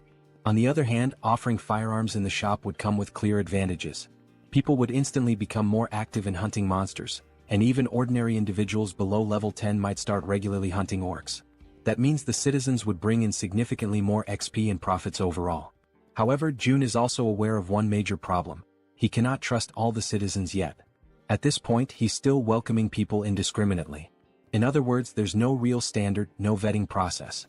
He's been accepting everyone and providing them with supplies without screening them first, operating under the belief that he can control everyone, no matter what might happen. Of course, the rapid growth of the citizen population has brought many benefits. But everyone knows that things change drastically when firearms are involved. There's no guarantee that someone among this growing crowd won't turn out to be a serious problem. Beyond the obvious issue of supply shortages in the midst of an apocalypse, there are also the feelings of envy, resentment, and jealousy that could easily escalate into something dangerous once firearms are introduced into the equation. Regardless of motive, accidents happen, and in the worst-case scenario, someone could die. That's when June concludes that firearms will indeed be incredibly helpful, but they must only be handed out to verified individuals. As he opens the system menu once again, he notes that, on top of verification, firearms will also be made available only to those with high loyalty levels. With that decision made, June already knows who the first person will be to receive one. Back at the metro station, the group now stands among the lifeless bodies of goblins scattered across the ground. Suddenly and without warning, a gun begins to materialize, forming in midair before dropping right in front of Moon, startling him with how sudden and unexpected it was. Cautiously, he begins to approach the weapon, taking slow and deliberate steps as he draws nearer. Then, with a faint smile appearing on his face and his finger already resting gently on the trigger, Moon picks up the gun, clearly aware of who had orchestrated this. Without needing to see him, he offers a silent thank you to June, already knowing it was his doing.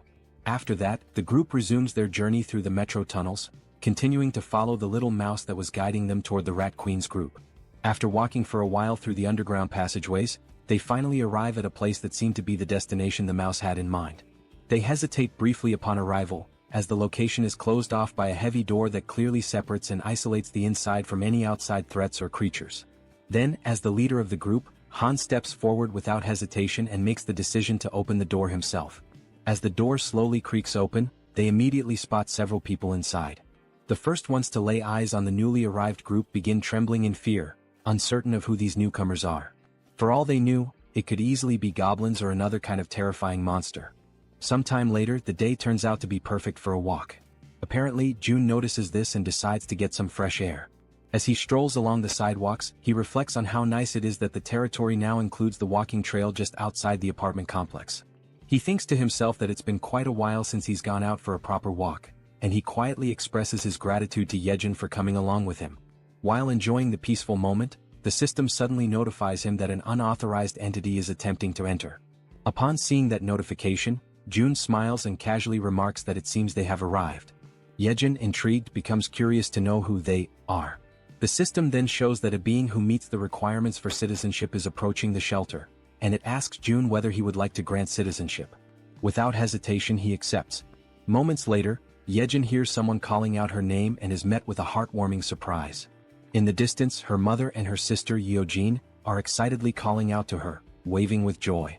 In a moment of pure euphoria, the three of them run into each other's arms, embracing in a tight, emotional group hug. Their mother, overwhelmed with emotion, asks where she had gone without saying a word and tells her how worried she had been all this time. Yejin sincerely apologizes for everything. After the hug, Yeojin's eyes sparkle with joy as she exclaims how good her sister smells and asks if she had taken a bath.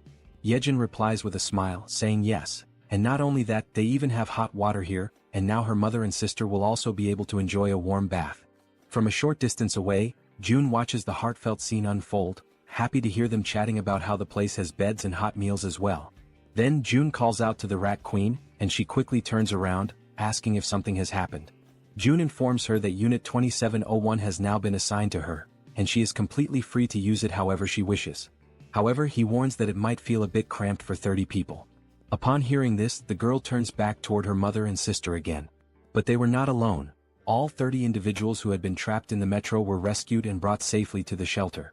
Yejin lowers her head for a moment, visibly deep in thought as she tries to come up with a solution to accommodate everyone. Interrupting her train of thought, June steps in and says that he'll provide 3 extra rooms for her, because she is more than worth it and truly deserves it. Hearing this makes her feel a little flustered and she offers a heartfelt thank you. June adds that she can also use units 2402, 2301, and 1902, all within the same building. Hearing that causes her eyes to fill with tears, and in the background her mother and sister smile with happiness and relief. Yejin expresses her gratitude and says she will always do her best. After this emotional moment, the system displays a notification showing that the loyalty and trust levels of many citizens have significantly increased in an instant. Seeing this on the interface, June feels a small spark of excitement, pleased with the outcome. However, something soon catches his attention. He remembers a system feature that was unlocked when he leveled up, but he had never taken the time to check it. The feature is called Guardian Beast Management, and it has a usage limit of 10 times. Just from the name alone, June gets a vague idea of what this skill might involve. But when he finally checks the cost of activating it, he is completely stunned. The cost is 1 billion, and the number leaves his jaw hanging in disbelief. Still trying to process this, someone suddenly calls his name and asks if he has a moment to talk in private. They head toward a nearby room and June opens the door, motioning for the person to come in. The person in question is none other than Yu Hyerin, the girl known for using poisons, and she appears hesitant, clearly uncomfortable about what she's about to say. June gently asks her what she would like to talk about. With an anxious expression and a hint of fear in her voice, she says that there's something she needs to confess to him. Noticing her fear, June smiles softly and tells her to take a deep breath and feel free to speak comfortably, assuring her there's no pressure. Seeing his kind and calm reaction, Hyerin gathers the courage to finally speak her mind. She bows slightly and thanks him before saying with visible difficulty that she's truly sorry, but she wants to leave the team. Hearing that shocks June to the core. He had never experienced anything like this before. So, with disbelief, he asks if she really just said what he thinks she said. With an expression filled with guilt, the poison girl once again says she is very sorry, but insists that she needs to leave the party. June hears her words, but remains silent for a moment, as it was all so sudden that he is still struggling to fully process the situation. The girl then begins to explain herself, saying that her ability is one of the reasons she feels so useless within the team. She confesses that she often thinks that her presence doesn't make any real difference. Whether she is there or not, things would likely remain the same. June gently tells her to stay calm and to speak freely, reassuring her that she can always be honest with him about anything. The girl then clenches her teeth tightly, as if she is bracing herself with fear and hesitation. Gathering her courage, she finally admits that she is afraid. The way she says it, the trembling in her voice, leaves June momentarily speechless. She goes on, repeating that she really is scared, truly terrified. The goblins were terrifying, the orcs were just as frightening, and the giant snake they faced had been utterly horrifying. She even recalls the terrifying moment when they were being chased by that red tiger. There were so many instances when she could have lost her life, that just thinking about it brings tears to her eyes and she starts to cry. Once again she apologizes to June, saying she knows he saved her many times, while she could only watch helplessly, remaining silent. Wiping the tears from her face with trembling hands, she continues, saying that she is nothing but a useless person, someone who has failed to live up to Jun's expectations. Jun, quietly listening, reflects that deep down, he had already started to notice this before.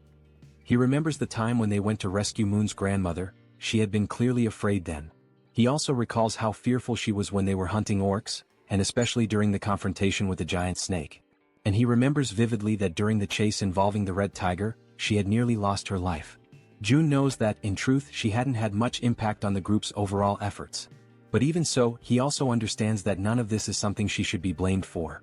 After all, her ability, Poison Mist, is extremely risky to use. If handled incorrectly, it could harm her own teammates, making it difficult for her to use it effectively in battle. And despite not being able to use her ability to its full potential, she had still risked her life countless times alongside everyone else.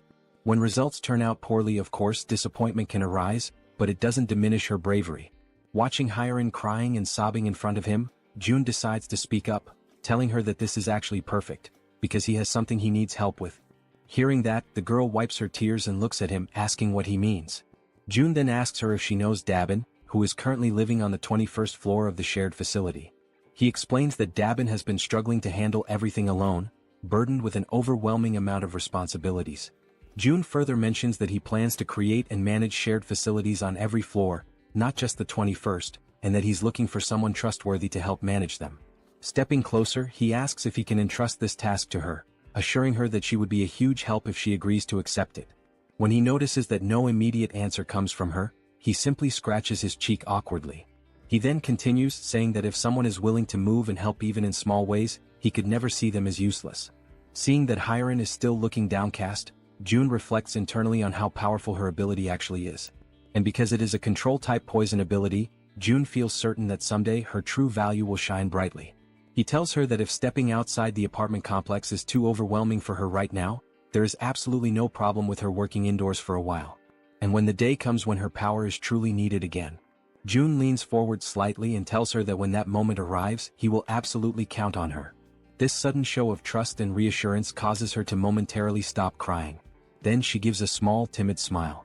At that very moment, the system sends a notification showing that her loyalty has increased to 100. It also notes that she has now been officially registered as a retainer, and the retainer limit has been expanded as well. As Hyrin wipes her face once more, she apologizes again, her voice trembling. But now, she gives a genuine smile, saying that she showed him a weak side of herself, but promises that she will do her best to help from now on. Hearing this lifts Jun's spirits as well, as he realizes that she has been working hard all this time and that he can continue to count on her. Sometime later, still inside the room, Jun's attention is again drawn back to a lingering system notification.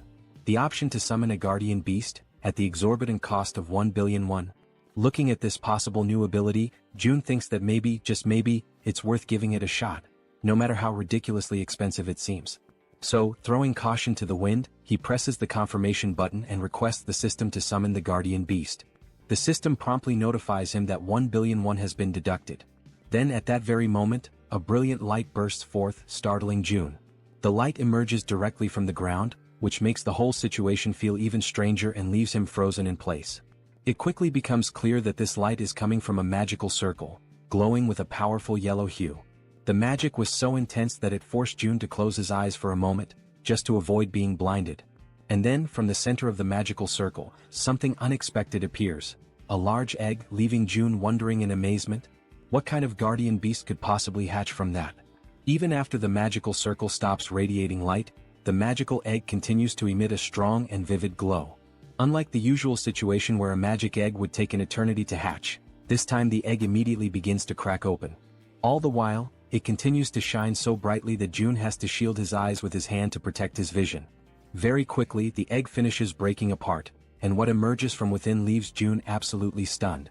The creature that appears is covered in black feathers, with large, expressive eyes, a sharp beak and sleek plumage. It is clearly a bird. A small black bird with strikingly large eyes and a stylish crest on top of its head has just emerged from that magical circle. Without hesitation, Jun activates his ultimate eyes ability to inspect the status and details of his new guardian beast. The system immediately displays information. The creature's name is Samjoko and it is a level 1 crow. The system further explains that this crow is a divine beast with 3 legs, born with the power of the sun itself. It also states that Sanjoko is currently just a hatchling, a baby who still needs protection, and that for it to grow properly, it must be bathed in high-quality sunlight regularly. June waves cheerfully at his new pet and, smiling warmly, says a genuine, heartfelt, "Hello." The little creature's large, shiny eyes begin to sparkle with excitement, and it starts making small chirping sounds as if trying to communicate back with June. June then places his hand thoughtfully under his chin, pondering for a moment how he should name his new companion. Looking at the adorable black-feathered creature in front of him, June comments that it is truly a jet black crow, and then suggests that perhaps its name could be Cammy. Upon hearing the name, the crow's eyes light up even brighter, practically gleaming with happiness. The tiny bird immediately celebrates, chirping excitedly as if shouting out its new name in pure joy. June leans closer and asks the bird if it really likes the name. The 3-legged crow, Cammy, responds with even more enthusiastic chirping sounds, almost as if it were trying to say yes, which makes June feel a wave of relief and happiness. However, after some time passes, June notices that Cammy just won't stop chirping incessantly. He starts to assume that the little creature must be hungry. A little while later, June offers some snacks to Cammy, and the bird seems to enjoy them very much, happily munching away. After devouring the entire packet of snacks, Cammy lets out a loud burp, indicating that he has completely filled his belly. And just like that, after the meal, as everyone knows well, drowsiness quickly overcomes the little mascot. Watching the scene, June realizes how easily Cammy can fall asleep after eating, and he muses to himself that someday this tiny being will surely grow into a true guardian beast. Crouching down beside him, June says aloud that he wishes he could also fall asleep as easily as Cammy does after eating. Just then, something suddenly appears in front of June, a system notification. It shows that Cammy's level has increased, and that the efficiency of the solar generator has also increased by 100%. Another screen pops up explaining that the solar generator is a facility that produces electricity using solar energy, generating between 80,000 to 100,000 won per day, and that any excess energy is credited back to the shut-in wallet. Reading this, June has a sudden spark of inspiration, and if things go the way he thinks. He recalls that the 10 new buildings he recently acquired still do not have any solar generators installed. He had already used most of the financing for other projects, and at the time he thought it would be a waste to invest 130 million won for just a 30 million won annual return. But now he chuckles quietly to himself, realizing that with this new change the situation is completely different. As more time passes, the system continues to notify him that Cammy's level keeps increasing, and along with it, the efficiency of the solar generator continues to rise. Reading the latest notification, June realizes that the generator's efficiency has tripled almost instantly, going from a 30 million won annual return to 90 million won per year.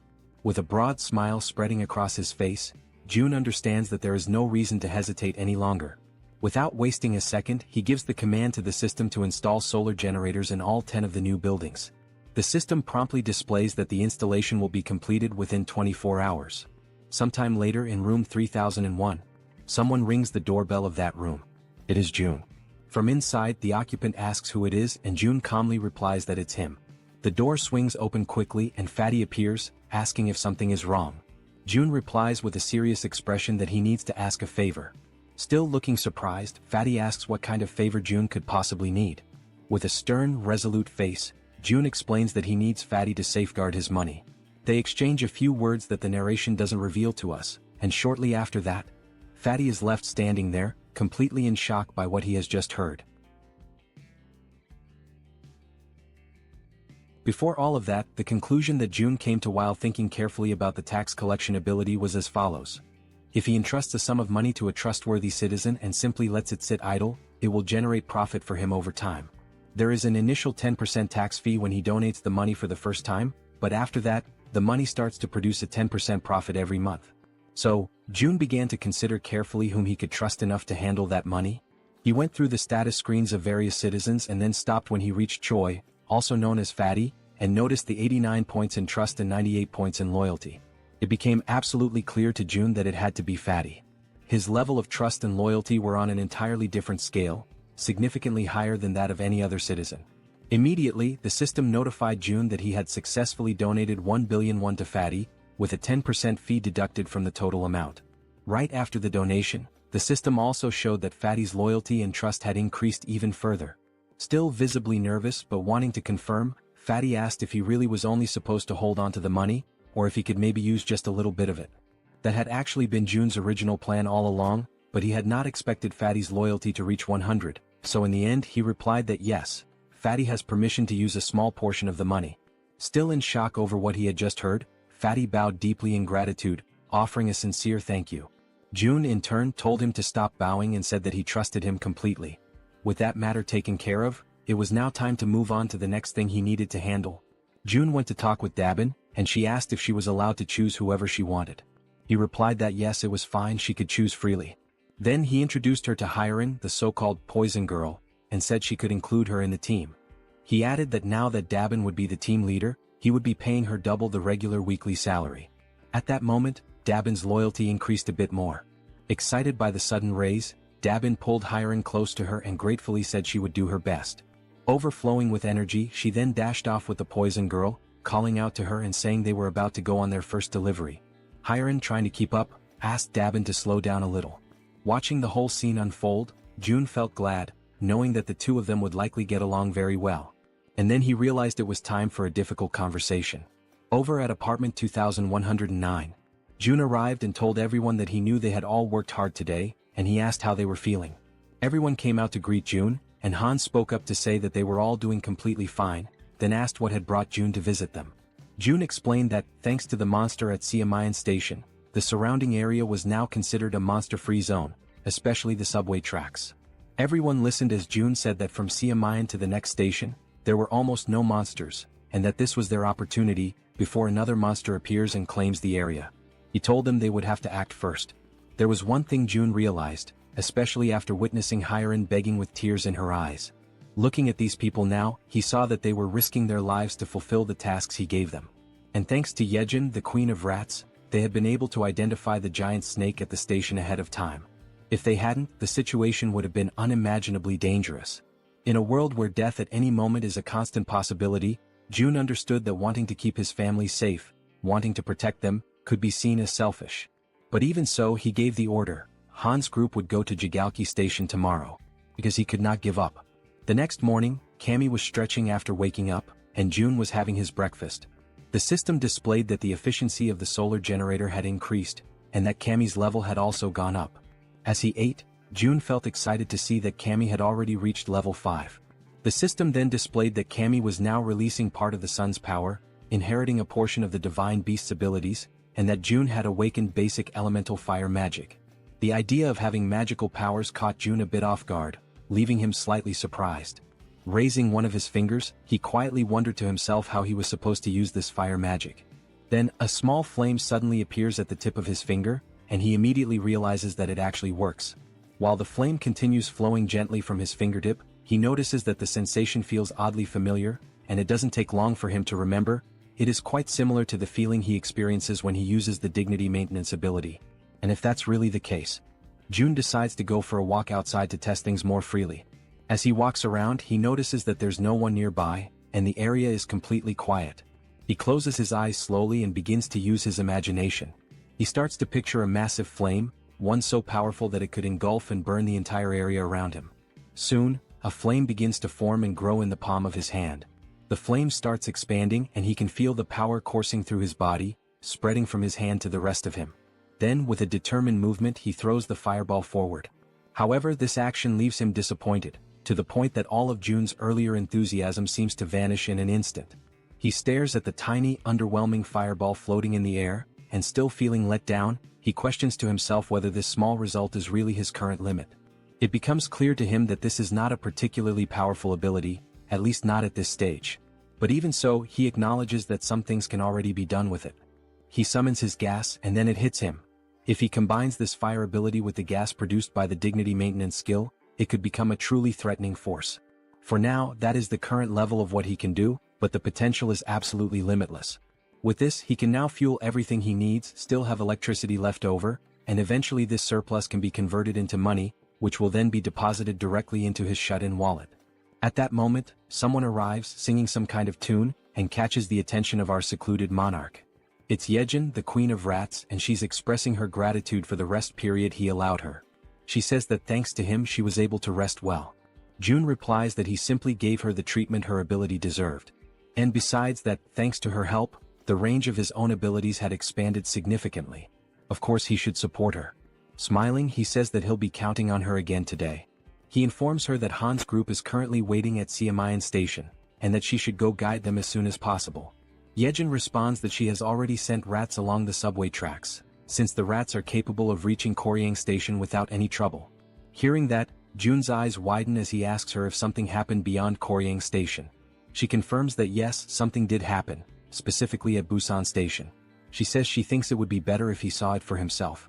She sits down on the ground and begins to concentrate deeply, activating her ability to control one of her rats over there. Through the rat's vision, they can see that the station is completely destroyed, with debris and rubble possibly blocking access. And on top of that, the area appears to be flooded with water.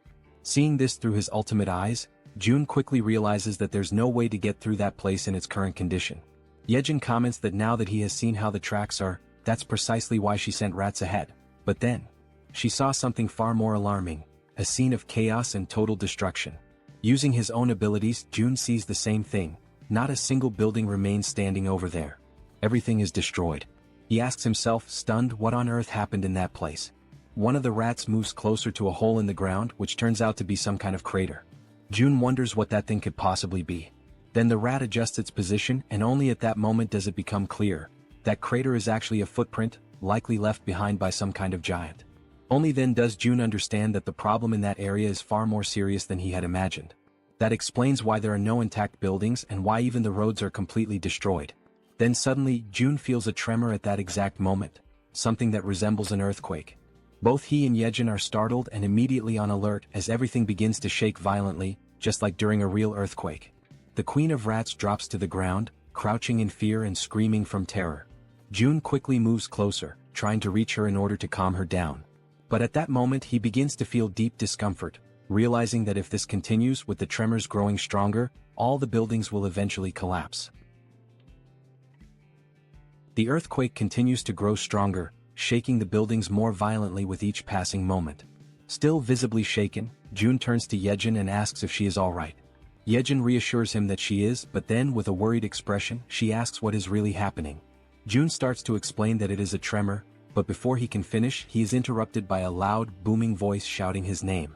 Both Jun and Yejin, still caught in a state of panic, hear that they need to go check what is going on. After a moment, Yejin glances at her companion, and he gestures for her to follow him outside. Meanwhile, Fatty, visibly shaken and fearful, mutters in disbelief, questioning what all this chaos could be about. He adds that Jun needs to head to his house first. Without a second thought, both of them dash towards Fatty's house, despite the obvious danger all around. As they run, Fatty explains that from his place in Siamayan, they can get a clear view of the station area and assess the situation better. As they move swiftly through the quaking streets, Jun can't help but recall the loud crash from earlier, wondering why Fatty is dragging him to his place with such urgency. After some time they finally reach the destination. Upon opening the door, Jun is met with the sight of Fatty and his wife, both overwhelmed with fear and anxiety. Fatty quickly points towards the balcony, urging Jun to take a look. As Jun steps out onto the balcony and takes in the view, he becomes utterly shocked and paralyzed, his mind racing as he wonders why it always has to be some kind of madness. Outside, a gigantic, fearsome cyclops looms over the city, with sharp fangs and imposing horns, mercilessly destroying everything in its path. As the monstrous creature continues to demolish buildings with sheer brute force, Jun, still in a state of disbelief, summons everyone back to regroup. The group, now gathered, looks at one another in confusion, uncertain about the reason behind Jun's sudden call. When they reach Fatty's house, Han and Moon speculate about whether the earthquake from earlier might be linked to what's happening now. But suddenly when they glance ahead, they are all left frozen in terror as they spot the terrifying Cyclops approaching. While they helplessly watch the giant creature crush and topple massive buildings, the group can only question in disbelief what that monstrous being in front of them could possibly be. The Cyclops, consumed by unbridled rage, continues to smash and pulverize everything in its vicinity with its powerful fists. Then Han shouts out, desperately wondering what on earth is going on, while Fatty points out that the Cyclops is moving closer to their location, urging Jun to take a look. Feeling overwhelmed, Jun, in a state of panic, acknowledges that they have to do something, but he has no idea where to even begin. From the balcony, Jun glances down at his hands, unsure whether his abilities would be enough to withstand the Cyclops' attack. Nervous and trembling, Jun clenches his teeth, trying to keep his composure despite the dread creeping in.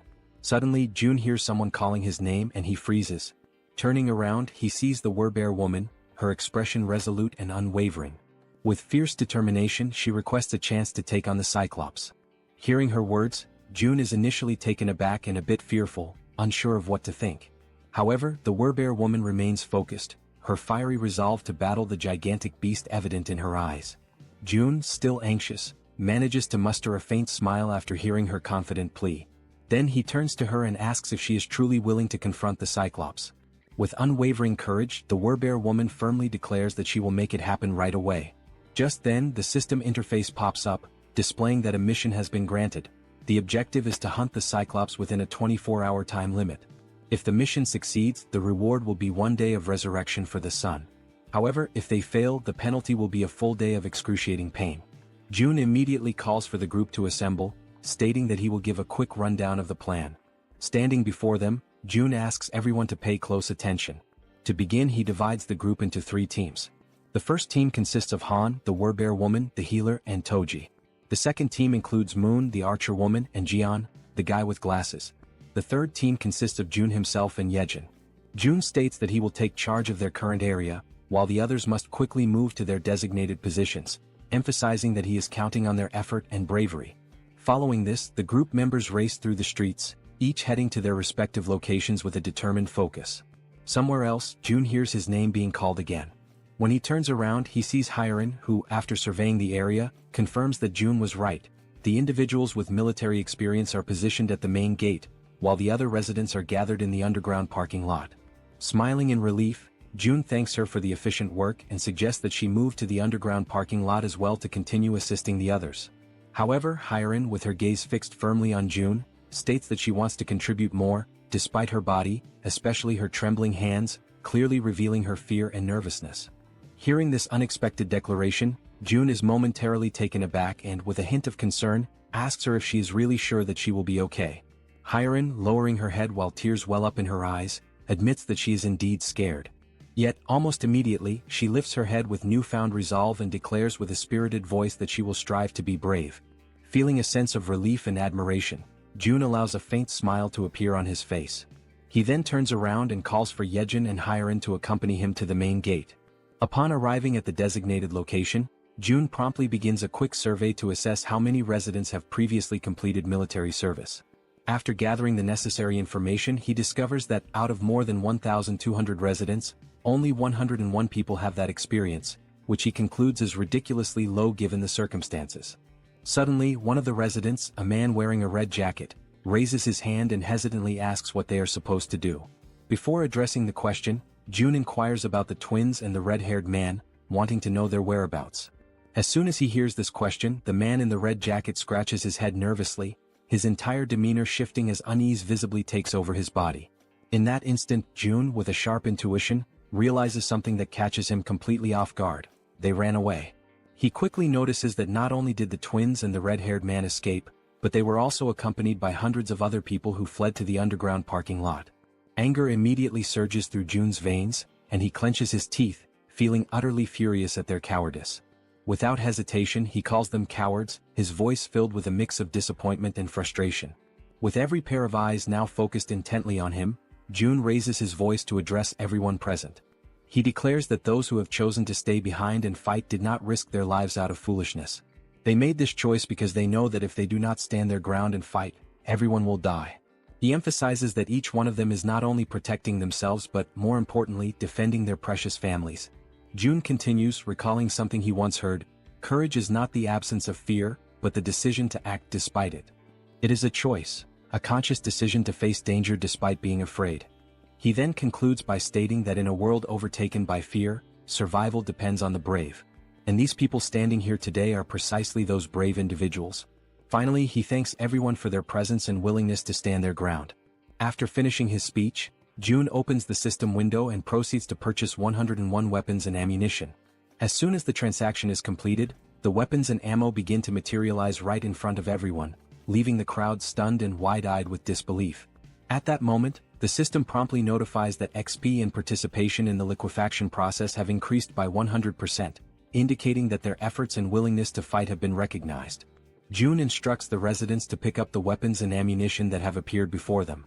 One by one they cautiously reach out and take the weapons, their expressions reflecting a mix of shock and awe as they hold the newly acquired firearms in their hands. Then, with a firm and resolute tone, June assures them that those who have chosen to face their fears will be duly rewarded. Turning around sharply, he activates his absolute eyes ability, his gaze now burning with unwavering determination. In a calm yet commanding voice, he declares that the chaos is only just beginning. Meanwhile, the Cyclops, with his fangs bared and overflowing with uncontainable fury, charged forward into the attack without a moment's hesitation, driven entirely by instinct and rage. At the same time, Han, positioned carefully outside the Cyclops' field of vision, was holding a solid iron bar, waiting silently and patiently for the perfect moment to strike. With a fierce and determined expression etched across his face, Han gripped the iron bar tightly and raised it with both hands, initiating his carefully calculated attack. In one swift and precise motion, he hurled the iron bar directly toward the Cyclops with all the strength he could muster. The projectile hit its mark, violently piercing through the creature's leg and immediately causing blood to gush out in a gruesome display. Caught off guard by the unexpected assault, the Cyclops turned around sharply, his monstrous body twisting as he directed his gaze toward the source of the attack. His fiery red eyes locked onto Han, the one who had dared to wound him, and for a moment, time seemed to stand still as Han remained frozen, paralyzed with fear in the face of the towering monster. Han clenched his teeth and furrowed his brow, panic flooding his senses as he struggled to process the overwhelming danger standing directly before him. Despite the deep wound in his leg and the blood dripping down, the Cyclops began marching forward with a steady and terrifying resolve, determined to make Han suffer the most excruciating pain of all, death. But at that very instant, unexpectedly, the Werbear woman came rushing in, already fully transformed into her fierce beast form. She was driven by her mission, resolute in her goal to stop the Cyclops at any cost and earn the reward that awaited her. With her razor-sharp claws extended, she lunged at the Cyclops and slashed through his thick flesh, unleashing a brutal impact that sent her hurtling backward, crashing to the ground with crushing force. However, the attack wasn't nearly enough to bring the Cyclops down. He remained upright, completely consumed by rage, his fury only intensifying with every passing second. With a cruel and merciless grin spreading across his monstrous face, the Cyclops lifted the same leg Han had wounded. Summoning all his wrath, he delivered a savage and hate-filled kick straight at the Werbear woman. She was sent flying through the air with terrifying force, soaring from an unimaginable height, the wind violently whipping around her as she fell. Her cries of resistance sliced through the air until, finally, her body crashed with tremendous violence against the ground, as though the very heavens themselves had rejected her. The Cyclops' brutal attack left the Werbear woman lying motionless on the floor, her body shattered and completely drained of strength, now utterly defenseless. Even from a distance, the Cyclops kept his piercing eyes fixed on her broken figure. Determined to annihilate everything and everyone that dared to stand in his way, he began preparing for the final blow. He swiftly raised his arm, ready to strike and end her once and for all, but then a loud shout echoed through the air, grabbing his attention and halting his motion. The shout, amplified by a white megaphone, rang out clearly, calling him an idiot and stopping him mid-attack. It was Toji who held the megaphone, and he continued to shout, insulting the Cyclops by calling him a lard-faced monster, pushing the creature's rage to new heights. In response, the Cyclops turned his massive head. His burning eyes widened, filled with both confusion and fury, as he tried to comprehend what was going on around him. But suddenly his attention was drawn downward, to his own leg. The cold metal of the iron bar was still embedded deep in his flesh, and his blood continued to pour from the wound, soaking the ground around him. At the same time, Toji, overwhelmed by terror, lowered the megaphone and ceased his insults, fear gripping him tightly as he whispered to himself, trying to understand what kind of monster he was truly looking at. The Cyclops narrowed his dark eyes and locked them onto Toji. His gaze moved slowly, methodically, studying every inch of the weapons Toji carried, carefully evaluating their offensive capabilities. He looked like a wounded beast, still bleeding, still in pain, but mentally calculating the perfect moment to strike back with devastating precision. Suddenly, Toji found himself standing still, completely frozen, and tried to plead for a moment of time, but it was already too late. Without a second of hesitation, the Cyclops lunged toward him, driven by a single overwhelming purpose: to obliterate everything in his path. Toji screamed in desperation, his voice trembling uncontrollably. His eyes, wide with fear, gleamed with pure terror, and his entire body shuddered under the crushing pressure of the moment. Without thinking twice, he turned and sprinted with all the speed and desperation his legs could muster, running as though his life depended on it, because it did. Elsewhere, Jun was watching the entire scene unfold using his ultimate eyes ability. Observing Toji's desperate situation, he stated that Toji was approaching, and that the Cyclops was coming with him. Immediately, he turned to the group around him and instructed them to prepare without delay. Once more, Jun activated ultimate eyes, clenched his teeth tightly, and warned that the moment was near. Toji was almost at their location, and behind him was the largest creature any of them had ever seen. Toji was completely frantic, running out of control and screaming at the top of his lungs that he was arriving. After a few tense seconds, he stumbled past the edge of the barrier, where everyone was already waiting for him, alert and filled with tension. Outside the protective barrier, the Cyclops loomed, his eyes watching everything. And then, without warning, Black, the crow belonging to the man with glasses, appeared in the sky and began flying straight toward the Cyclops. The bird flapped erratically in the Cyclops' line of sight, pecking and disrupting his vision non-stop, refusing to let up for even a moment. Eventually, overwhelmed and disoriented, the Cyclops shut his eyes tightly in frustration. Without wasting a second, the archer woman was already in position, her body firm, unwavering, and fully prepared for the perfect moment to strike. Then, with unwavering focus, she aimed her bow with precise calculation, her eyes locked on the monstrous figure ahead, while Black, the intelligent crow, gracefully landed on the arm of his master, perching with familiarity and calm. Without a single trace of hesitation, the exact moment had finally arrived. The archer woman pulled back the bowstring with strength and confidence and released her arrow in one swift and fluid motion. The arrow shot forth with incredible speed and force. The Cyclops, in a desperate attempt to defend himself, raised his massive hand to shield his face, but it was in vain. The arrow not only pierced straight through his outstretched hand but also struck directly and with perfect accuracy into the very center of his head. Immediately after, Moon appeared, soaring high above the Cyclops with steady flight. Without wasting any time, he reached into his clothes and retrieved 4 rats, each one alive and squirming. Then, with firm resolve and no hesitation, he hurled all 4 rats directly toward the Cyclops' mouth, which was wide open as the creature roared in agony from the arrow embedded in his face. With all the power in his lungs, Moon screamed out Jun's name, his voice ringing through the battlefield, demanding immediate action. Up until that moment, everything had been unfolding exactly as planned. Now, with his ability already activated, Jun initiated the release of the gas that had been hidden inside the Cyclops' body. At that exact instant, the creature's eyes flew open, and despite the intense pain radiating from the arrow lodged within them, he seemed to forcefully ignore it.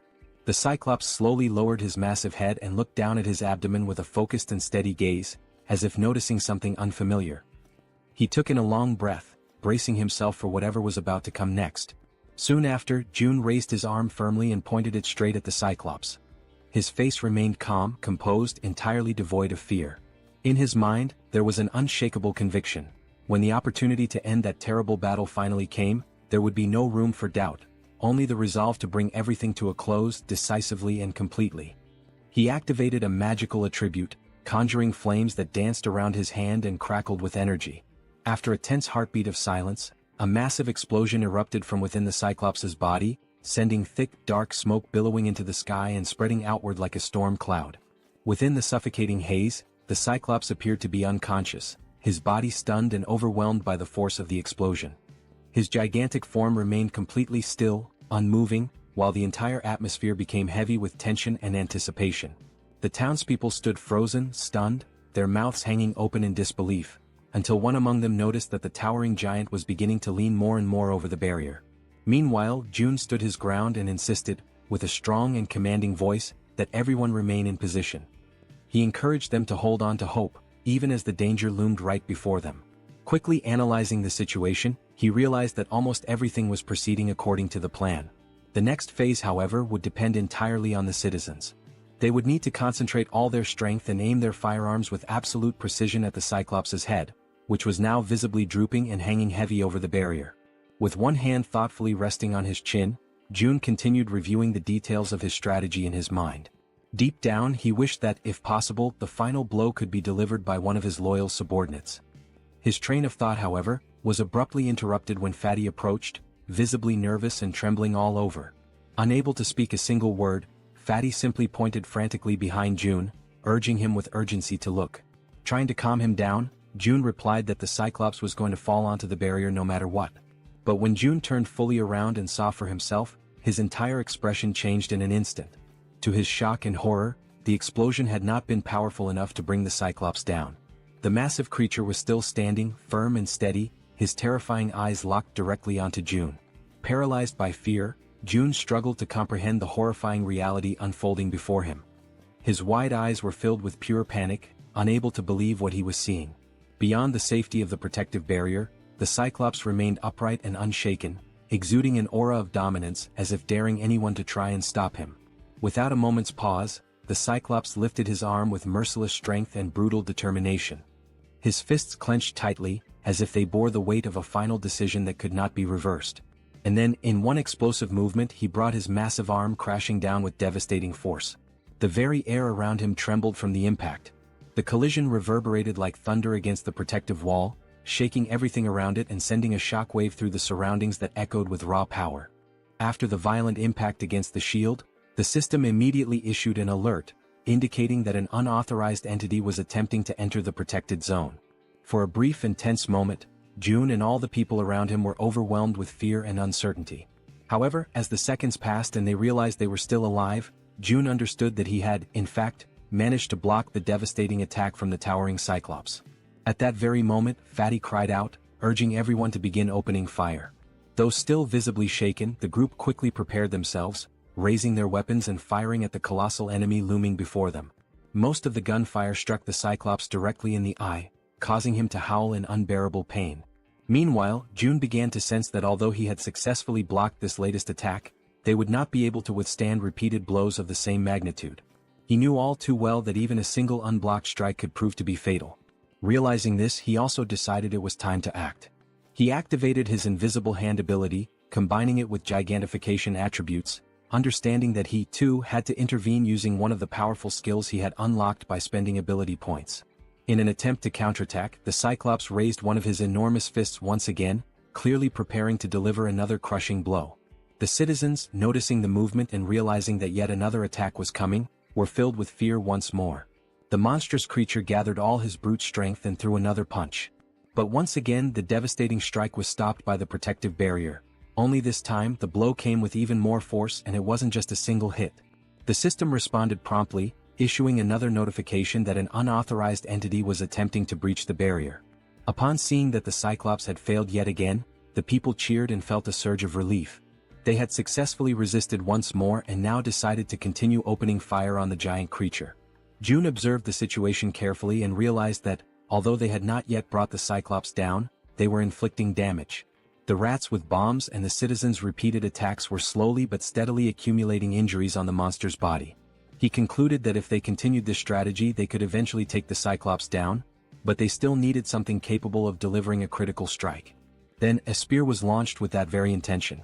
It pierced the Cyclops' massive body, driving deep into his flesh, causing him to let out a furious and agonizing roar of pain. It had been Han who hurled the spear, and June felt a wave of excitement and hope. He had been expecting this moment. Alongside Han stood the Werbear woman and the healer, though she already appeared to be exhausted and worn from exertion. Enraged and roaring with fury, the Cyclops turned his full attention to Han's group. June, trusting in Han's abilities, declared to himself that he was now counting on him. Without wasting time, he opened the system interface and gave the command for it to summon multiple spears. The weapons materialized instantly beside Han, whose eyes now reflected a deep and unshakable conviction. Without hesitation, he began launching the spears toward the giant enemy. The spears flew through the air, striking the Cyclops from various angles. The giant did what he could to defend himself, raising his arms and trying to block the incoming projectiles. But the assault didn't stop. More and more attacks rained down upon him. In addition to the spears coming from the front, others began descending from above, and he was unable to defend from all sides at once. These overhead strikes came from the archer woman, who had resumed her attacks, assisting Han by shooting from a higher vantage point. The assault continued in coordination, Han attacking from the front and the archer woman supporting from above. At that exact moment, the system sent a notification to June stating that Cammy's level had increased. For a brief second, June thought this might not be the best time for the system to be bringing up status updates. Yet the system continued, revealing that Cammy had partially unlocked the power of the sun, inheriting a portion of the guardian beast's strength. Furthermore, Cammy's basic fire magic had evolved into intermediate level fire magic. The system also reported that Cammy had detected an intruder trying to enter the territory and was requesting energy release. Reading this, June paused, reflecting deeply on the energy release request. He was almost certain that the intruder being referenced was the Cyclops. Now he wondered what Cammy would be able to do with the energy. Despite his uncertainty, June gave the command to authorize the energy release. And just like that, 300 million won were consumed. Cammy then began drawing in power from the solar generators. All June could think about at that moment was how extremely expensive that decision had just been. The energy kept flowing steadily from the generators, and June noticed that it was being funneled toward his room, where Cammy had been stationed. After a moment, the transfer of energy finally stopped. And when June turned to look behind him, he saw something he hadn't expected. It was Cammy, his three-legged crow. But the creature no longer looked the same. This time, Cammy appeared transformed, with a sharper beak, larger wings, and a presence that radiated power and majesty. He was no longer the small, cute bird he used to be. Now he was larger, had 3 glowing eyes, and emitted an aura of a true guardian. Then Cammy began to concentrate a powerful fire attack in his beak. The Cyclops, focused entirely on his current opponents, had not yet noticed the bird's presence, until he finally sensed something emitting light directly behind his back. With no further delay, Cammy unleashed his fiery attack, and the sheer power of it left all the citizens, including June, completely stunned and amazed by the incredible magnitude and strength of the blast. The powerful blast unleashed by Cammy strikes the Cyclops directly in the back, and with immense force, it pierces through the creature's thick body. Immediately after the impact, the enormous Cyclops begins to collapse, crashing heavily onto the ground. He lets out a guttural scream of agony as blood starts pouring from his mouth, a sign of just how fatal the attack had been. While Han stands still, watching everything unfold without any visible reaction, someone else takes the initiative and moves forward without hesitation. The Werbear woman leaps toward the fallen Cyclops, aiming to deliver the final blow and end the creature once and for all. From the Cyclops' limited point of view, all he can see is an enormous, furious bear charging at him with full speed and fury. In just a matter of seconds, the Werbear woman successfully finishes the Cyclops, ensuring that the threat is completely eliminated.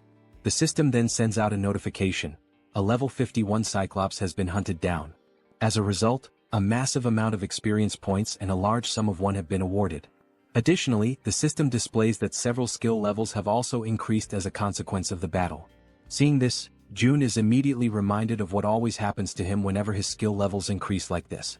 As expected, he begins to feel the familiar and agonizing pain that always accompanies the evolution of his abilities. The effective range of his skills expands even further, now reaching much farther than it did before, giving him more influence and control. The system then flashes another message on the screen, congratulating June for successfully declaring the entire apartment complex as a unified refuge, and confirming that a large deposit of 1 has been transferred to his account. Unable to bear the overwhelming pain, June falls to his knees on the ground, clutching his body as the surge of new power courses through him.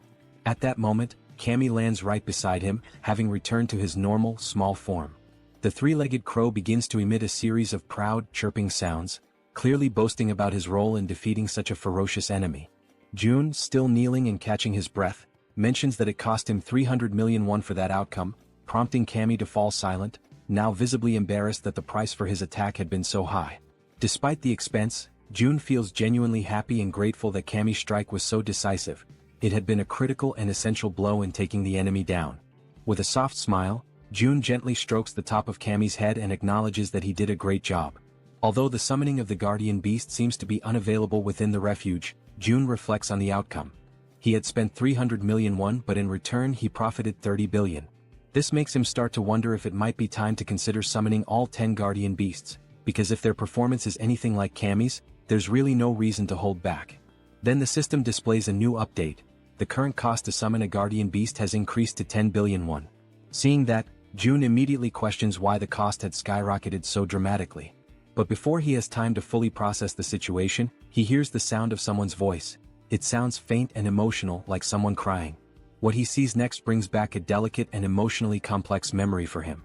Both he and Cammy turn to look toward the source of the sound. It's Yeonju, the Werbear woman. And at that very moment, June realizes something unexpected. Just for a brief instant, the faint alert sound from the system window transforms into something else entirely, the very sound that Yeonju had long been wishing to hear. A little while before all of that unfolded, inside a certain abandoned building, Someone was quietly using his special ability to fill a small bottle with water. The people around him were deeply grateful, genuinely thankful, to finally have clean water to drink. The man with the ability stood there, silently thinking to himself, troubled by the fact that they were now completely out of food. He had carefully formed a line, allowing the people to come forward and receive the precious water he was able to generate, but there was no denying it. Their food supply was nearly gone. And that, he understood clearly, was the absolute limit of what they could achieve with just these few resources they had managed to gather. The man felt a deep, growing sense of unease because at the end of the day, it seemed they would have no choice but to leave that place. A place that had seemed, until now, relatively safe. Then, at that very exact moment, he and everyone else inside the building felt the entire structure tremble. Like anyone would in that situation, he immediately asked those around him whether that had been an earthquake.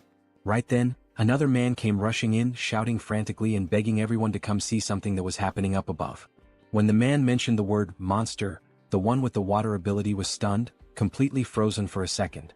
Without wasting any more time, he began running, dashing up the staircase to reach the top floor and see what was going on with his own eyes.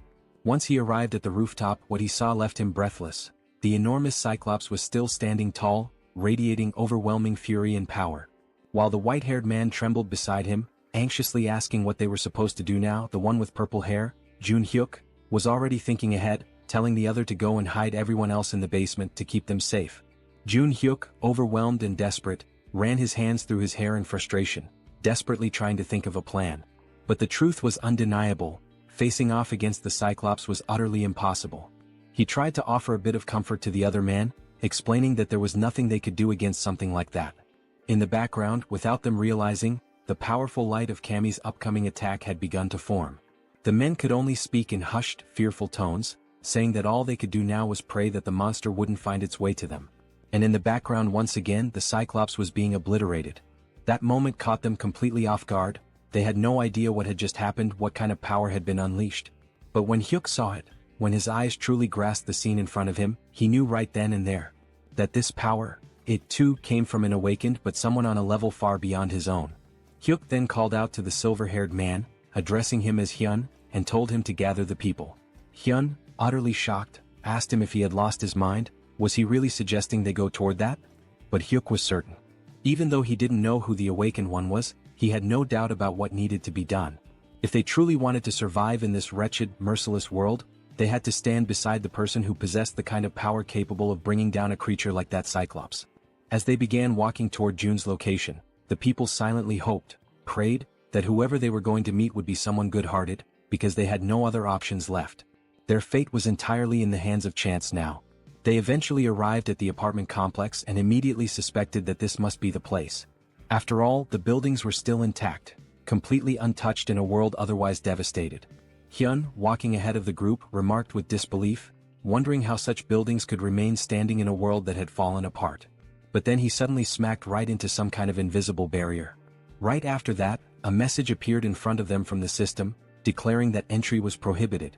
Another message followed immediately, asking them whether they would like to obtain citizenship.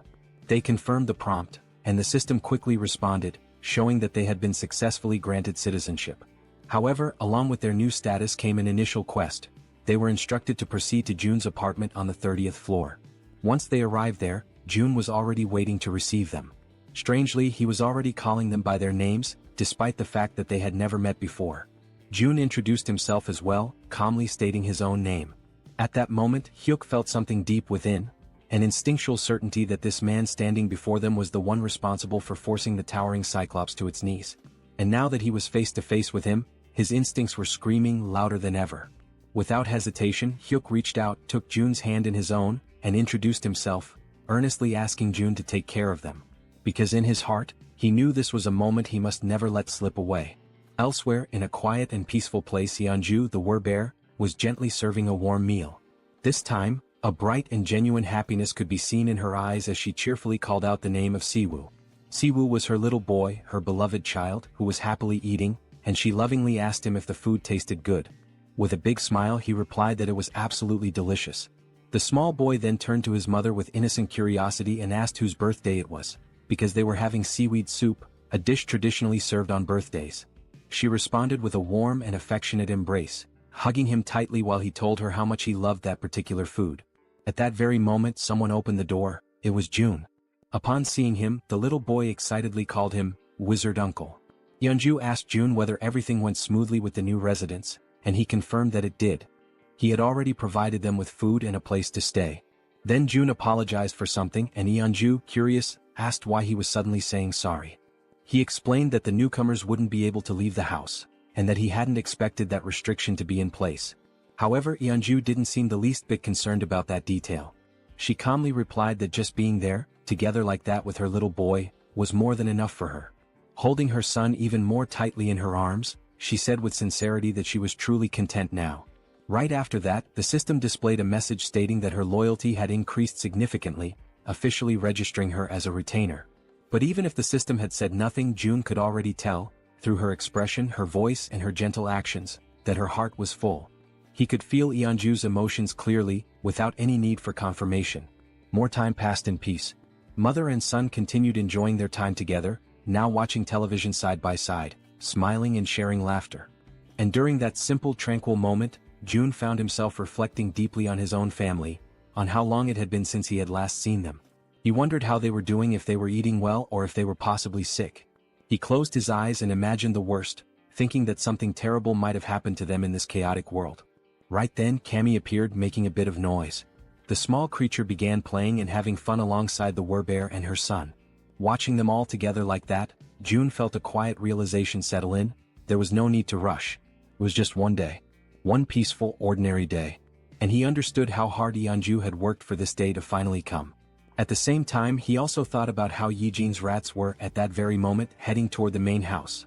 When the rat reached the house, he would be able to deliver whatever his family needed.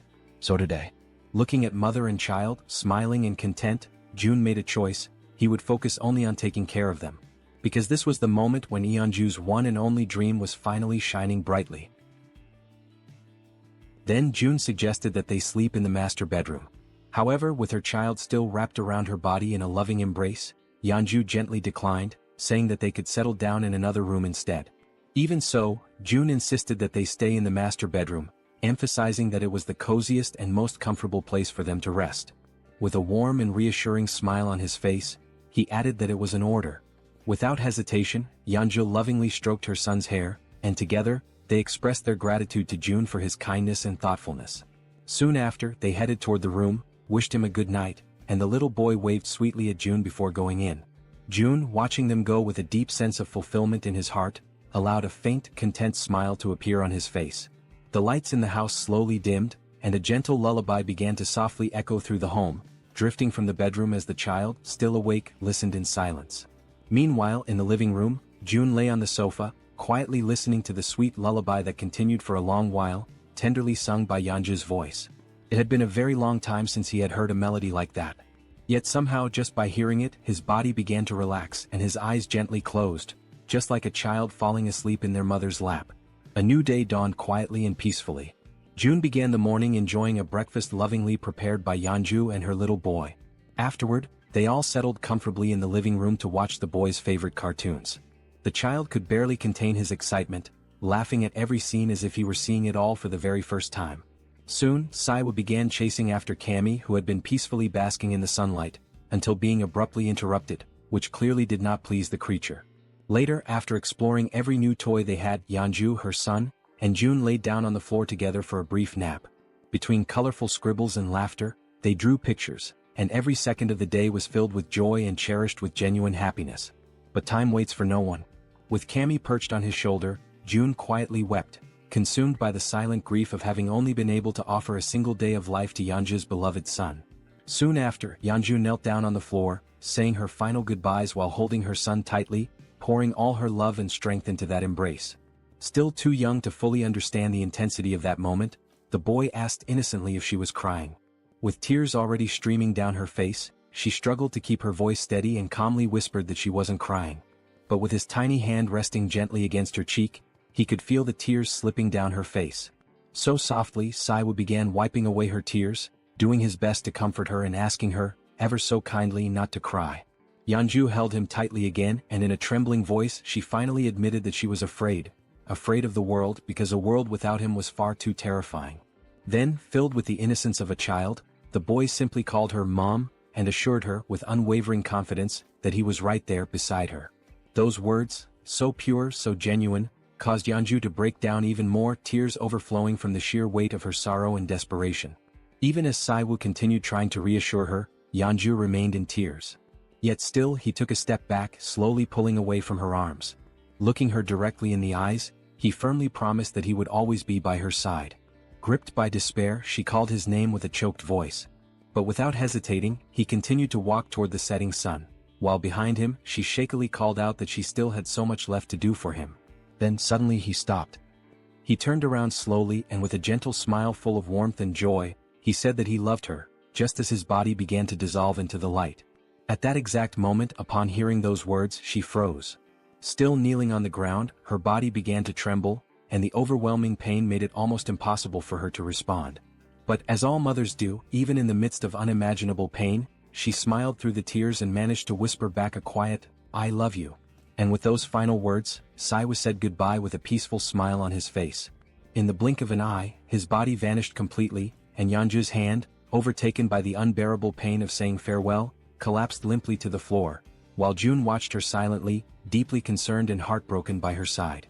Soon after, she tried to stand, but the pain she felt was so overwhelming, so crushing, that her body simply wouldn't allow her the strength to rise. Moved by the scene unfolding before him, June could only think that hope is like a delicate flower that chooses to bloom right in the middle of despair. With his eyes closed tightly, he came to a painful conclusion.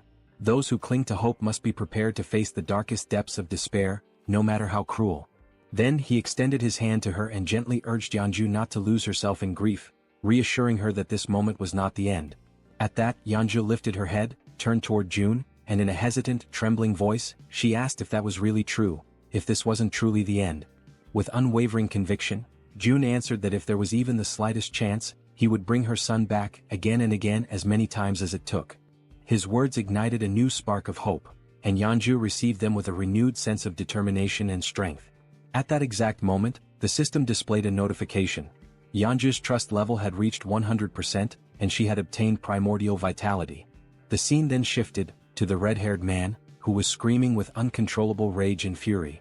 The twins, who had been silently listening to everything that was being said, became visibly frustrated when they realized that the standard spear, the orc spear, and all the money the red-haired man had painstakingly saved had vanished completely without a trace, leaving him utterly disoriented and at a loss for what to do.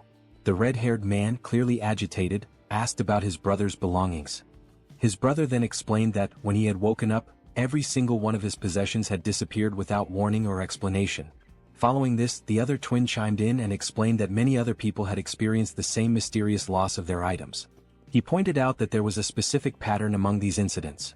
All of those who lost their belongings had not been present when the summoning occurred for those who had previously completed military service. Then one of the twins turned and stated that they should have returned to that place earlier. Suddenly, and completely without warning, he was violently grabbed by the collar of his shirt and pulled with force. The red-haired man, overtaken by a wave of anger, demanded to know if the twin was trying to place all the blame for what had happened squarely on his shoulders. Quickly, the twin clarified that he had misunderstood his words. Even so, the red-haired man remained furious, raising his voice even more as he shouted with escalating rage, insisting that they had all agreed from the very beginning that it was a foolish decision to follow June's orders.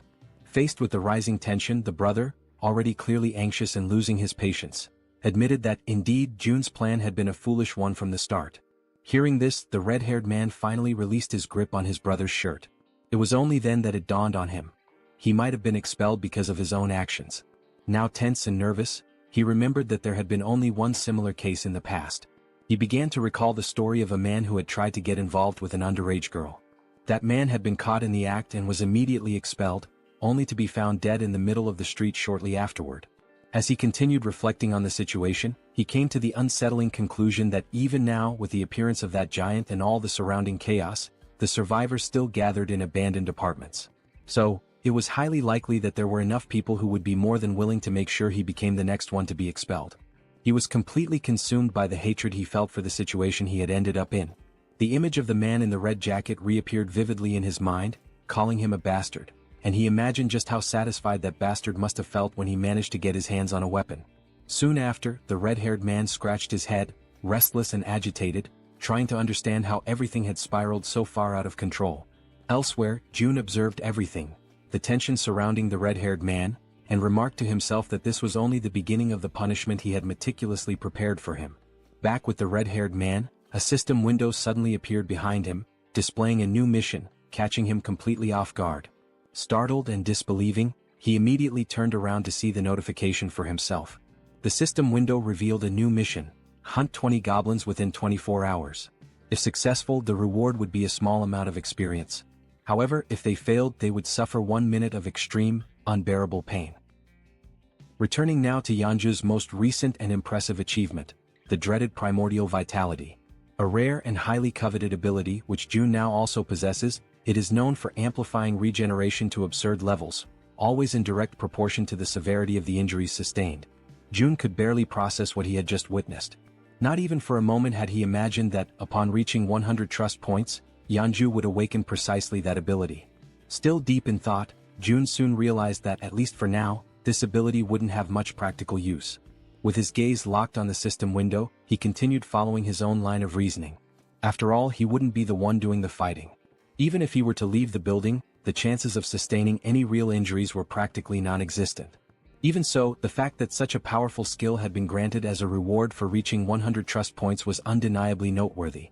His thoughts then began to drift toward Moon, who was also dangerously close to reaching that same 100-point threshold. The idea of what might happen next began to take shape in his mind.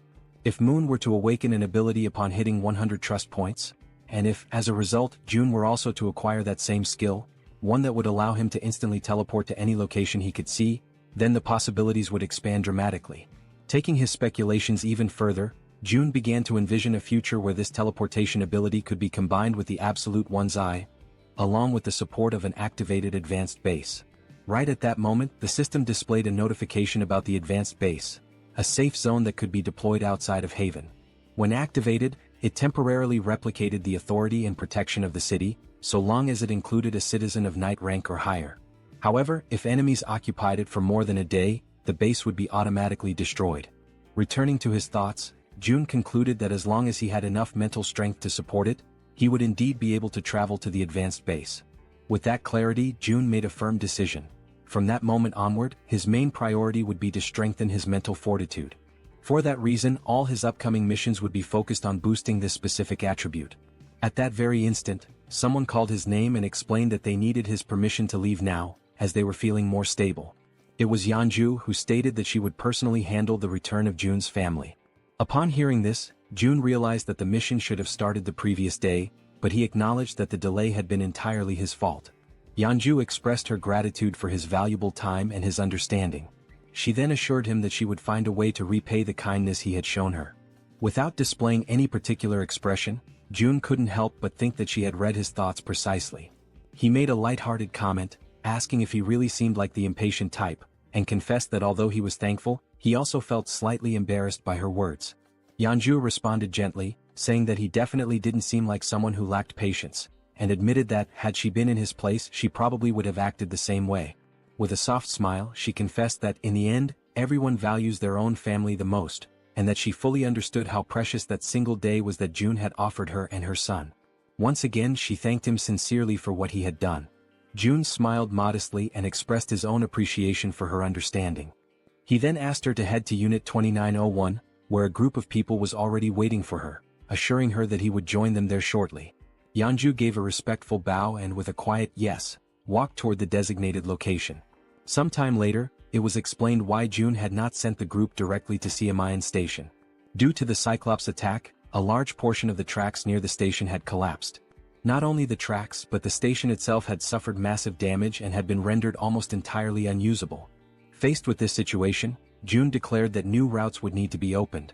To that end, it had already been 24 hours since Yejin had begun sending her rats to search for a viable path.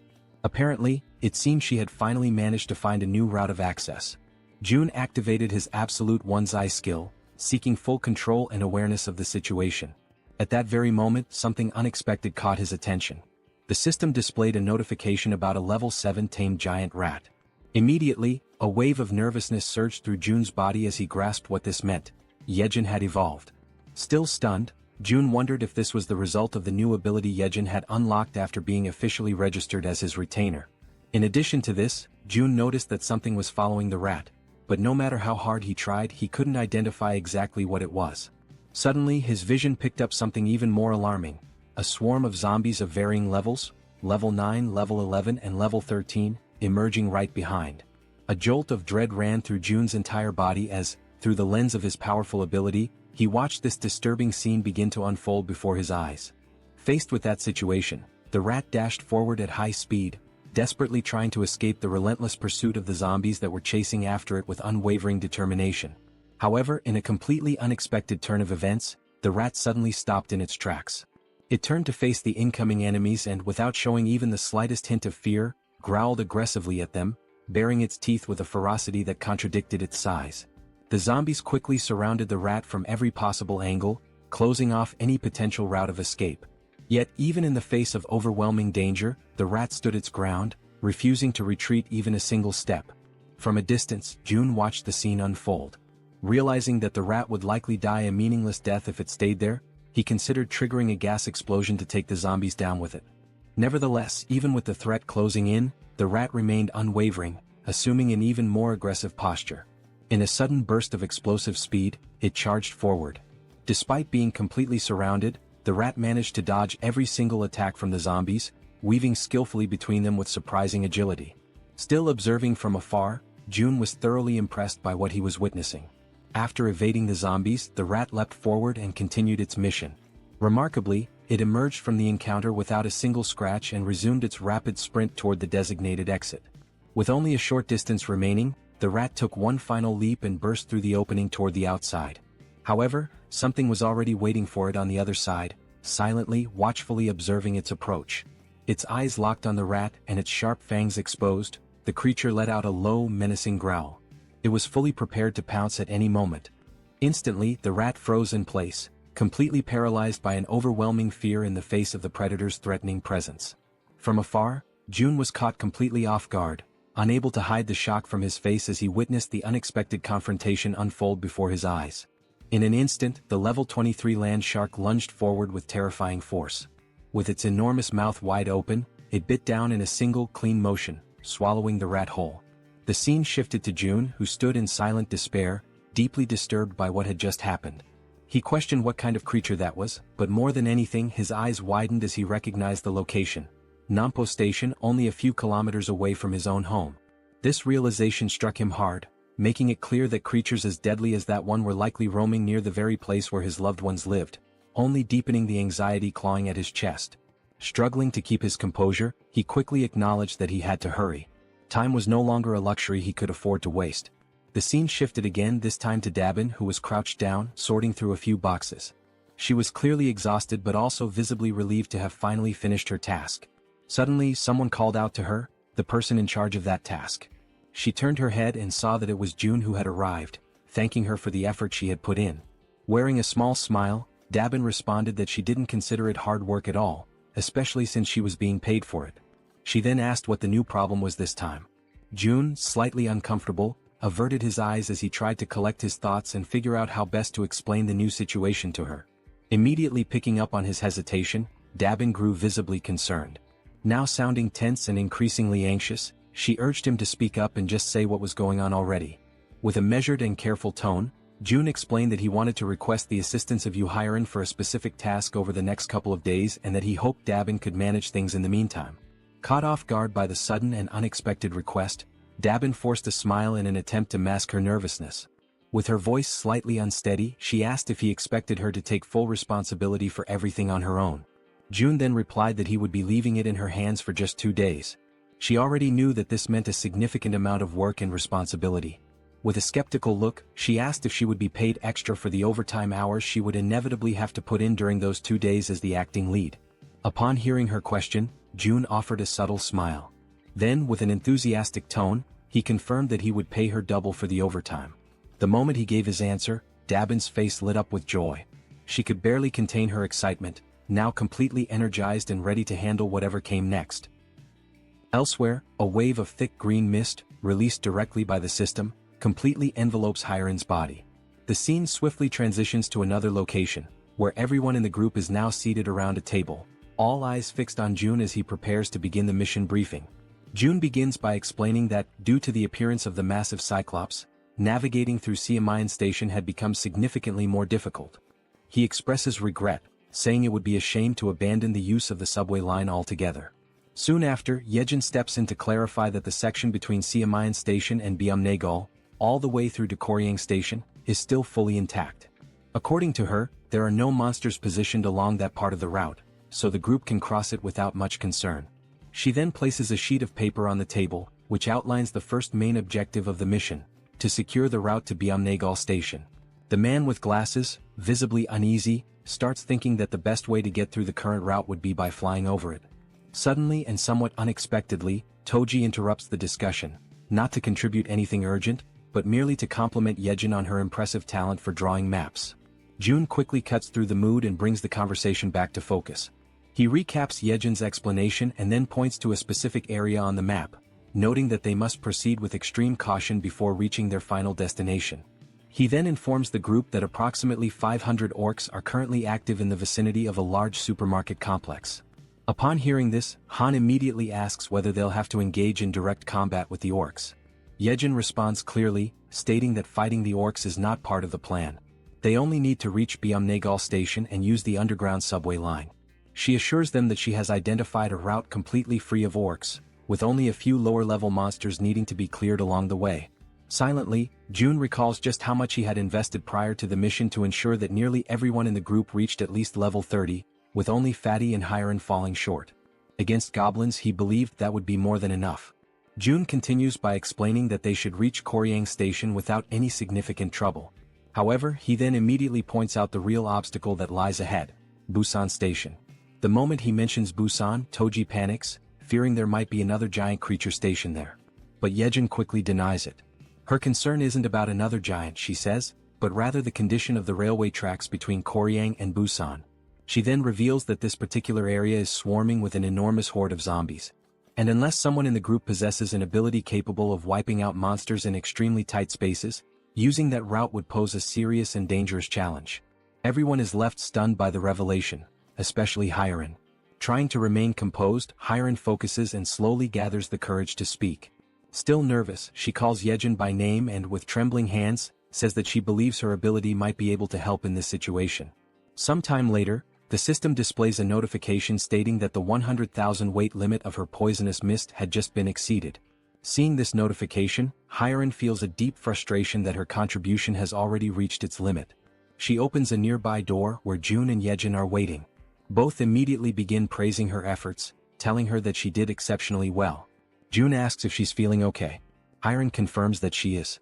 Although she had felt completely drained at the beginning, something powerful seemed to push her through the process, and now she felt fine. What she didn't know was that the strength she had felt came from June, who had secretly upgraded his retainer management level. June reflected on the cost of the upgrade. It had been expensive, but ultimately worth it since he ended up earning billions in return. Still unsure, Hiren then asks June if he's truly certain that it's okay for her not to go in person. June calmly reassures her, explaining that just staying in place and continuing to produce poisonous mist is more than enough for the mission's needs. With all preparations now complete, June activates his Ultimate Eyes ability and officially declares the beginning of the operation. Immediately, through his ability, he sees an enormous swarm of zombies located exactly where they had anticipated. Suddenly, something catches the attention of the zombies, and they all turn simultaneously to face whatever is approaching them.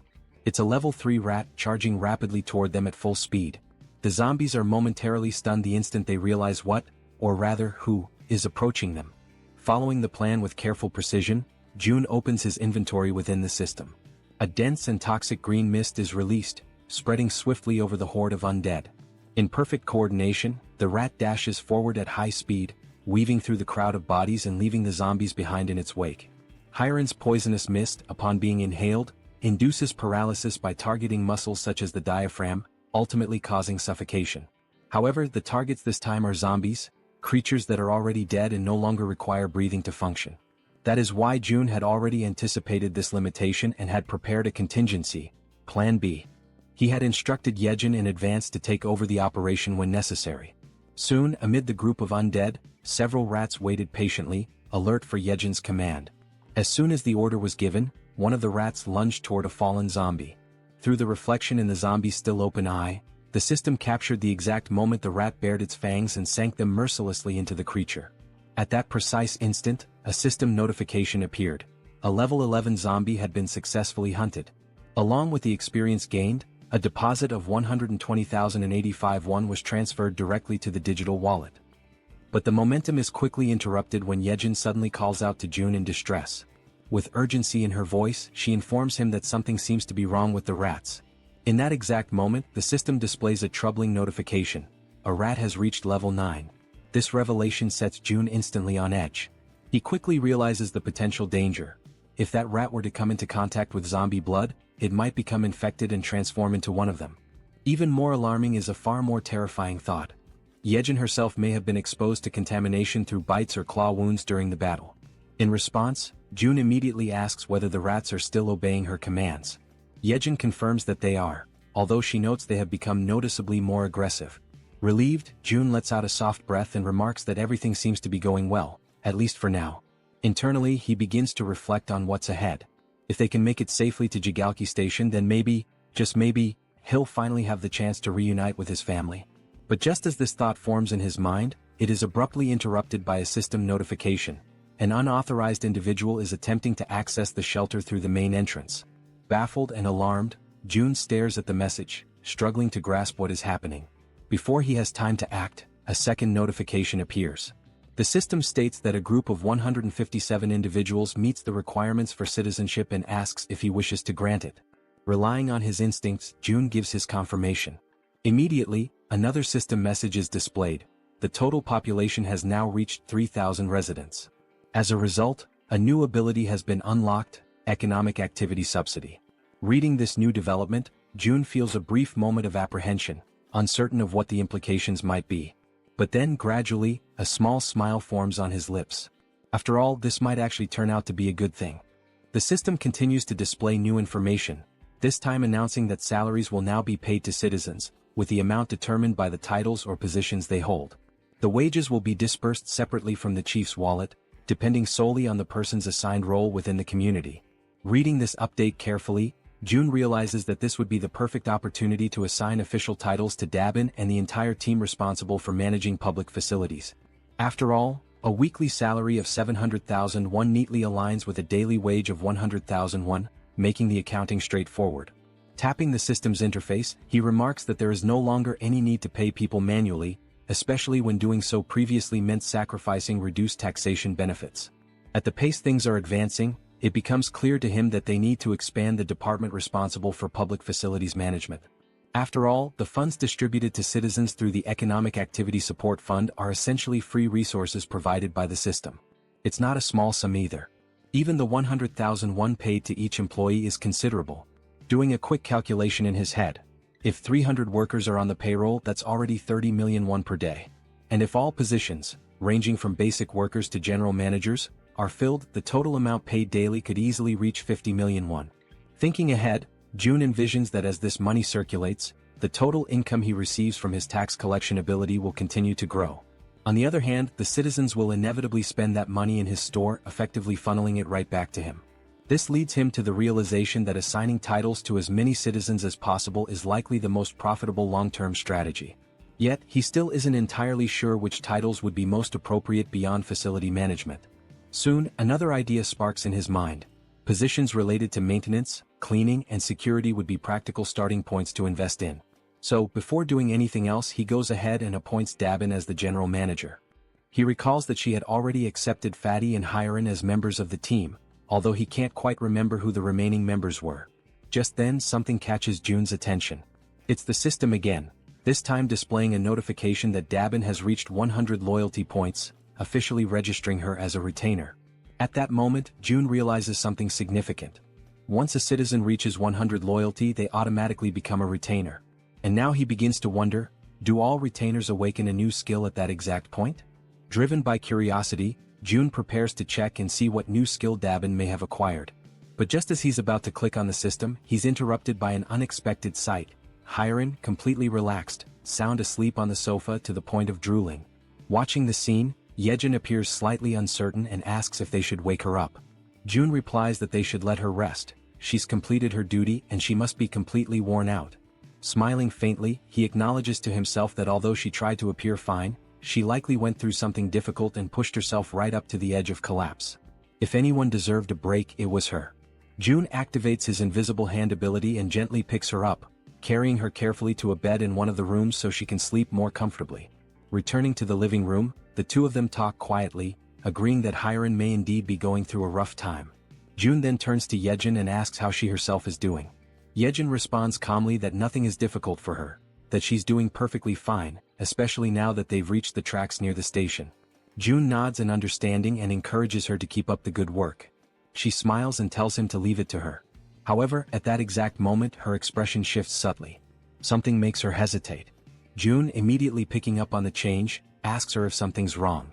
She stammers slightly and replies that all of a sudden the link isn't connecting anymore.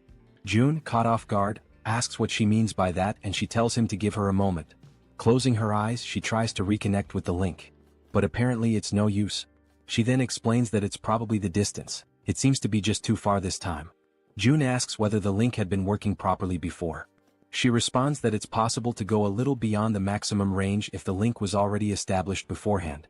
However, the reach of the link currently only extends as far as the central station. She then turns to him and asks what they're supposed to do now. Without an immediate answer, June falls into thought.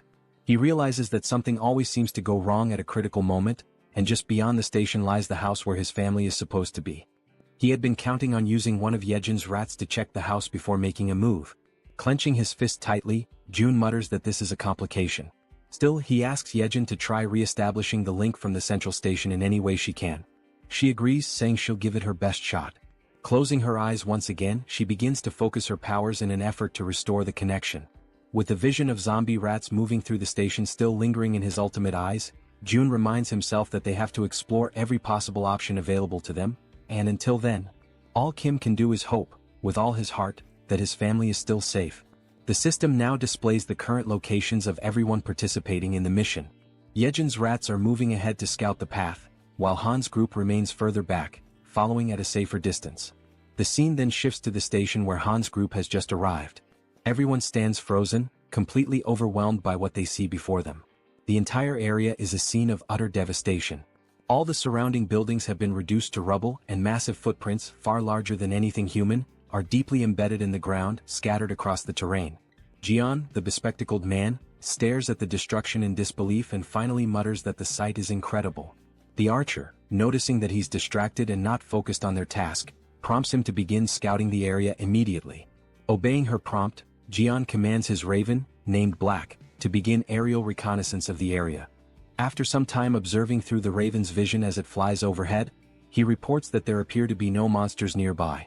Toji then speaks up, saying that the station itself also seems to be clear of any goblins, and that thanks to the massive avalanche that occurred earlier, they should be able to move through the area with little resistance. Jian agrees and comments that it's likely the case because no sane person, or creature, would dare approach a place marked by such overwhelming destruction. With a hint of concern in her voice, the healer mentions that night is falling fast and that they should find somewhere safe to stay until morning. The archer quickly reassures her, explaining that, based on known goblin behavior patterns, nighttime is actually the safest period, since goblins tend to hide away or go dormant once darkness sets in. At this point, Han appears deep in thought. After a moment of silence, he speaks, saying that they should keep moving. If anything truly dangerous happens, there's a high chance June will summon them back right away. Suddenly, one of Yejin's small rats appears, making faint gestures as if trying to communicate something important. The entire team comes to a halt, recognizing it immediately as one of Yejin's specially trained rats. They take this as a sign to follow it without question. Quietly and cautiously, they begin to trail the rat as it scurries ahead, guiding them through the eerily silent night in the ruined city. As they move along the path, someone comments that the station up ahead looks like it's been turned into a shallow lake. Jian asks aloud if that might be a result of the giant's rampage. The archer responds that it's quite likely. The terrain had shifted significantly when the buildings collapsed, which could have easily led to the formation of sunken, water-filled areas.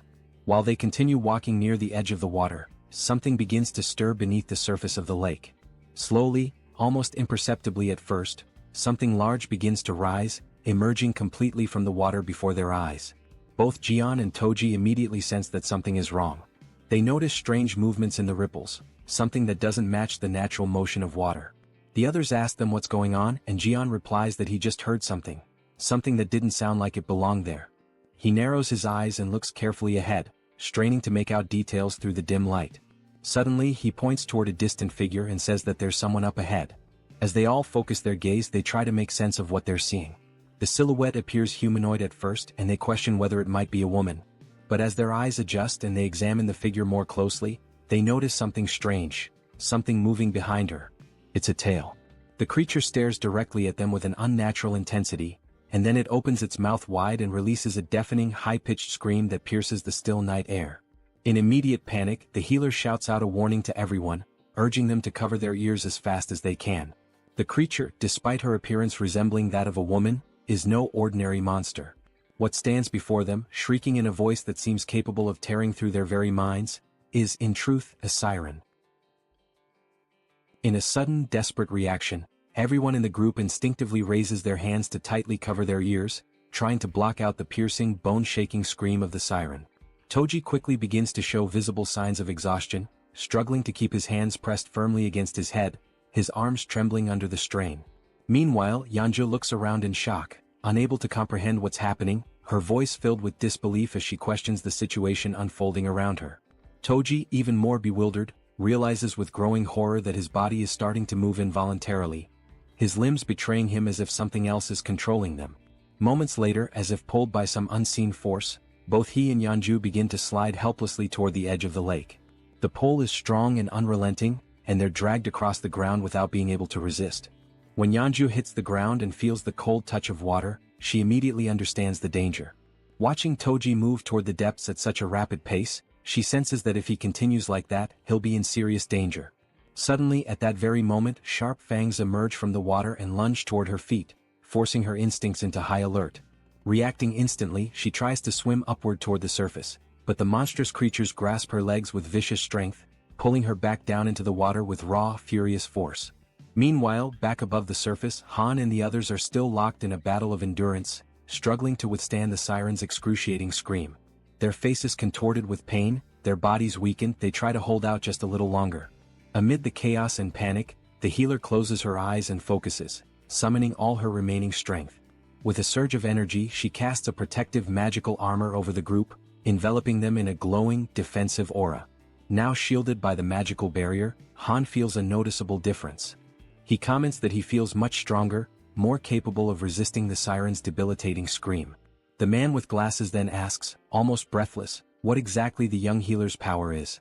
Exhausted and barely able to stay on her feet, she pleads with them to hurry and save Toji and Yanju before it's too late. But just as she finishes speaking, something in the water catches her eye. A dreadful blue creature, barely visible beneath the surface, begins to emerge from the depths of the lake. From a distance, the rest of the group watches the movement and begins to question, what are those bastards? Before anyone can respond, the creatures launch a sudden, brutal assault, moving with terrifying speed and aggression.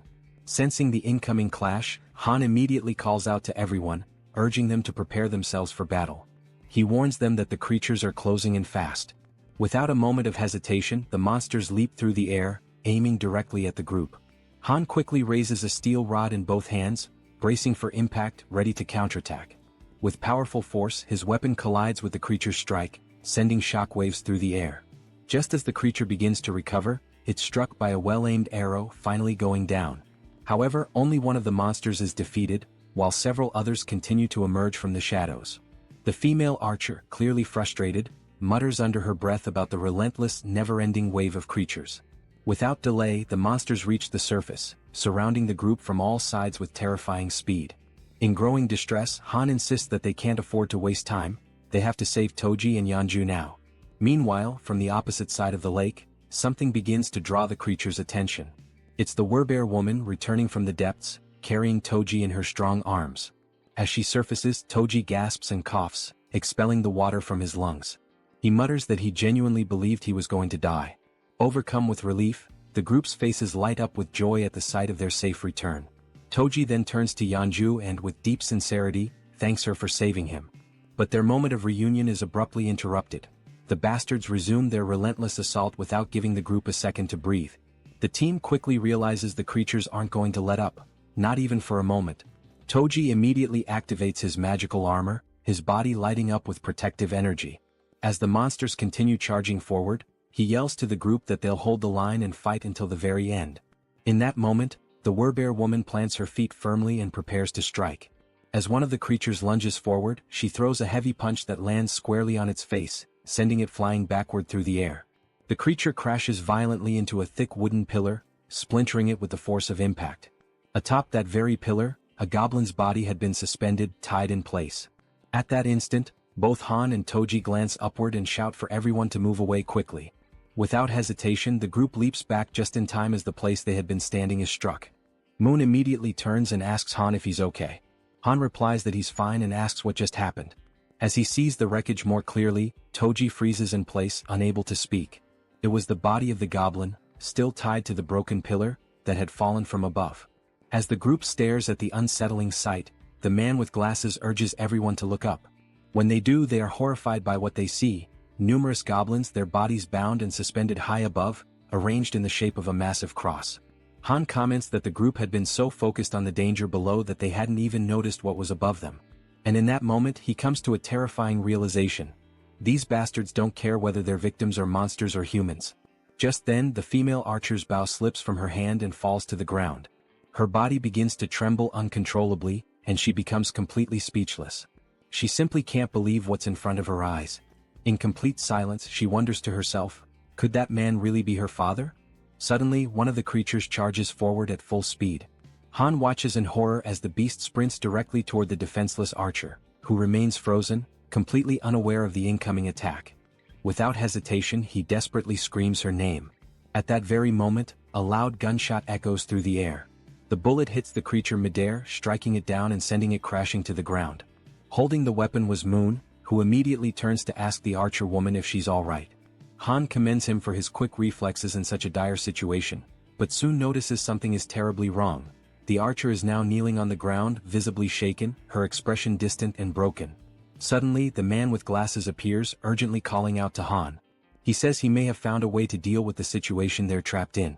He explains that, through black, he has been able to observe the surroundings from above, and that's how he discovered something crucial. The agonizing sound that's been tormenting them is also what's commanding the creatures.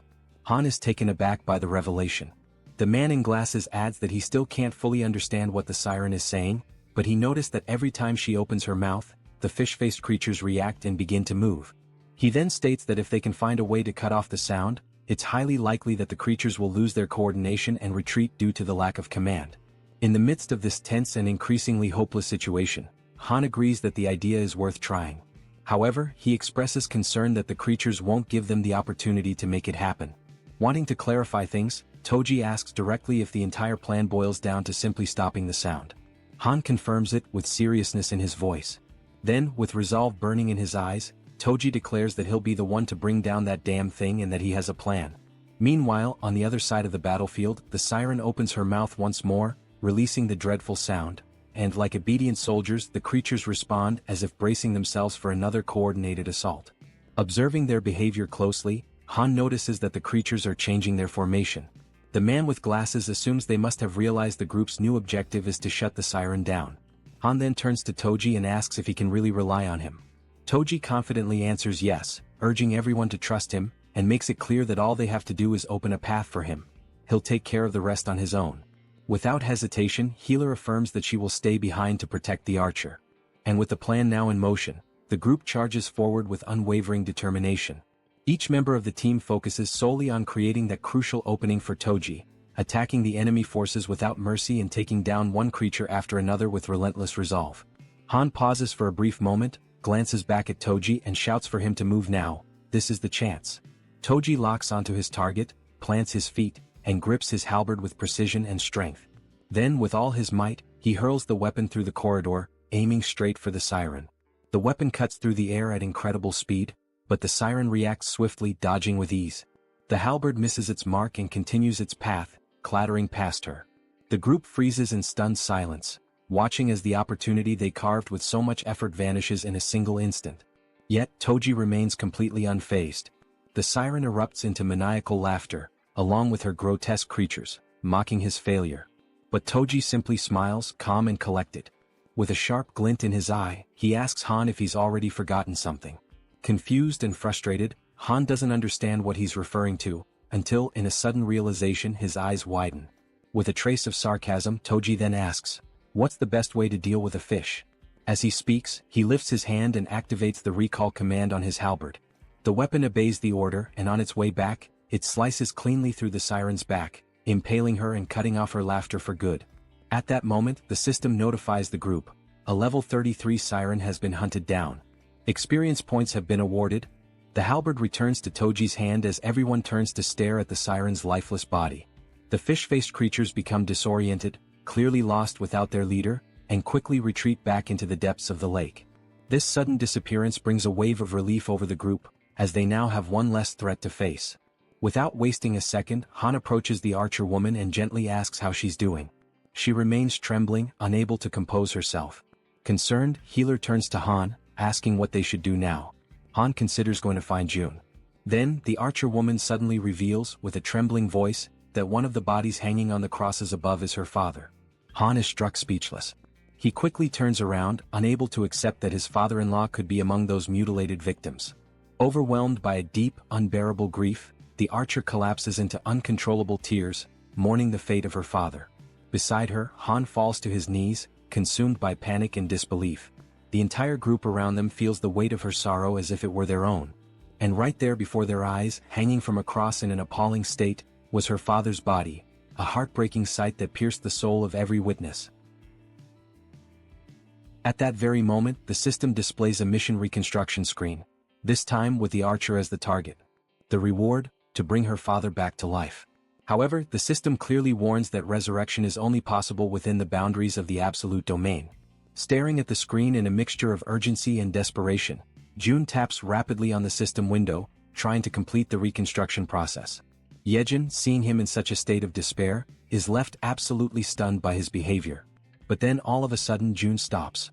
He begins to reflect more deeply on the situation and on the trust the group had placed in him. He knew that if things had escalated to a point where lives were truly in danger, he would have been summoned without delay. With that in mind, he tried to convince himself that this meant there was no real danger, no other option, no action to take. But even as he tried to settle his thoughts, a lingering doubt echoed persistently in his mind.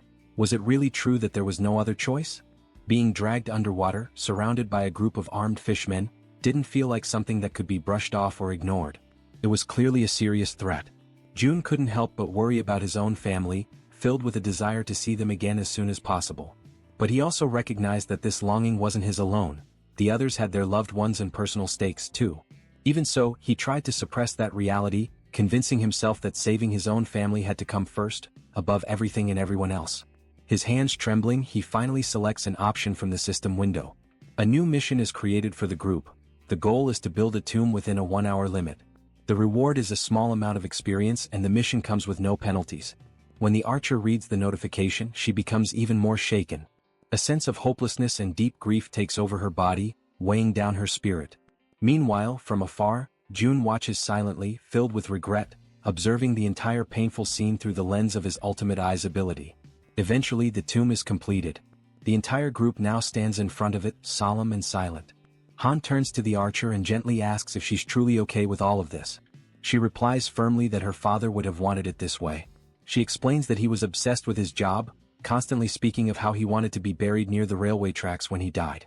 Then, holding a metal plate with her father's name engraved on it, she remembers how, as a child, she thought that wish was ridiculous. But now she's fulfilled it. He is resting exactly where he always said he wanted to be. And the metal plate bearing his name marks the place. From a distance, June finds himself struck by a sudden, unsettling thought. Maybe one day this same pain might become his own. He can only hope that their sorrow never becomes his. It's precisely because of that fear that he makes a decision, to protect them no matter what. Looking back at the system screen, he realizes something. To do that, he's going to need stronger people by his side. And so, in that moment he makes up his mind, the person who matters most now is... But the scene shifts before the thought is completed. Somewhere else, a goblin is struck by a man who possesses the power of water. At that instant, the system displays a notification. The loyalty of citizen Jun Hyuk has surpassed 30, and he now qualifies for registration as a vassal. Immediately afterward, another notification confirms his successful registration. A woman appears behind him, catching his attention and informing him that his body is glowing. He quickly glances down at his hands and is astonished by what he sees. He becomes completely intrigued, wondering what on earth it all could mean. At that moment, the system notifies that he has reached level 40 and obtained the titles of 12th Bell, Knight and Mage. He now has 59 trust and 51 loyalty points, and his awakened skills are related to water manipulation. Shortly after that, a new mission appears. The power of mage abilities has been increased by 100%. One of his new skills, Water Bomb A rank, allows him to summon high-temperature compressed water that explodes with force proportional to the amount of mana used.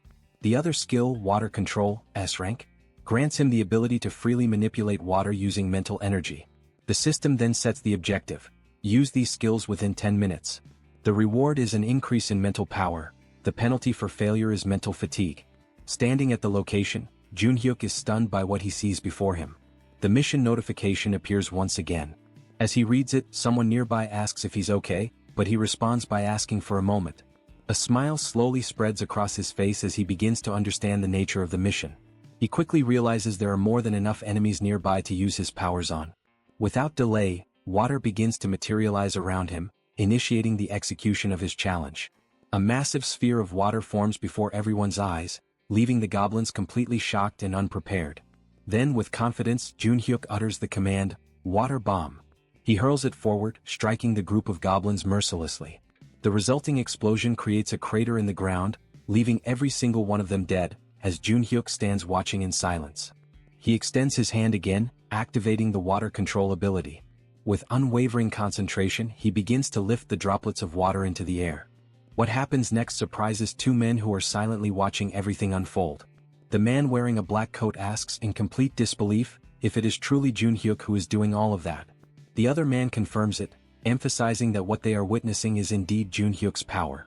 With a smile on his face, Junhyuk lets the tiny droplets fall slowly, like gentle rain, still under his full control. Immediately after, he falls to his knees on the ground, lifts his arms upward, and begins to give thanks for the kindness he just experienced.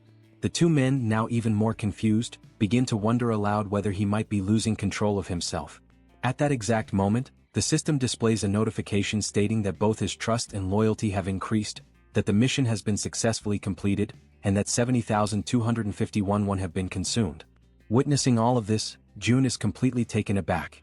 He truly didn't expect a skill of rank S to be awakened in that way. With this event, Junhyuk becomes the second person to hold a rank S skill, following after Yeonju. Jun begins to reflect, considering how surprising it is, especially given that Junhyuk's original ability was merely rank B, a skill that used mental energy to produce water. He hadn't imagined it would develop so impressively. Now he wonders if this significant growth is because of Junhyuk's high level. Standing in front of the system window, he admits to himself that this outcome was unexpected, but he feels content with the result he has achieved. Internally he recalls that, back when the ability was still at rank B, he would use mental energy to generate water in any form. Now he questions how this type of use fits into the overall strategy, the metaphorical board of pieces. He notes that in Han's group, there's no need to add a new piece, since the team is already well balanced. As he considers what his next move should be, Jun continues to stare at the system window. The screen now displays a notification about a goblin hunt. Level 6 goblins are being eliminated one by one, and both experience points and one are being accumulated into the account. Reading this message leaves Jun in shock. It's already late, yet there are still people out there hunting. Suddenly, the system shows another notification. The skill level has increased, and the declaration of return to home has now reached level 20. With this, 3 additional skill points have been gained, along with the acquisition of a brand new ability. Jun goes into a state of panic as he reads the latest update. The system further informs him that the territory is expanding, and with that expansion comes an intense, unbearable pain that spreads through his entire body. He screams out, overwhelmed by the agony, while Yejin watches in terror, completely uncertain of what she should do. The pain becomes excruciating, but despite it, the territory continues to expand further and further without stopping. With his vision blurred, Jun barely manages to see Yejin as she urgently asks if he is okay. Jun is overwhelmed by a pain far greater than any he has ever felt before. It feels as though enormous needles are tearing through his entire body, ripping him apart from the inside out. Yejin persists, her voice filled with desperation, commanding him to breathe. Frantically, she asks what she can do to help him in that critical moment, visibly shaken and desperate to ease his suffering. Jun forces his eyes open, his mind clouded and dazed. Through his blurry sight, he catches a glimpse of her face, partially obscured by the haze of confusion and the relentless agony. Startled, he realizes she is getting dangerously close to his face, inching towards him with clear intent. With a strained voice, he asks her what exactly she thinks she is doing. Embarrassed and flustered, Yejin immediately backs away in a hurry, apologizing profusely. She quickly explains that for a moment she feared he had stopped breathing and was about to perform CPR on him. But before she can continue, June cuts her off, assuring her firmly that he is fine. Behind him, Cammy is crying, visibly distressed and filled with concern. June reaches out, gently stroking Cammy to calm him down, softly repeating that everything is going to be alright. Still in the process of recovering his composure, June activates his ability, Ultimate Eyes. Through the lens of his awakened power, he observes the expansion taking place, and is immediately taken aback by the sheer magnitude of its scale. The zone has spread both to the west and to the north, engulfing streets within a full kilometer radius surrounding the complex. Lying on the ground, he finally understands the true cause behind the overwhelming pain he just endured. The territory has expanded to its largest size yet.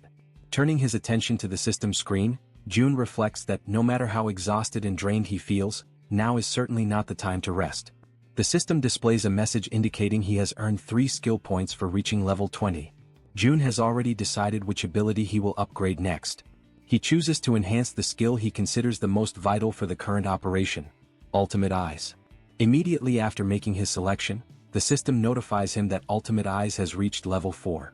Soon after, a new message appears on the screen, informing him that a multivision function has been unlocked and added to the ability. With this newly acquired attribute, June feels his field of vision expand dramatically, as though he is now surrounded by countless CCTV monitors, each displaying different angles.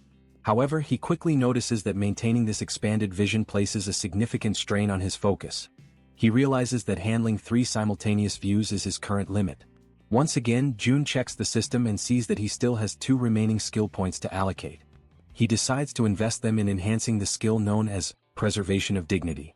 Moments later, the system displays an update stating that the skill has now reached level 5 and that a new feature called Mystic Draw has been activated. In addition, he is granted a reward of 300 crystals, which catches him completely by surprise. Shortly after, the system clarifies that it was through this Mystic Draw feature that he has received those 300 crystals. June finds no reason to reject the unexpected gift, so he clicks on the notification to accept them. As soon as he does, a bright circle forms on the ground beneath him. The circle emits a radiant light so intense that it causes discomfort to Yejin, Cammy, and even June himself, forcing them to shield their eyes.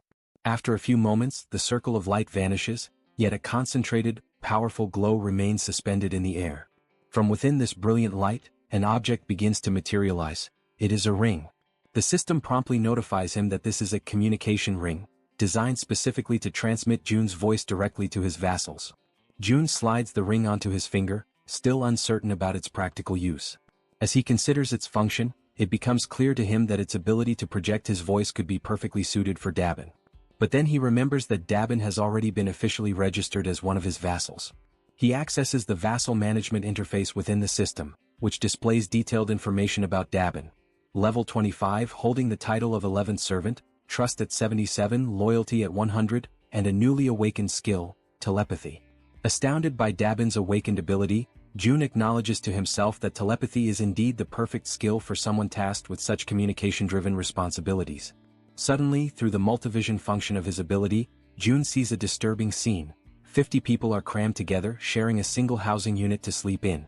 Inside that crowded unit, Dabin tries to explain to the agitated group that the situation is only temporary. However, her words are met with anger and indignation, as if she were treating them like they were insignificant, like they were nothing. One man, visibly furious, raises his voice and shouts, reminding her that they've all seen countless empty houses along the way. He demands to know what she's even talking about, as though her excuses were entirely unreasonable. Clenching their fists in frustration, several others step forward, insisting that at least the children should be allowed to sleep comfortably. They demand that some of the vacant rooms be opened up so everyone can rest properly after enduring so much. Overwhelmed by the escalating situation spiraling out of control, Dabin hurriedly apologizes, struggling to maintain her composure as she explains that current policy does not permit such allocations. All the while, from a distance, June watches everything unfold in silence through his ultimate eyes. At that moment, the system displays a new notification. A skill named Ultimate Shut-In's Door has been activated. With this, June is now able to connect to and control all doors within the territory he has declared as his own domain. Back inside the unit, just as Dabin desperately tries to regain control of the situation, a door suddenly swings open on its own. Annoyed and suspicious, one of the men immediately questions the audacity of barging into someone else's home during an emergency. He reminds everyone that in times like these, people should be helping each other, not creating pointless conflicts and divisions.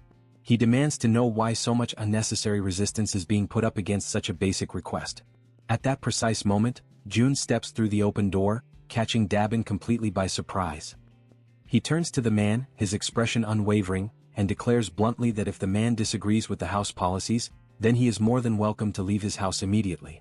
The man, stunned by June's words, demands that he repeat what he just said. But June, without the slightest hesitation, simply proceeds to evict him on the spot. Witnessing this abrupt and firm action, the rest of the group begins murmuring among themselves, remarking how things have suddenly calmed down. June then turns to face them all and poses a sharp question, asking if anyone else has complaints they wish to bring up.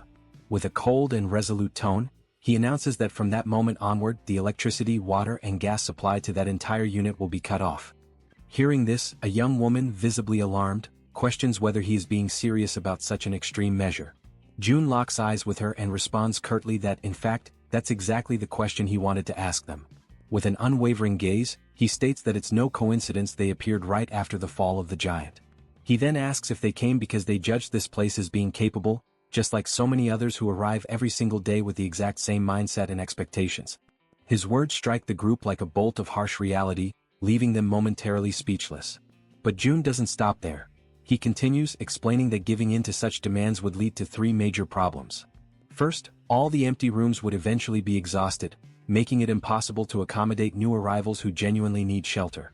Second, the residents who have been living there, those who are already settled and abiding by the system, would begin to feel disrespected and marginalized. And third, once they give in to one demand, the cycle of requests and entitlements would never come to an end.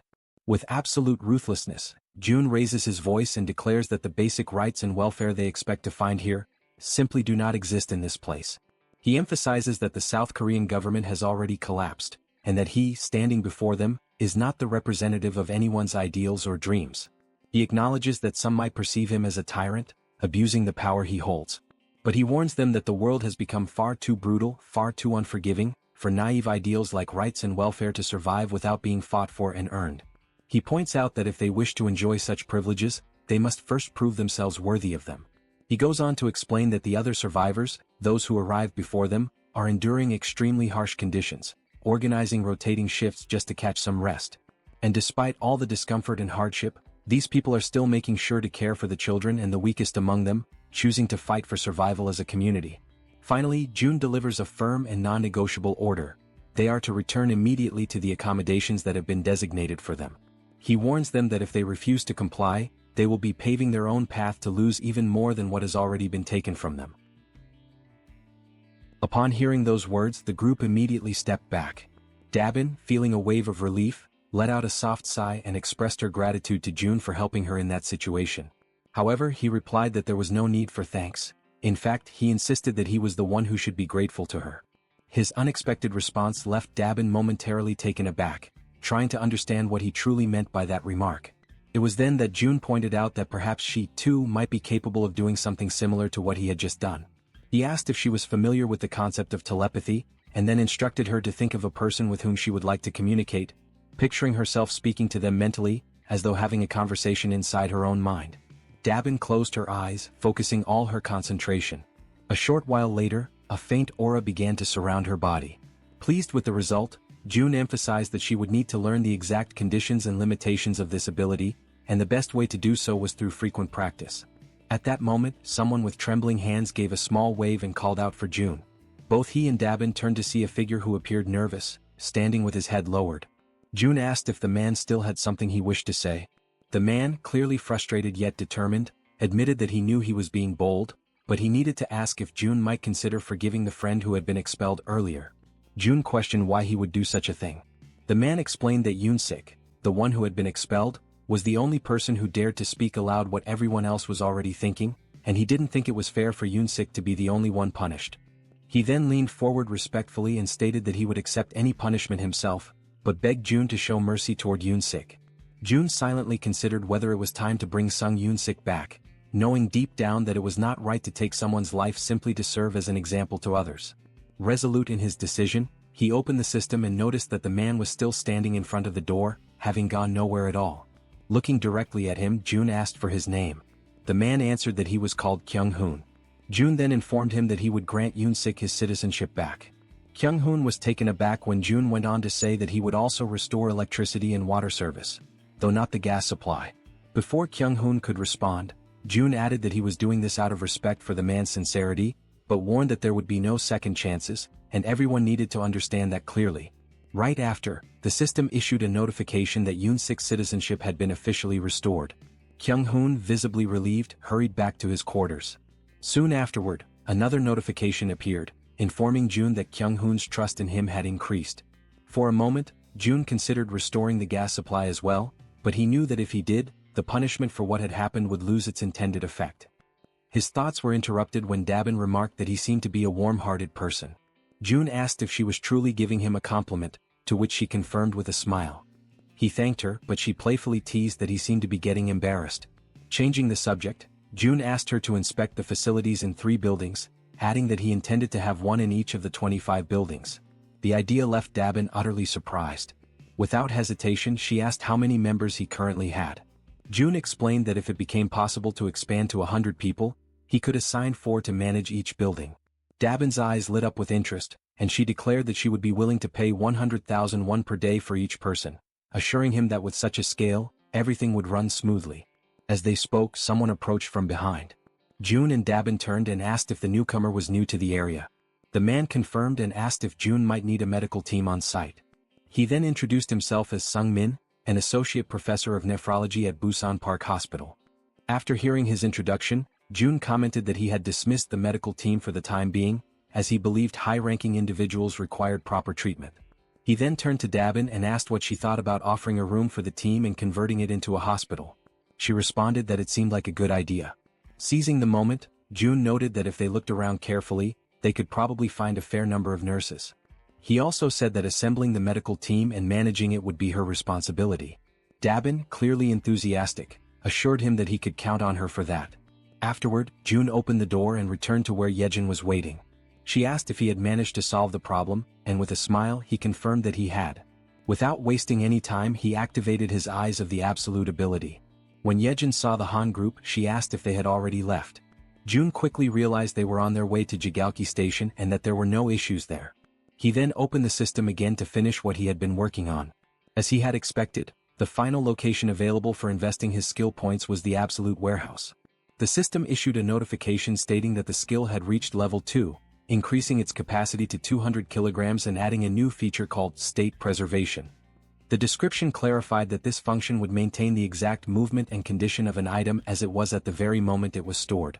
Upon realizing that the capacity had now doubled, June immediately understood that he could make far freer and more strategic use of the warehouse. His thoughts quickly drifted toward the true potential of this newly acquired function. It did not take long for him to realize that, if used correctly, it could become something extremely powerful. Without hesitation, he opened the store and purchased an S&W revolver along with 100 rounds of .38 caliber ammunition, which began to materialize before him. He reasoned that, if the movement of the firing mechanism were preserved, then upon summoning the warehouse, the action would resume precisely from where it had been paused. With the firearm in his hand, he extended his arm and calmly instructed Yejin to cover her ears for a moment. She stared at him in alarm, her unease growing rapidly when she noticed that he was holding a gun. June reassured her that it would be over quickly, and with his finger on the trigger, he gave the command, "Store in the warehouse." Immediately afterward, he pulled the trigger. The gunshot cracked loudly through the room, reverberating with force, but almost instantly, the system confirmed that the bullet had been successfully stored. It worked exactly as he had envisioned. Flawless. Feeling a surge of excitement, June stepped out onto the balcony of the building, his mind already testing the possibilities of his prediction, while Yejin remained frozen in shock at what she had just witnessed. Extending his hand, he focused intently and issued the command, "Summon." From the system's storage window, a stream of bullets began to pour out at remarkable speed. June watched, impressed, as his idea came to life exactly as planned. This, after all, was an absolutely foolproof way to provide support to Han's group, who were locked in battle at Jigalki Station. There, goblins were being struck one after another by the incoming bullets, collapsing to the ground in rapid succession. Those that survived the initial barrage turned and fled in terror, leaving Han's group finally unharassed. Now, with renewed conviction and confidence, Han declared that they had at last arrived at Jigalki Station. On the other side, Jun attempts to establish communication with the group, asking if they are able to hear his voice. Han is caught off guard, genuinely surprised to hear him so clearly. Observing Han's startled reaction, Jun quickly deduces that everyone in the group must be hearing his voice without difficulty. With that in mind, he explains that communication will continue in that manner from now on, and he instructs them all to proceed toward exit number 2.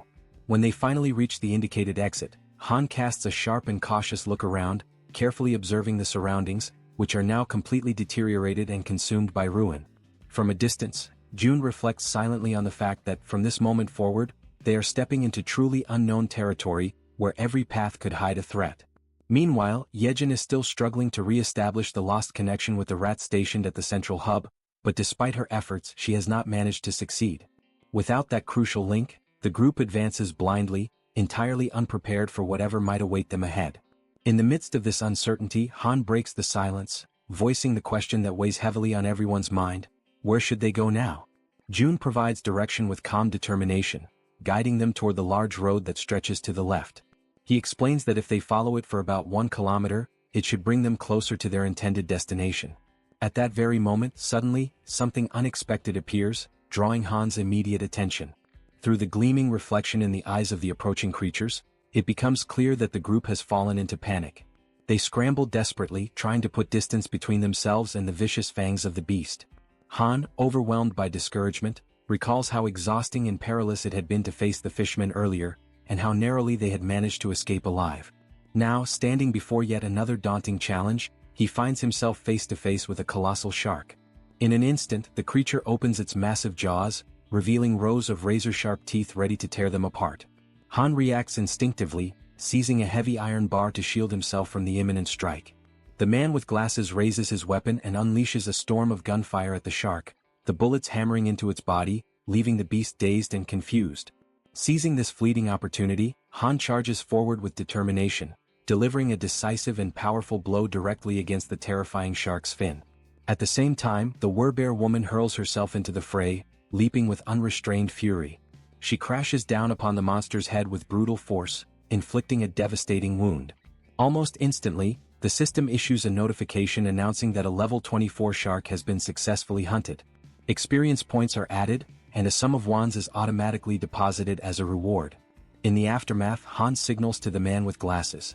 She focuses intently, linking her consciousness to her raven, Black, and immediately gains a sweeping aerial view of the area. The man with glasses freezes, stunned by what he witnesses through the shared vision. Without hesitation, he alerts the group that the entire surrounding area seems to be overrun by fish. At that tense moment, yet another figure suddenly emerges, and the entire group finds themselves staring directly at an overwhelming presence. Almost simultaneously, as Toji looks upward, he notices movement above them.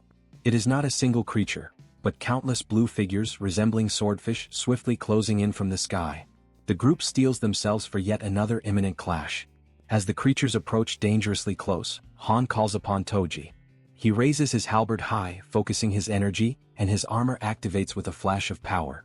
In the precise instant, Toji strikes with deadly accuracy, his blow landing true. The system immediately notifies the successful hunt of a sky blue marlin, rewarding them with additional experience points and wands.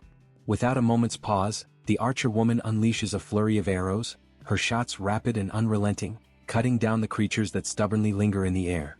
Her voice rings out with unwavering conviction, declaring that the group will not move an inch until every last one of these enemies is eliminated. But suddenly, something unexpected catches her attention. It is the healer. Despite firing directly at one of the sky blue marlins, the massive creature continues advancing steadily and unshaken, heading straight toward her. Her ammunition eventually runs out, and she realizes with growing dread that the creature continues to approach, drawing nearer with every passing second. At that precise moment, the system issues a notification announcing the summoning of storage.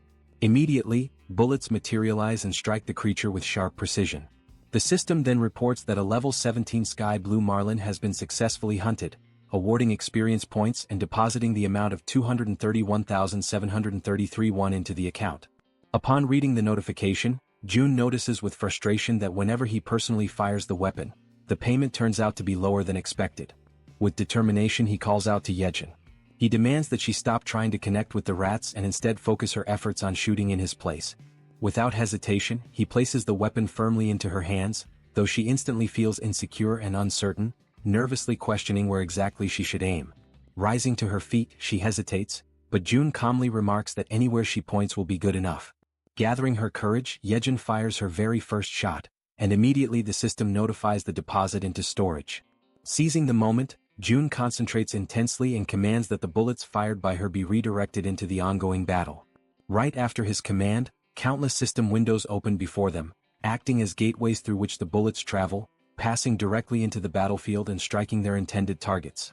The system then notifies that another level 17 Sky Blue Marlin has been hunted, granting additional experience points and depositing more wands. Amid the unfolding situation, Yejin urgently warns Jun to step aside and reload quickly so that the assault can continue without delay. Absorbing the urgency of the moment, Jun reflects silently that the overall efficiency of the operation has now increased for the 6th time. Even though he feels genuine pity for Yejin, who is clearly overwhelmed, he knows deep down that this approach is absolutely necessary. At that instant, the door swings open. Hyerin, known as the Poison Girl, enters the scene, her expression filled with intrigue as she takes in the chaotic sight before her.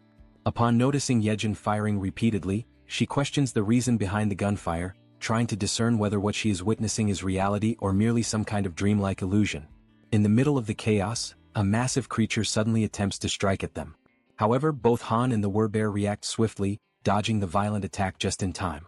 The creature reveals itself to be red in color, with the enormous and terrifying form of a monstrous crab.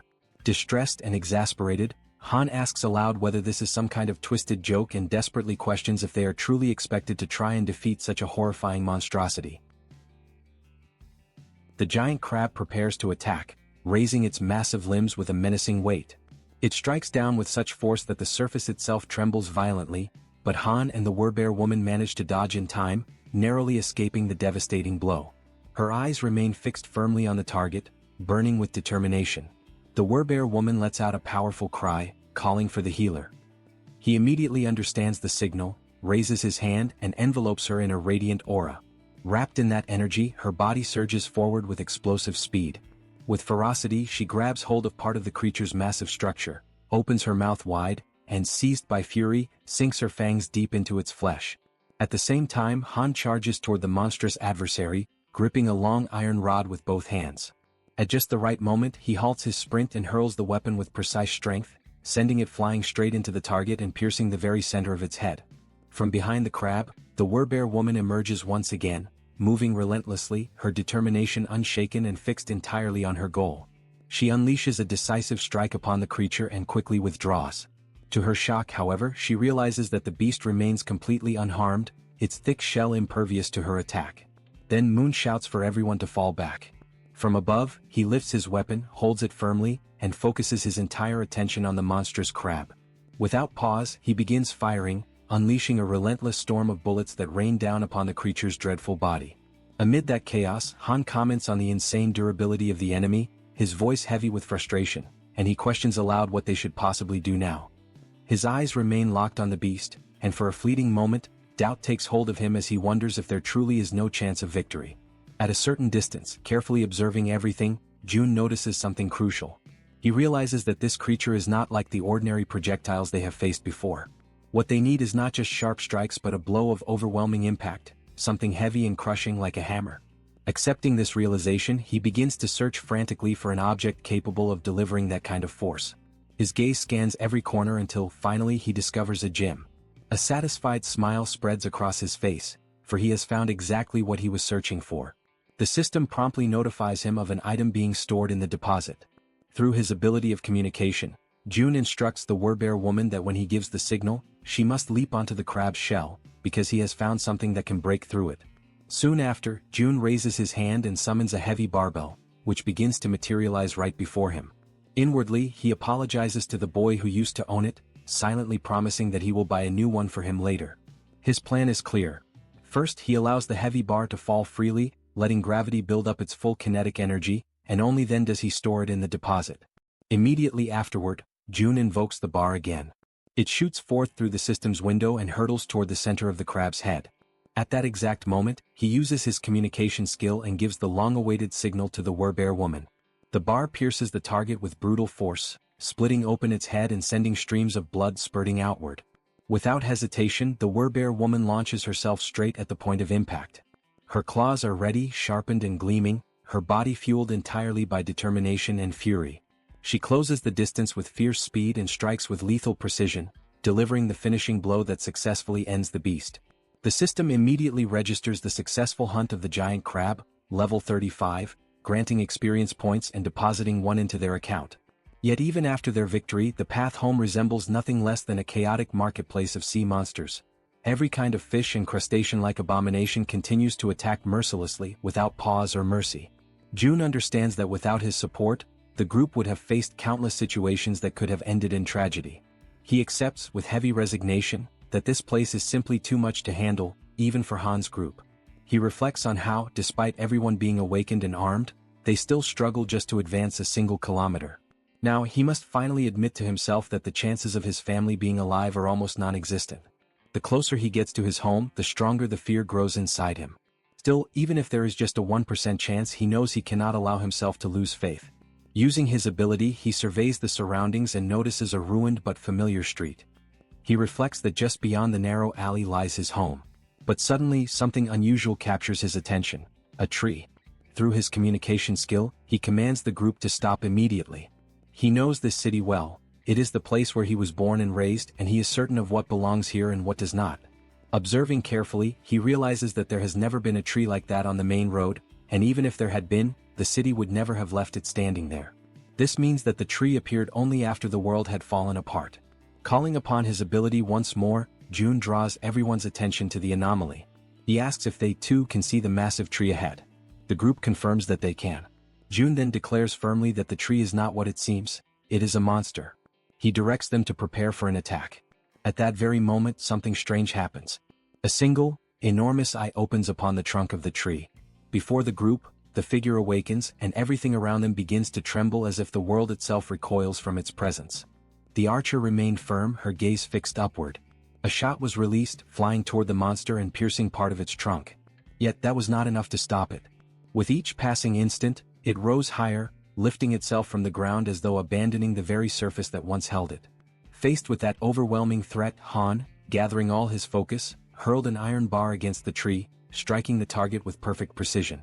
But even then, the colossal creature endured, resisting the blows and continuing to advance, drawing ever closer. Its extraordinary resilience astonished Han, who could hardly believe what he was witnessing. Meanwhile, Moon teleported behind the tree and swiftly raised his weapon, unleashing a barrage of shots that struck the monster in rapid succession. At that same moment, the Werbear woman charged forward, throwing herself into the fray against the creature in the midst of its relentless attacks. Her sharp claws tore into the wood, ripping away splinters and peeling its bark with raw violence. The tree, however, responded by summoning from its depths a living mass of trunks and roots, twisting and writhing as they surged toward the Werbear. The branches coiled around her body, lifting her into the air and immobilizing her with a crushing force. Han and the others, horrified by the dreadful sight, cried out to her. But the tree held her fast, suspended high above them all, like a living trophy captured within its dominion. Without hesitation, it began to release branches sharpened like spears, twisting menacingly as they thrust toward the Werbear. Overcome with despair, she let out a cry, her voice laden with anguish. At that instant, Moon appeared before her, placing himself as a shield in her defense. The Werbear woman begged him to step back, pleading for him not to endanger himself. Yet he stood his ground, unwavering, prepared to face the piercing tip of the branch that drew ever nearer.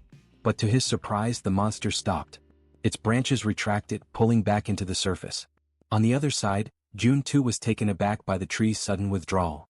The unexpected pause forced him to reflect on what could have provoked such a change. Through his ability of communication, June ordered Han to have Yanju retreat, while the others pressed forward against the creature. Han hesitated, questioning if it truly should be only Yanju who withdrew, but June confirmed without faltering. Thus Han relayed the command. While the companions readied themselves to resume the attack, she obeyed and stepped back as instructed. From a distance, June observed carefully, analyzing the scene and wondering if the reason behind the creature's withdrawal was indeed what he suspected. Toji on his side prepared himself, double-checking that everything remained under control. At that moment the great tree began to move once more, and as everyone braced for combat, confusion spread among them as they asked themselves what was truly happening. Then, the monster slowly returned to its original place as though nothing had occurred. June, watchful, began to contemplate, could it be that the creature did not attack humans at all? He noticed that ever since Yejuan had taken on her werbear form, the monster had directed its aggression solely at her. Gradually, the conclusion took shape in his mind. Perhaps it was specifically the form of the werbear that stirred the creature's wrath. June continued to observe closely, but suddenly the massive tree rose once again. From the other side, a shark appeared, charging fiercely toward the tree with its teeth bared wide. The branches erupted once more, striking the shark deep. From this, June felt certain, the tree did not attack humans. With this realization, he commanded the group to ignore the creature and continue advancing, since it showed no hostility toward them. Han accepted the order and the group moved on, step by step, until something halted their progress. Han immediately signaled June, who silently prayed that the exact location of the tree would not be revealed. The group stood before the gigantic tree, questioning whether they had arrived at the wrong place. With trembling hands, June confirmed there was no mistake. This was indeed the place where his father, mother, grandfather and grandmother were meant to be. Rage overtook him, and he became convinced that this monstrous tree had no right to occupy that sacred space. Resolute, he decided it had to be destroyed immediately. His plan was to surround it with gasoline and set it ablaze, certain that only by reducing it to ashes would he find satisfaction. He realized that Han's group could be summoned not only by his own hand but also through his vassals, which meant the destruction could proceed without delay. At that moment, a system notification revealed the presence of one of June's blood relatives nearby. Suddenly a voice rang out, shouting to know who was there. A blinding light shone upon the group, forcing them to shield their eyes. An old man emerged, scrutinizing each of them carefully, accompanied by two other figures. With stern authority, he demanded to understand how they dared to intimidate his little proppy. The elders approached the tree and begin to wonder what they should do about the deep holes that had been inflicted upon it. They start speaking to the tree itself, commenting that such a wound must have been terribly painful, and they even ask if the proppy, the tree, is doing well after enduring such harm. Han's group feels awkward and somewhat embarrassed when the elders remark that if the leader were to hear about this, his heart would surely break from sorrow. Then one of the elders suddenly raises his voice, demanding to know if this was their doing, and the group immediately admits that it was. The elder presses further, questioning how they could bring themselves to commit such an act against a defenseless child, leaving everyone in Han's group apologizing profusely for their mistake. At that moment, another man arrives and calls for everyone to look over there. He then explains that the proppy has done something once again, and this new revelation causes the elders' anger to slowly dissolve. The men then begin walking toward the location being pointed out. When they arrive, they see the shark that the tree had previously defeated, and several of the men are already busy cutting it apart in order to secure meat from its body. Astonished by the sight, one of the elders remarks that the flesh of the shark has grown plump, although he admits that the taste of shark meat is not particularly delicious. Immediately, another elder retorts that this is no time to be picky about food, stating bluntly that if someone does not like it, then they simply should not eat it. This pragmatic reaction surprises Han's group even more, leaving them somewhat speechless. From a distance, June quietly observes everything, and he feels as though his perception is sharpening, as if a veil has been lifted and everything suddenly makes sense. The existence of a monstrous tree that does not attack humans, combined with the enormous tree that continued to grow right where their home once stood, begins to form a clear picture in his mind. June recalls that ever since he was very young, their house had always been filled with plants. In the garden, the flowers would change beautifully with the seasons, and on the rooftop, several fruit trees would bear harvests at different times of the year. All of this had started after his grandfather retired, when he built a rooftop garden, and at times those very vegetables would appear on the dinner table, much to young June's delight. Piecing together these memories with the present reality, June concludes that the tree's refusal to harm humans and the giant tree occupying the place of their former house could not be a coincidence. He becomes convinced that these phenomena are the awakened abilities of someone, very likely powers on the same level as his own. An idea strikes him with sudden clarity. His grandfather must have finally awakened. In that moment, June feels an immense sense of relief, one he had not experienced in a long time, because under normal circumstances, everyone should already have been dead. After all, monsters roam freely through the streets, and in the skies above, other monsters move in organized groups, threatening humans from every direction. He cannot help but wonder how ordinary people have managed to survive in such an environment. Overwhelmed by this sudden realization, he begins to laugh, not with mockery but with pure relief. Yejin approaches him, concerned by his unexpected reaction, and asks if something is wrong. June turns to her, still smiling, and reassures her that nothing is wrong at all, emphasizing instead that everyone is safe. Yet even as he says this, he realizes that he still needs to confirm a few things. Back at the location of the tree, pieces of shark meat are scattered about while one of the men comments on how wonderful youth truly is. Han, who is in the process of cutting up sections of the shark, asks if the amount they have gathered will be enough. A mustached elder replies affirmatively and expresses gratitude for their efforts. At that point, June sends a telepathic message to Han, instructing him to ask the elders for the name of the village chief.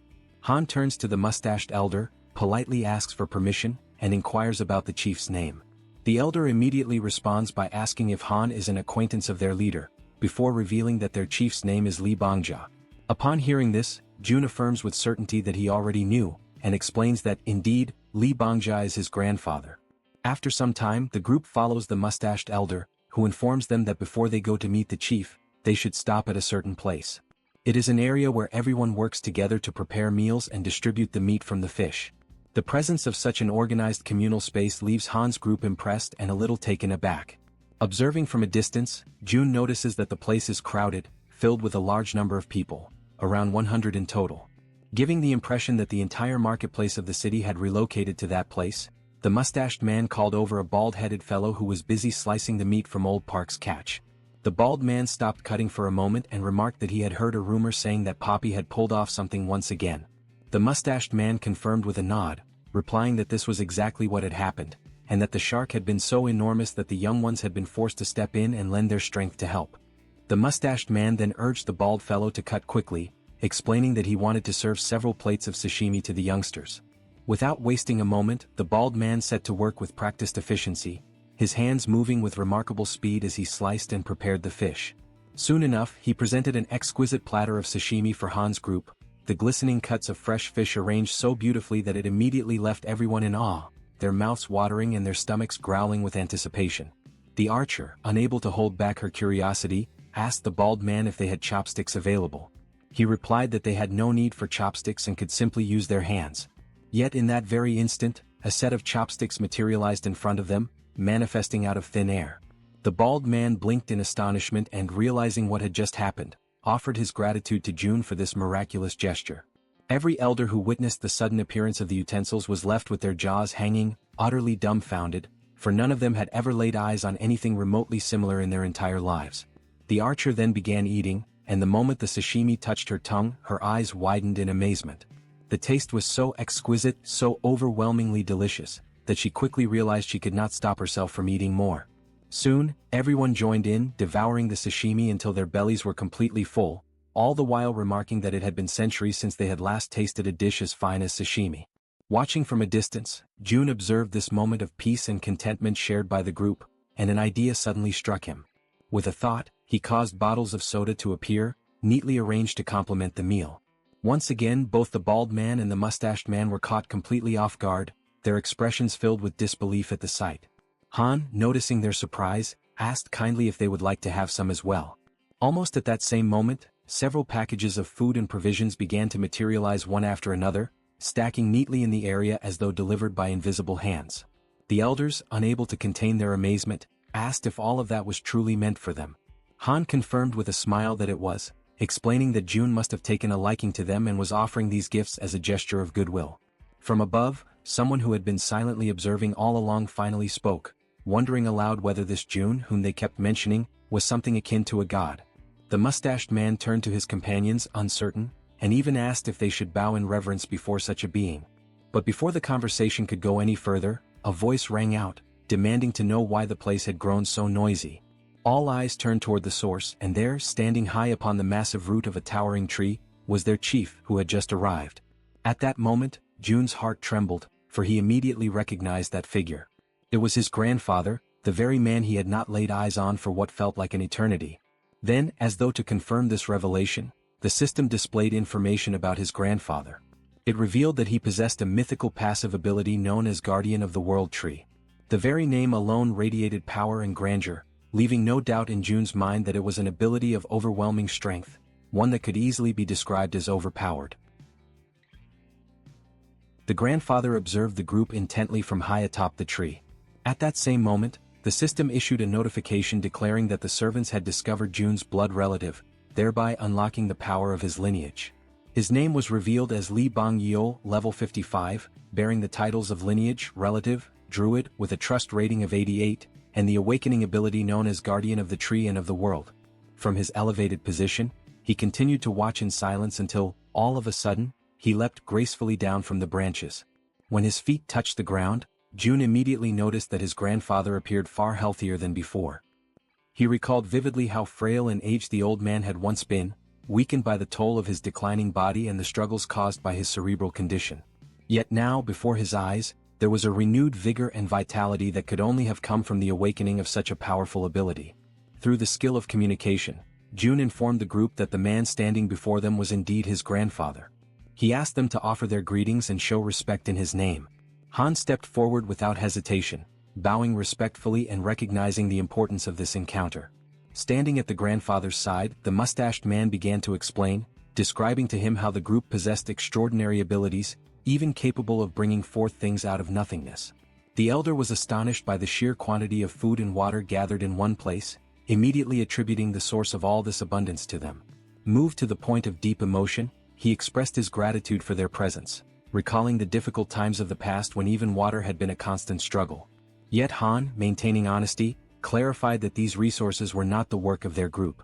Startled, the chief demanded to know where all of it originated. Han then revealed that every bit of the abundance came directly from Jun himself, and that their group had come here at his request. The grandfather was shaken by the revelation, his eyes widening as he comprehended that the source of such miraculous creation was none other than his own grandson. Han further explained that his grandson now lived in the Siamayan apartments. Faced with this truth, the chief wasted no time. He summoned everyone present, calling them to follow him as he began to ascend the massive tree step by step, leading the way upward. Watching this unfold, Jun reflected that his entire family must be somewhere up above. A flood of emotions filled him at the thought that very soon he might finally be able to see them again. Yet deep within, he acknowledged that the moment for such a reunion had not yet arrived.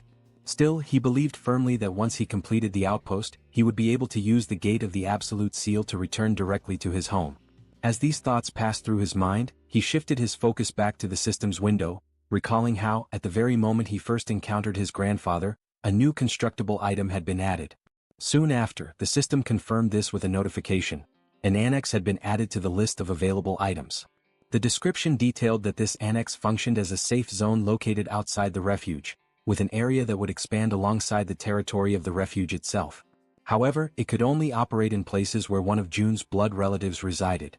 Reading carefully, Jun reflected that the price of the annex was indeed higher than that of an ordinary outpost. Yet he quickly noted that there was no mention of the annex being susceptible to destruction.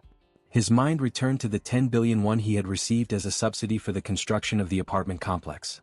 Even after equipping every building with solar generators, more than 7 billion still remained. The decision became obvious. He calculated that investing only 3 billion in the installation would be sufficient, and compared to the vast sum he had at his disposal, that expense no longer seemed significant. Without hesitation, he issued the command to initiate construction. Immediately, the ground beneath his feet began to shift, and a structure started to take form. Watching the process with keen eyes, Jun wondered if the system was showing him a preview of what the annex would ultimately become, for its size and shape seemed to mirror almost exactly the space where he was now standing. He concluded that the annex's expansion must directly follow the growth of the territory itself. When comparing the overall cost, he realized that the 10 billion price tag made the annex far more advantageous than a simple outpost with its limited reach. Then, another notification appeared. The annex required the presence of a blood relative for a duration of 7 full days.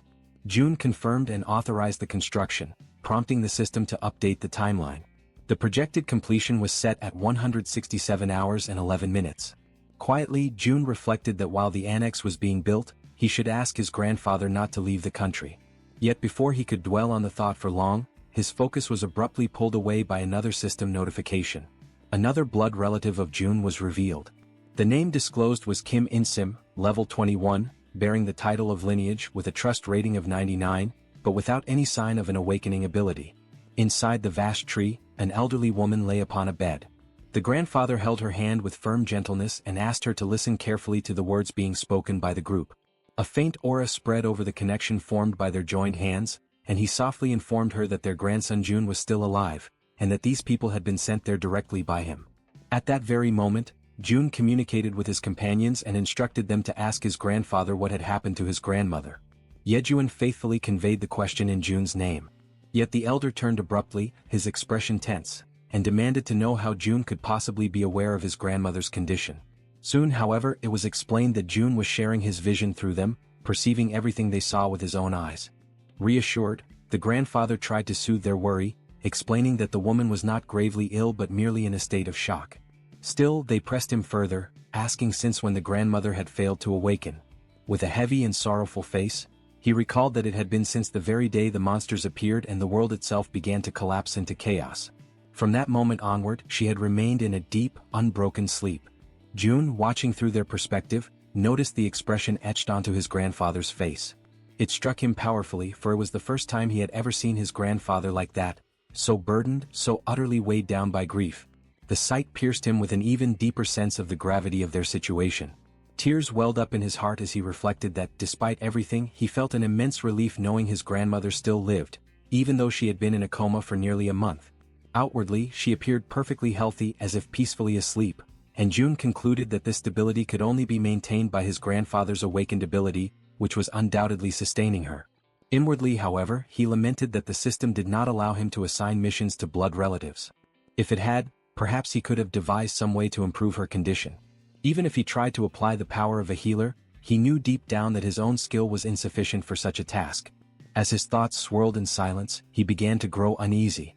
It was strange. 7 people had entered the house and yet no one else had stepped out to investigate. The oddity gnawed at him, and so, through his group, he asked his grandfather about the fate of his parents. The old man, acknowledging that June was following everything closely, chose to speak as though addressing his grandson directly. He explained that, on that fateful day, June's mother had left for work, while his father also departed to earn money for the household. He expressed his belief that they had probably found refuge in some hidden, secure place, emphasizing firmly that June's father would never abandon his wife under any circumstances. Yet June recognized, in the undertones of his grandfather's words, that the man did not truly believe in the survival of his parents. And within himself, June felt the same grim certainty. Without a transcendent ability like the one his grandfather possessed, the chances that his parents had survived were almost non-existent. But still he refused to let go of hope. Through his ability, June issued a new order. The next target must be the Wuwang Nursing Hospital, even if the chances of finding them there were small. Acknowledging the efforts of his group, he decided that they should rest for the night. He made it clear, however, that when dawn came, nothing else would matter. Tomorrow they would all go after them. At that instant, the system interrupted his stream of thoughts with yet another notification.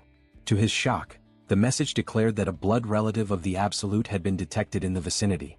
Without hesitation, June issued a command to Yejin, who quickly relayed his orders to the rats. The young woman asked what precisely she should convey, and June instructed that every single nearby survivor was to be located without delay. Then he noticed something crucial. The alert was not pointing toward Dongjian's, but rather toward his very own location. Conviction settled deep within him. The ones approaching could only be his mother and father. The scene shifts to a street where people are hard at work, cutting apart and stripping the hides of the animals and strange creatures they have captured. One man comments that the work is still far from over, even at such a late hour, while another replies that this only means there will be an abundance of food for everyone. Suddenly, something unusual catches the attention of one of them, and immediately all turn their eyes upward. High above in the sky, countless dreadful creatures are flying, each with a terrifying and distinct appearance, none resembling the other. Without warning, a bell begins to ring frantically, its rapid toll echoing like an urgent alarm across the area. From the top of a watchtower, a man spots the approaching swarm and shouts to announce the arrival of monsters. Chaos quickly spreads. People begin running in every direction, rushing to move everything into the seafood storage house and to close the shutters with haste. The order is unmistakably clear. Everyone must move as fast as possible. The panic intensifies when one of the men shouts for the village chief to come out immediately. The group accompanying June's grandfather turns toward him for guidance, and he promptly informs them that a massive horde of monsters is approaching. From a distance, the grandfather and the group gaze upon the advancing scene, watching in silence as the creatures flood across the horizon. Han, overwhelmed by the sight, questions aloud whether all those beings can truly be considered monsters. The grandfather raises his hand and confirms, his voice grave, while simultaneously giving the command for the trees to move. The command is obeyed without hesitation, the forest itself responding to his will. Meanwhile, Han recognizes the gravity of the situation and volunteers to join the fight. However, the grandfather firmly instructs them to stay back, explaining that the monsters are not targeting humans. He adds, with a grim tone, that everything suggests these creatures are actually fleeing from something far greater and far more dangerous than themselves. Yet he warns that even so, they will not pass without leaving destruction in their wake. A radiant green aura begins to envelop his body, spreading outward in waves of power. At that moment he connects with the surrounding forest, and numerous trees shift together, intertwining and forming a massive living barrier meant to shield them from harm. Inside the protective wall of trees, the group watches in astonishment as the winged creatures soar above them, passing over without striking. It becomes clear that the group was never their intended target. Still, those advancing by land charge relentlessly toward the barrier, forced to confront the trees that now stand as their obstacle. The pressure mounts, and once again Han offers his assistance, but the elder sternly refuses, demanding that they remain within the safety of the barrier. At that instant, the old man lifts his leg and at his command, countless trees surge forward, their sharp branches piercing through the creatures on the ground. The entire group is shaken, overwhelmed with shock, as they witness the overwhelming display of the grandfather's power. The creatures, impaled by the trees, are lifted mercilessly into the air, suspended and displayed like gruesome trophies of the living forest. Yet more monsters appear, hurling themselves at the barrier, biting and tearing savagely at the trunks. But the grandfather remains steadfast, his control unyielding, forcing the trees to strike again and again, driving their sharpened limbs into the new enemies without pause. The system begins to flood with notifications, marking each victory. A message appears, declaring that a level 24 land shark has been hunted. Shortly after, another states that a level 23 saw ray has been slain. Then comes a level 29 blue crab. The list continues endlessly, with each notification announcing new experience points and rewards. Another message informs that all attributes of the group increase in trust. Their gained experience is multiplied tenfold and evenly shared, although the ascent rewards remain monopolized by the hunter himself. Inside the building, Jun observes the entire scene with his mouth agape, stunned by the cascade of notifications piling up before his eyes.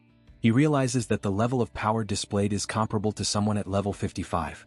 His grandfather, too, receives the notifications, though he does not fully comprehend their meaning.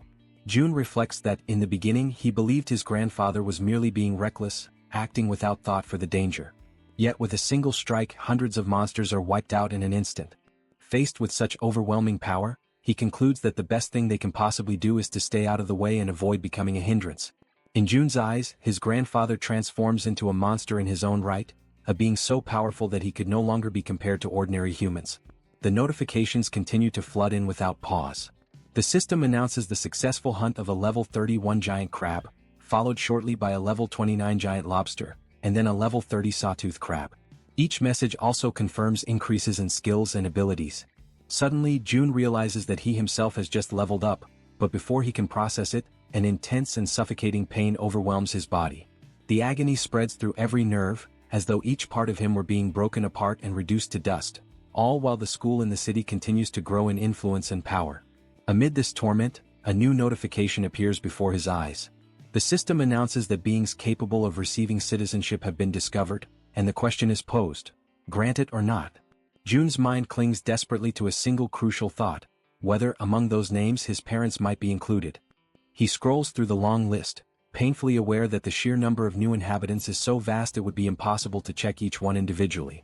Yet even as he does, he reasons that if his parents were truly among them, the message would not have been one of citizenship.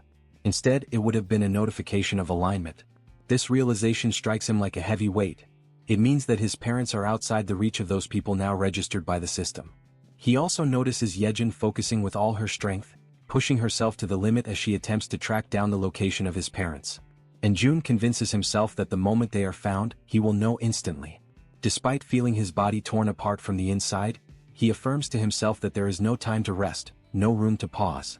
His mind then turns to the other side of the battlefield, questioning what is happening with his grandfather. Observing carefully, he senses that something is wrong, a subtle strangeness in the situation. He shares this unease with Han's group, who quickly question the old man. The grandfather realizes the difference. Before, the monsters would leave remains scattered across the ground, but now they vanish completely, not even bones left behind. Han explains that this change is due to Jun's influence. Ever since the system manifested, the corpses no longer remain after death. Intrigued, the grandfather acknowledges that even the mysterious glowing letters appearing in the air are also the work of his grandson. With the immediate threat apparently under control, the old man decides to go to the warehouse to bring out some of the people hiding there. He explains that if they intend to consume the flesh of the monsters, the creatures must be slaughtered in the proper way, ensuring the meat stays fresh and edible. The group agrees, but Jun internally is struck with surprise at this detail. Never before had he thought of monsters as a source of food, and for the first time he begins to truly consider the possibility. He extends his hand and issues the order to register the item. Before him, a creature begins to materialize, its form gradually solidifying until its outlines are clear and distinct. The system then notifies the success of the registration, categorizing the item as fish. Pleased, Jun realizes that his attempt has worked, and that this could indeed feed hundreds of people. Yejin suddenly gasps, her eyes widening in shock as she locates someone of immense importance. Without delay, she quickly announces her discovery. Jun turns at once, his entire body trembling with expectation. The system confirms it. Yejin has found a blood relative, and the power of blood begins to unlock. Outside, amidst the rows of buildings, someone points toward a distant structure. A man and a woman are identified. The system reveals their names.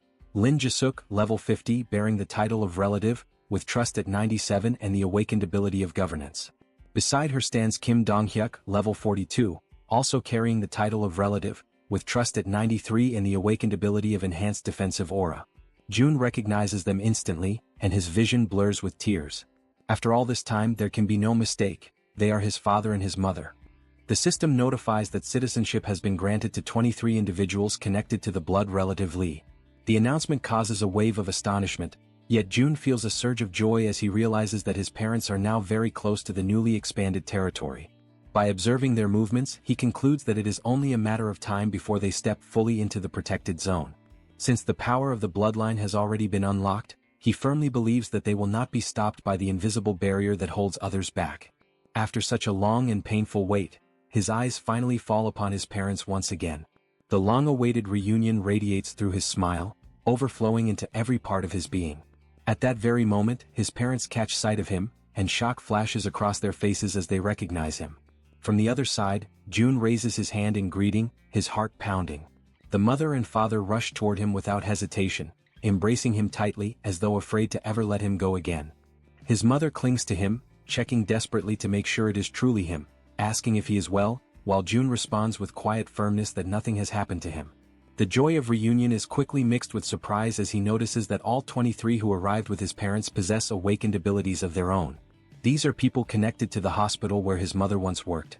At that moment, however, something else catches Jun's attention. Dogs gathered at the barrier, unable to cross. Internally, Jun reflects that they cannot pass through because animals cannot receive citizenship. Almost immediately, the system issues a new notification, revealing that there exists an option for a subordination contract capable of awakening abilities in up to 100 individuals. Jun ponders the implications of such a condition, recognizing that his mother's awakened ability is astonishingly powerful, and that through her, even his father has had his own power awakened. The system then reveals the ability granted to his father, Protective Aura, classified as S rank. This ability consumes mental energy to generate a complete defense around the body, and while active, it triples all physical abilities. Jun quickly grasps the magnitude of this revelation. Multipliers that once stacked linearly now increase exponentially. The result is devastating. His father reaches an efficiency so overwhelming that he could easily overcome level differences that would normally be insurmountable. He also notices that even the 23 newly awakened, though classified only within ranks B and C, already stand far above the average of the unawakened. Yet, in Jun's mind, what matters most at this moment is not their classifications, but that everyone can finally rest. He raises his hand and allocates 5 units of resources to the group, ensuring they have food and everything else they may need. He instructs them to take warm baths and rest in heated rooms, guaranteeing them comfort after their exhausting and dangerous journey. Still, his mother remains troubled, convinced that her son may be hiding his pain or perhaps is deeply traumatized by the apocalyptic events. His father too reflects silently, wondering if the shock of survival has been too great for him to bear. Perceiving their concern, June seeks to reassure them. He reminds his mother that she herself had seen the lights burning in the apartment. Then he asks how such a thing could be possible in a world where electricity and water have long ceased to exist. To make his point undeniable, he snaps his fingers, drawing their attention. At the sound, every light in the surrounding buildings flares to life at once, piercing the darkness and leaving his parents utterly speechless, unable to believe what they are witnessing. At that same instant, a Coca-Cola materializes in his hand, cold and real. He raises the drink and, with a calm smile, asks if anyone happens to be thirsty. A young girl rushes forward almost immediately, clutching the bottle with trembling hands, asking in disbelief if it is truly real and whether she can actually drink something so rare. June then conjures a drink for each person present and invites them all to follow him, guiding them toward what will become their future homes. After some time, using the gate of the ultimate shut-in, he leads them across into the apartment complex. There, June personally escorts his mother's subordinates to the residences they are to occupy. In each home he provides rice, ramen, eggs, milk and every item they request. As they walk together down the hallways of the building, his mother cannot hold back her worry and finally asks if it is truly acceptable for them to occupy residences that once belonged to other people. With a calm smile, he explains that if any resident eventually returns, they will immediately return the property, but for now no one has come back. He gently asks his mother not to worry, and then opens the door of one of the apartments, inviting them to step inside quickly. Once inside, two companions of the group lower themselves respectfully, bowing and greeting with polite gestures. The father and mother, astonished, remain frozen in place at the unexpected sight. The woman, overcome with curiosity, asks whether one of them might be her son's girlfriend. He denies it at once, and one of the young women firmly declares that both of them will serve his parents with dedication and care. However, he responds with firmness, questioning why they should be the only ones responsible for looking after his parents. Acknowledging the effort they had already put forth until now, he soon allows them to rest, and the two quietly withdraw in silence. Left alone as a family, they gather together at the table. June then begins to ask about everything that had happened to his parents since the beginning of the chaos. He recalls how his father, who worked as a taxi driver, had gone that day, as usual, to pick up his mother after her work shift. It was at that exact moment that the monsters suddenly appeared. Side by side, they managed to protect each other and, as a result of their determination, survived. And just as June had suspected, it was his mother who awakened her abilities first. After listening attentively to their account, he shares his own journey in return, the skills he had acquired, the dangers he had faced, and the ways in which he had managed to survive up to that point. He also tells them about the condition of his grandmother and the constant care his grandfather had been devoting to her. Their stories weave together, filling the night with memories and emotions. Time flows by, midnight approaches, yet the warmth of the long-awaited family reunion transforms their home into the safe refuge they had been yearning for all along. The scene shifts to the city hall of Nagasaki, where heavy rain was falling over the waters of a river. At its edge, a man lifted his eyes toward the sky, deeply intrigued, while his companion stood beside him, equally confused by what was unfolding before their eyes. From the dark depths of the river, a colossal monster began to emerge.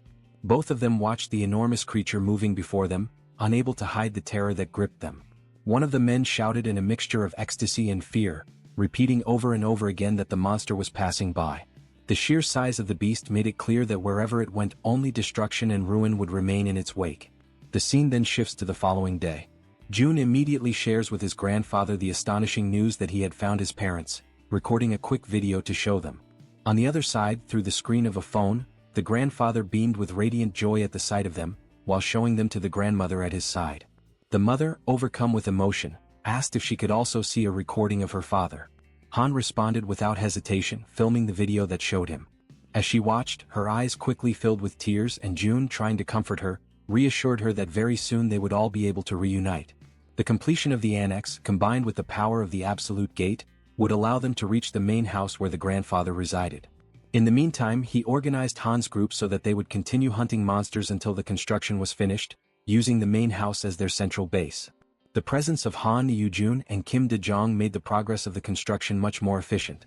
Soon, a notification appeared, revealing that 3 servants bearing the title of knight had joined the construction site, which instantly increased its efficiency by 50%. However, the wave of monsters from the previous night had significantly raised their numbers in the surroundings of the main house. Hunting in that region was proving to be far more profitable, since the monsters were now everywhere. He reflected that with the expansion of Haven, hunting within its borders had lessened, and many creatures continued to wander without realizing they had already entered the sanctuary's territory. All the goblins in that area had already been exterminated during the leveling up of the day before. Making a firm decision, June summoned his ability and called upon Dabin, instructing her to deliver a message. Focused and attentive, she stood silently waiting for his words. He ordered her to inform everyone that with the new expansion, they were only allowed to hunt beyond Siamayan Station. In addition, he requested the formation of a rescue team to save survivors, including those who had specifically asked for medical assistance. Dabin accepted each order with absolute seriousness, determined to carry them out flawlessly. Inwardly, June reflected on the grim reality that within the newly expanded area there were still thousands of survivors living in terrible conditions. Even within the safety of the refuge, more than 10 people were dying due to the lack of water, since leaving the area was impossible. Humanitarian aid was arriving, but it was still far from sufficient.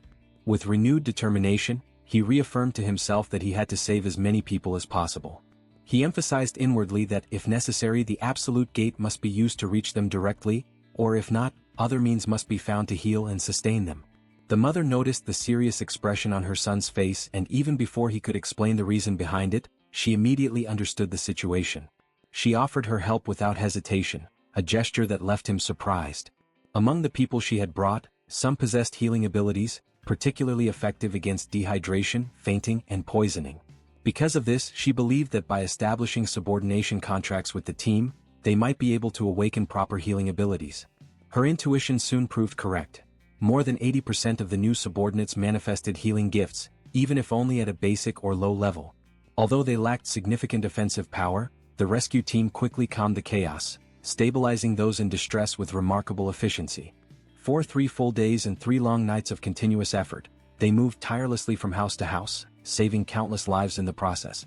Only after this relentless work was completed did he finally throw himself onto the sofa, utterly exhausted, reflecting on how each day had been so overwhelming and filled with urgent demands that there was hardly even time to breathe. But the relief was short-lived. A sudden system notification announced that a being meeting the requirements for citizenship was approaching the refuge, offering him the option of granting it. Still lying on the sofa, he accepted, recalling that ever since the last expansion of territory, new citizens had been arriving without pause, and the population had already grown close to 10,000. While lost in thought, rain began to fall outside. Drawn by its sound, he rose from the sofa, walked to the balcony and stood there watching, intrigued by the intensity with which it fell. In that very moment, Dabin contacted him through the communication ability, her voice serious. She explained that the rescue team was requesting permission to leave the territory in order to carry out an urgent mission. June considered the decision dangerously reckless. Marine monsters now surrounded the region, rendering it impassable for ordinary people.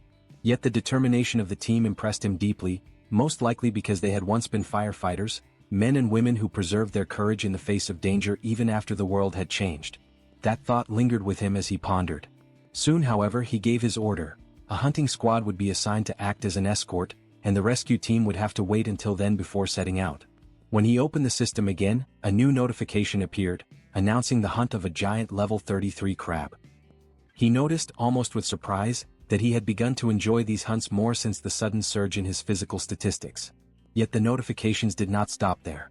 They came one after another, in rapid succession, reporting creatures slain one after another with astonishing speed. The massacre was unfolding at such a pace that June immediately realized this could not possibly be his father's doing. Alarmed, he activated the eyes of the Absolute, and the truth was revealed before him. It was his grandfather, advancing with unshaken resolve, destroying everything that stood in his way. Concerned, June sought immediate contact with Han's group, only to hear their report that a new wave of monsters had risen in the region. The news unsettled him, for the proportion of marine creatures was increasing at an alarming rate, and this time on a scale far greater than usual. On the other side, his grandfather observed the strange situation unfolding. He remarked that even now something about it seemed unnervingly unusual. What troubled him most was the way the creatures were fleeing in desperation, driven not by instinct but seemingly guided by a deeper fear, as if trying to escape from something far worse. He asked himself, from what exactly could they be running? Elsewhere, June followed every detail through his ability, and the same haunting question tormented his thoughts. Fear of what, precisely? Before the answer could surface, a colossal marine monster suddenly rose before Han's group and his grandfather, leaving them paralyzed in horror. From afar, June watched the scene unfold in desperation, his heart racing with dread, as the same question echoed within him with greater force than ever before. What in the end could this terrifying thing that emerged possibly be? The creature before them was a white dragon, a colossal being of level 63. Everyone stared upward, their necks strained, their faces pale with dread, as fear and despair took hold of their hearts. The group questioned among themselves whether what they were seeing was truly a dragon, or something even more terrifying, something that defied understanding. From a distance, June observed the scene in tense silence. He knew that if he were to use the vassal summoning, he might be able to save Han's group from certain death. However, as the guardian of the World Tree, he could not stray far from it. To do so would expose him, leaving both himself and the sacred tree vulnerable. Even so, he couldn't bring himself to order them to fight a white dragon. Doing so would be the same as sending them to their deaths. As doubt consumed him, the system emitted a notification. The remaining time until the completion of the annex construction was 38 hours. June reflected that, once the annex was finished, the territory would expand enough to drive away those monstrous creatures. Yet even with the increased efficiency of 50% and the accelerated progress, 1.5 times faster than before, it would still take time. They would need to endure for more than an entire day, something utterly impossible under their current circumstances. Watching the creature with narrowed eyes, he wondered if there was no other way to resolve the situation. The dragon dug its claws deep into the ground, its cold, merciless gaze falling upon Han's group and upon June's grandfather. The old man shouted that even he would struggle to face such a foe alone and ordered everyone else to fall back. But Han's group refused to retreat. United, they declared that they would stand and fight together. For an instant, June's grandfather was taken aback by their resolve. Then, with a steady breath, the old man was the first to give the order to attack. However, Han's group hesitated, paralyzed by the sheer terror of what stood before them. At that moment, June's voice rang out through the communication link, a firm, commanding tone cutting through the chaos, ordering everyone to stop immediately. The command caught everyone by surprise. None of them could understand why he would stop them from fighting. He instructed all units to hold their positions and specifically ordered Moon to restrain his grandfather. Moon obeyed instantly. The old man turned toward him, demanding an explanation, insisting that striking first was essential in any battle. Moon apologized, repeating only June's exact words. These were direct orders. Yet the grandfather persisted, clearly dissatisfied, unable to comprehend the reason behind such restraint. As the battlefield fell into a heavy stillness, June stood deep in thought. Then a system window materialized before his eyes, displaying vital information. The white dragon, level 63, had recently laid its eggs. It was weakened, and its eggs could only hatch beneath the roots of the World Tree. June realized with a surge of understanding that the dragon had not come to fight. It had come seeking the World Tree's protection to safeguard its offspring. In that instant, the white dragon's eyes glowed faintly, and its voice echoed directly within the guardian's mind. Startled, the grandfather sensed that this was no illusion. This was telepathic communication. The creature's voice resonated calmly within his thoughts, requesting that they make a pact. The old man hesitated, unsure of the creature's intentions, uncertain whether to trust or fear it. The dragon explained that it needed the help of the World Tree to restore its strength. In return, it vowed to protect them from harm. A glowing symbol appeared upon the old man's hand, a mark that could be used to summon the dragon whenever its aid was required. Slowly, the majestic creature stepped forward, its immense presence radiating both power and serenity, extending something toward the old man. The light from its body condensed, transferring into his hands. Along with it came a solemn request, that he take care of its child. Then, spreading its great wings, the dragon lifted itself into the air and disappeared into the thick clouds above. The group stood in silence, watching the magnificent creature vanish into the heavens, the echo of its presence still lingering in the air. Toji was the first to break the silence, remarking that if they had attacked, they all would have perished without question. Moon agreed, adding that they had survived only because they had obeyed June's command in time. Suddenly, the system displays a flood of notifications. The loyalty of several members reaches 100, and all of them are officially registered as vassals. June watches the notifications closely, reflecting on what has just happened. With Kang Deoksu and Kim Gaeong both reaching the maximum level of loyalty at the same time, his total vassal capacity instantly triples. Now he commands 18 subordinates directly bound to him. He wonders whether it would be possible to register the people his mother had turned into awakened as well. However, he soon discovers it is impossible. Those who serve his mother remain strictly under her command, unable to be transferred. Still, he cannot help but wonder if there might be a way to create or awaken more natural awakened beings. At that moment, a new notification interrupts his thoughts. The system announces that the trust level of the citizen Moon has reached 100%. A new message follows. New ability acquired, teleportation. Before June can even react, another window pops up, congratulating him for obtaining a rare item. Awakening pill, teleportation. The description explains that the item can grant the power of teleportation, the same ability possessed by Moon. June immediately begins to consider who should receive it, and the answer comes to him almost instantly. Through his communication ability, he calls for his father to come to him at once. As soon as Donghyuk arrives, he is met by his son, who opens his hand to reveal the small glowing pill. Donghyuk looks at it with curiosity, slightly puzzled, and asks what it is. June simply tells him that all he needs to do is swallow it. Without a hint of suspicion, his father accepts and takes the pill. In the next instant, he feels something stir deep inside his body. Confused, he looks at June and asks what is happening to him. With a faint, almost teasing smile, June replies in an enigmatic tone, suggesting that he imagine what it would be like if he could teleport. Donghyuk repeats the word softly under his breath, trying to process it. Then, almost by instinct, his body reacts. In a blink, he vanishes, and reappears several meters away. He stands there, completely stunned, unable to believe what just happened. June watches in silence, thinking that for someone like his father, a warrior who relies entirely on his physical body and raw strength, gaining the power of teleportation is like granting wings to a tiger. Amid his quiet awe, the system flashes another notification before his eyes. Trust level of Donghyuk has reached 100%. New ability acquired, enhanced protective energy. June reads the message in disbelief, realizing that even the abilities of close relatives can be obtained once their trust reaches full capacity. A new idea begins to take form in his mind. If he could raise his mother's trust to 100%, he might be able to gain her ability as well. He quickly checks the system data. His mother's trust level stands at 97%. A faint smile crosses his lips. He decides there's no need to rush. After all, he still has a secret method to raise trust much faster when the time comes. The next morning, the construction of the annex is finally completed.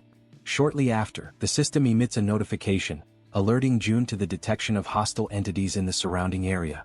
It then reports that several sea creatures, including sharks and swordfish, have been successfully hunted down. With this increase in activity, the territory begins to expand once more, and a sharp, excruciating pain surges through June's entire body as the process unfolds. Completely exhausted, he realizes that even though he now gains less experience for victories achieved under his leadership, the total accumulated value remains immense. At that exact moment, something unexpected catches his attention. The system notifies him that an entity compatible with the requirements for citizenship has been detected. Without hesitation, June decides to accept it. Moments later, another notification appears, announcing that the total number of citizens has officially reached 10,000. As a result, the system unlocks a new feature, the Institute of Professions, allowing the inhabitants to finally obtain jobs and specialize in their respective fields. Although every one of these messages holds great importance, June feels that something even more urgent requires his attention. He opens the door to his room and calls for his mother. Concerned, she immediately appears and asks what happened, wondering if her son has something important to tell her. June thanks her for her patience and announces, with a warm and emotional tone, that they will finally be able to visit his grandfather together. The words strike deeply within her heart. Overcome with emotion, Jisuk's eyes fill with tears. She can barely believe what she has just heard. At that moment, from the trunk of the great tree, where his grandparents reside, a door begins to glow with a radiant, golden light. June approaches it, places his hand gently on the handle and opens it. Beyond the threshold, he sees his grandfather sitting beside his grandmother, as if they had been waiting for him all this time. The old man, startled by the sudden appearance, asks who is there. When he recognizes his grandson, his face lights up with indescribable joy. He asks, trembling, if the person standing before him is truly his June. The young man confirms it, his voice trembling with emotion. Unable to contain herself, Jisuk runs toward Lee Bangja, her father.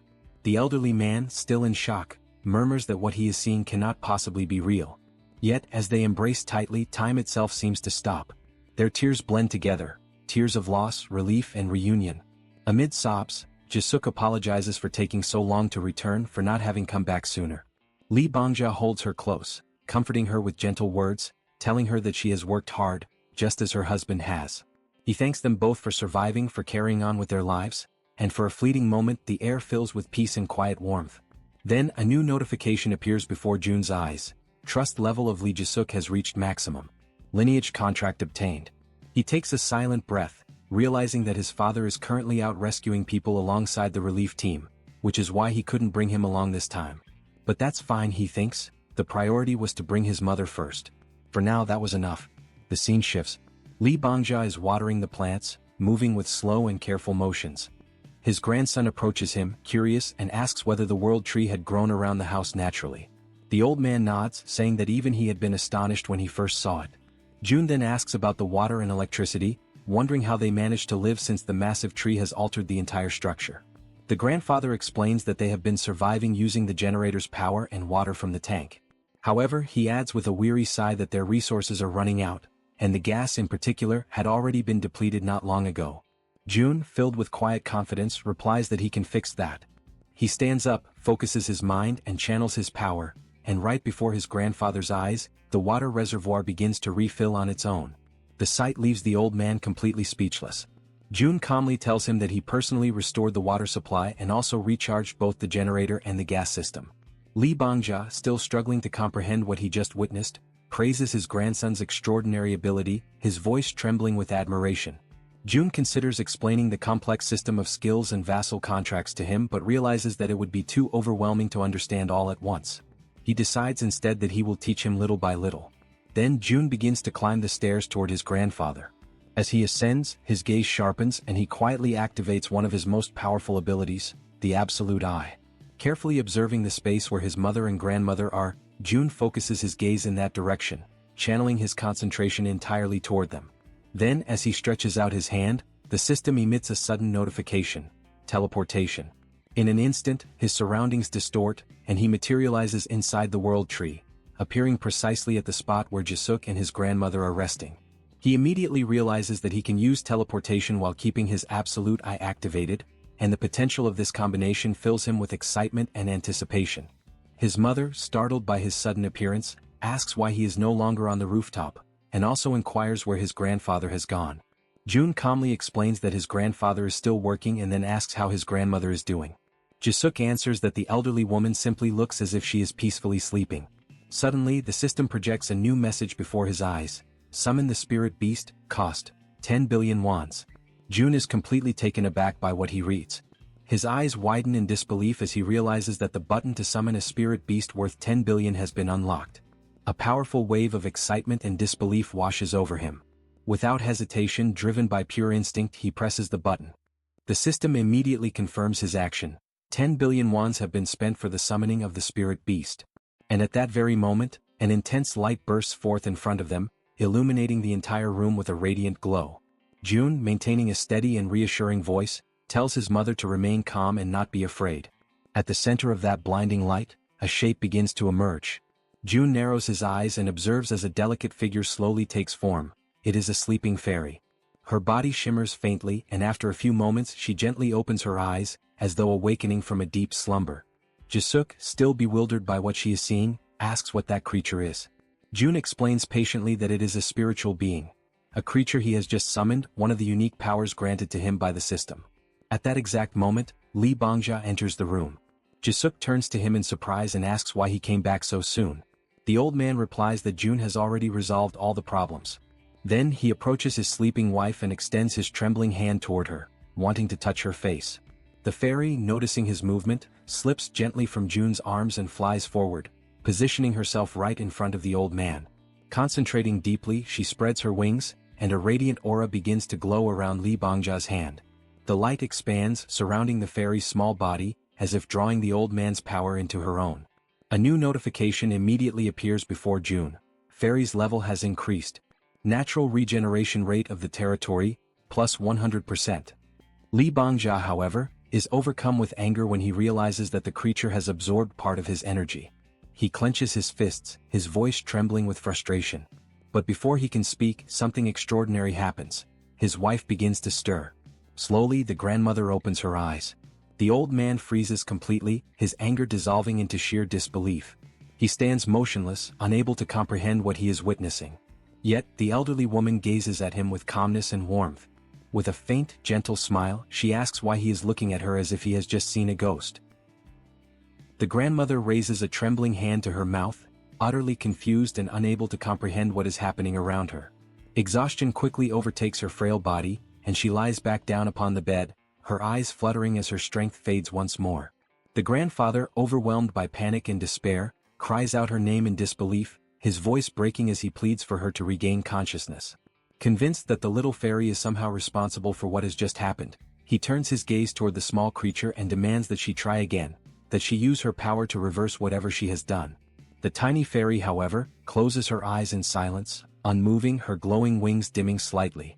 Her quiet refusal only deepens his desperation, and he shouts once more, ordering her to attempt it again.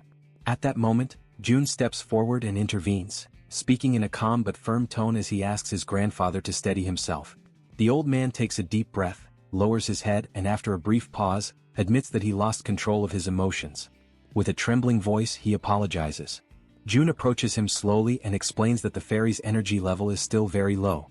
He advises his grandfather to provide her with vitality regularly so that as she continues to absorb energy, she will gradually evolve and her power will increase over time. The stronger she becomes, the longer his grandmother will be able to remain awake and conscious. The old man listens attentively, his face softening as relief slowly replaces his anguish. As June observes the scene, his thoughts drift.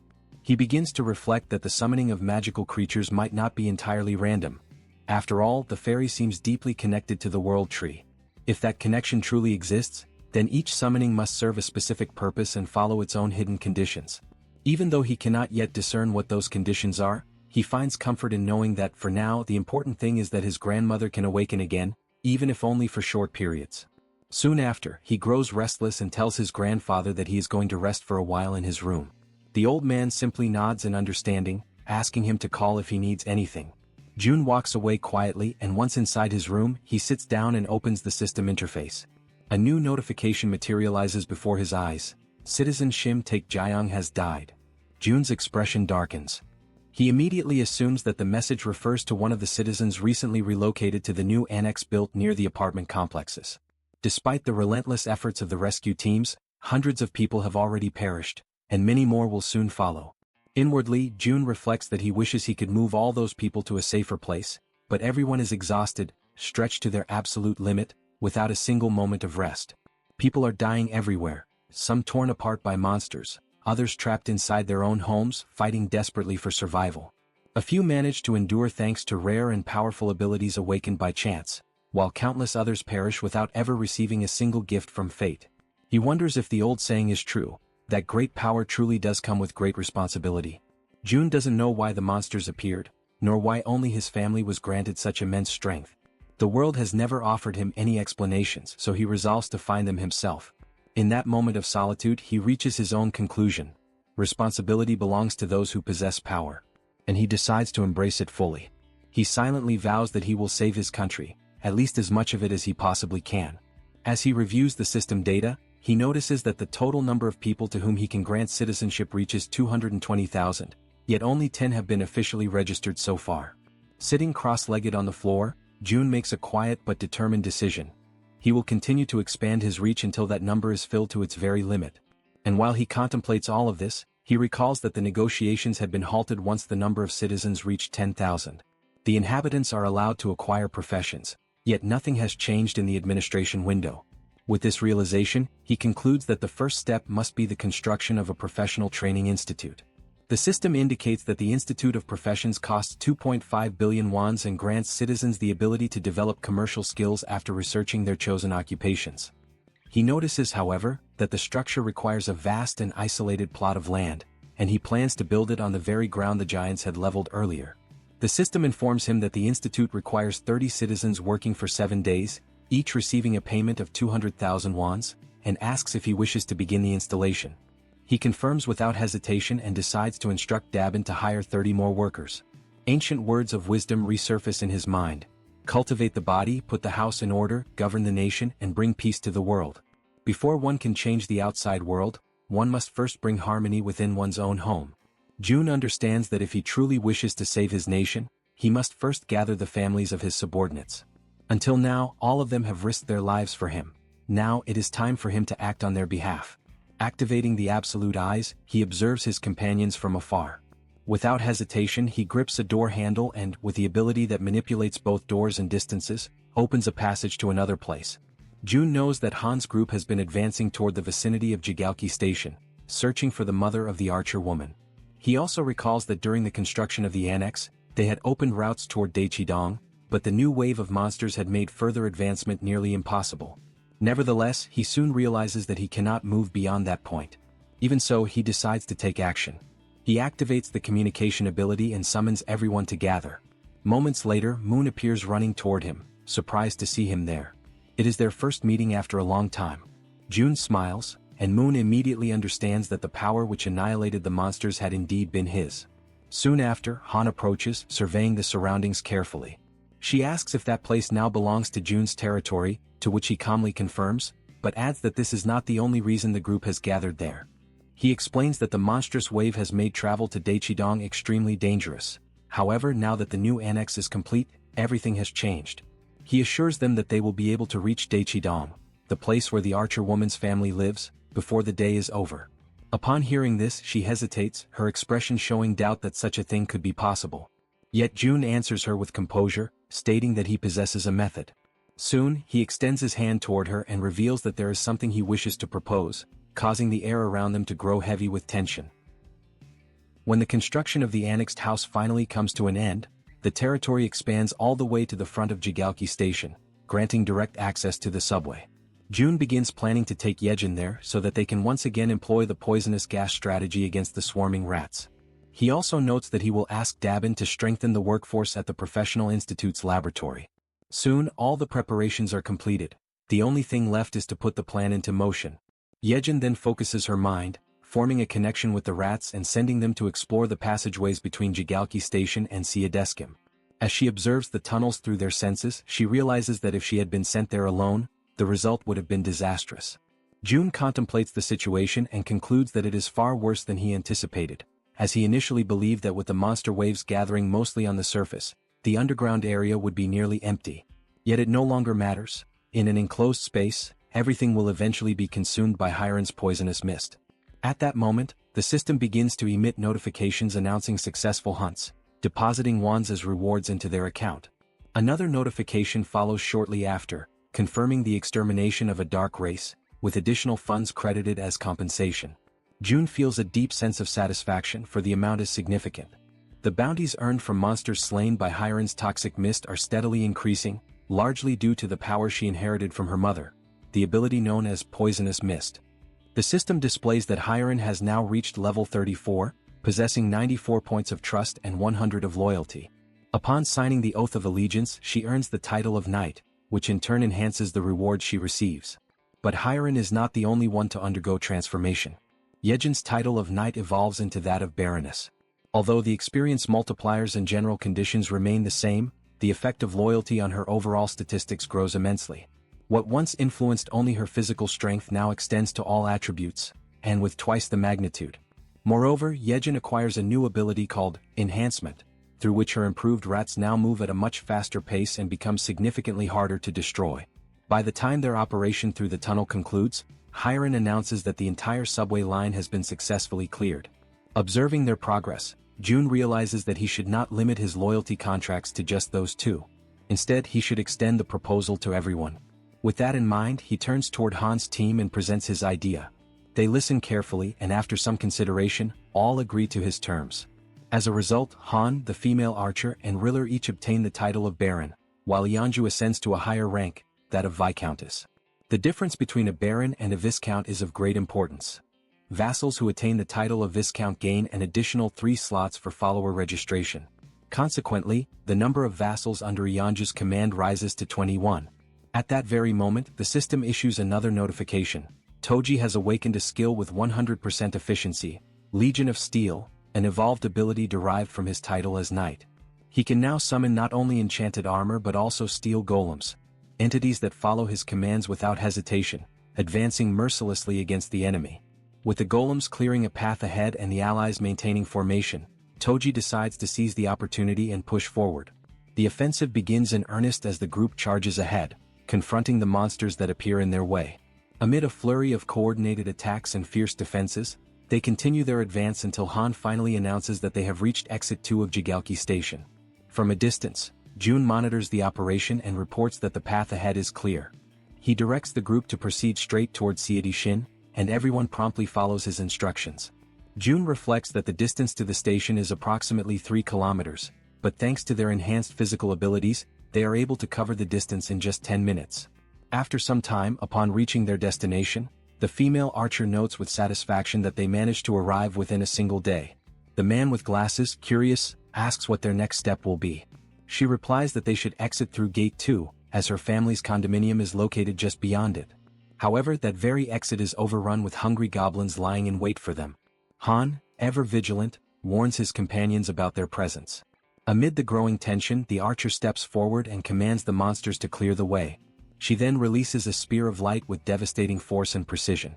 The weapon's energy splits into dozens of radiant beams that scatter in every direction, piercing through the surrounding enemies. The system notifies them of a series of successful kills. The goblins are eliminated one after another. On the other side, Jun observes the archer's newly revealed ability in action, known as Light Arrow. Before even reaching the target, the light detonates and multiplies, turning each beam into a lethal weapon. Meanwhile, something catches Jun's attention. He notices that the entrance to the nearby building is barricaded. This obstruction can mean only one thing: there are survivors inside. Han decides to take action, removing the debris blocking the door and giving orders to the group. He and the archer will go up to investigate the situation, while the others are to remain on guard at ground level. With steady steps and weapons at the ready, Han and the archer ascend the silent building, prepared to uncover what, or who, might still be holding on inside. On the upper floor they come upon a closed door. The archer approaches and knocks several times, yet silence prevails. No sound comes from the other side. Desperation spreads across her face. The absence of any response is unbearable. She falls to her knees before the door, overwhelmed by a crushing sense of loss. For a moment, the only sounds are her quiet sobs and the wind whispering through the cracks in the hallway. Then suddenly the door opens. A young man stands before them, and for a brief instant the world seems to stop moving. Through her tears, she recognizes him immediately, and both are enveloped in a wave of surprise and emotion so profound that it silences everything around them.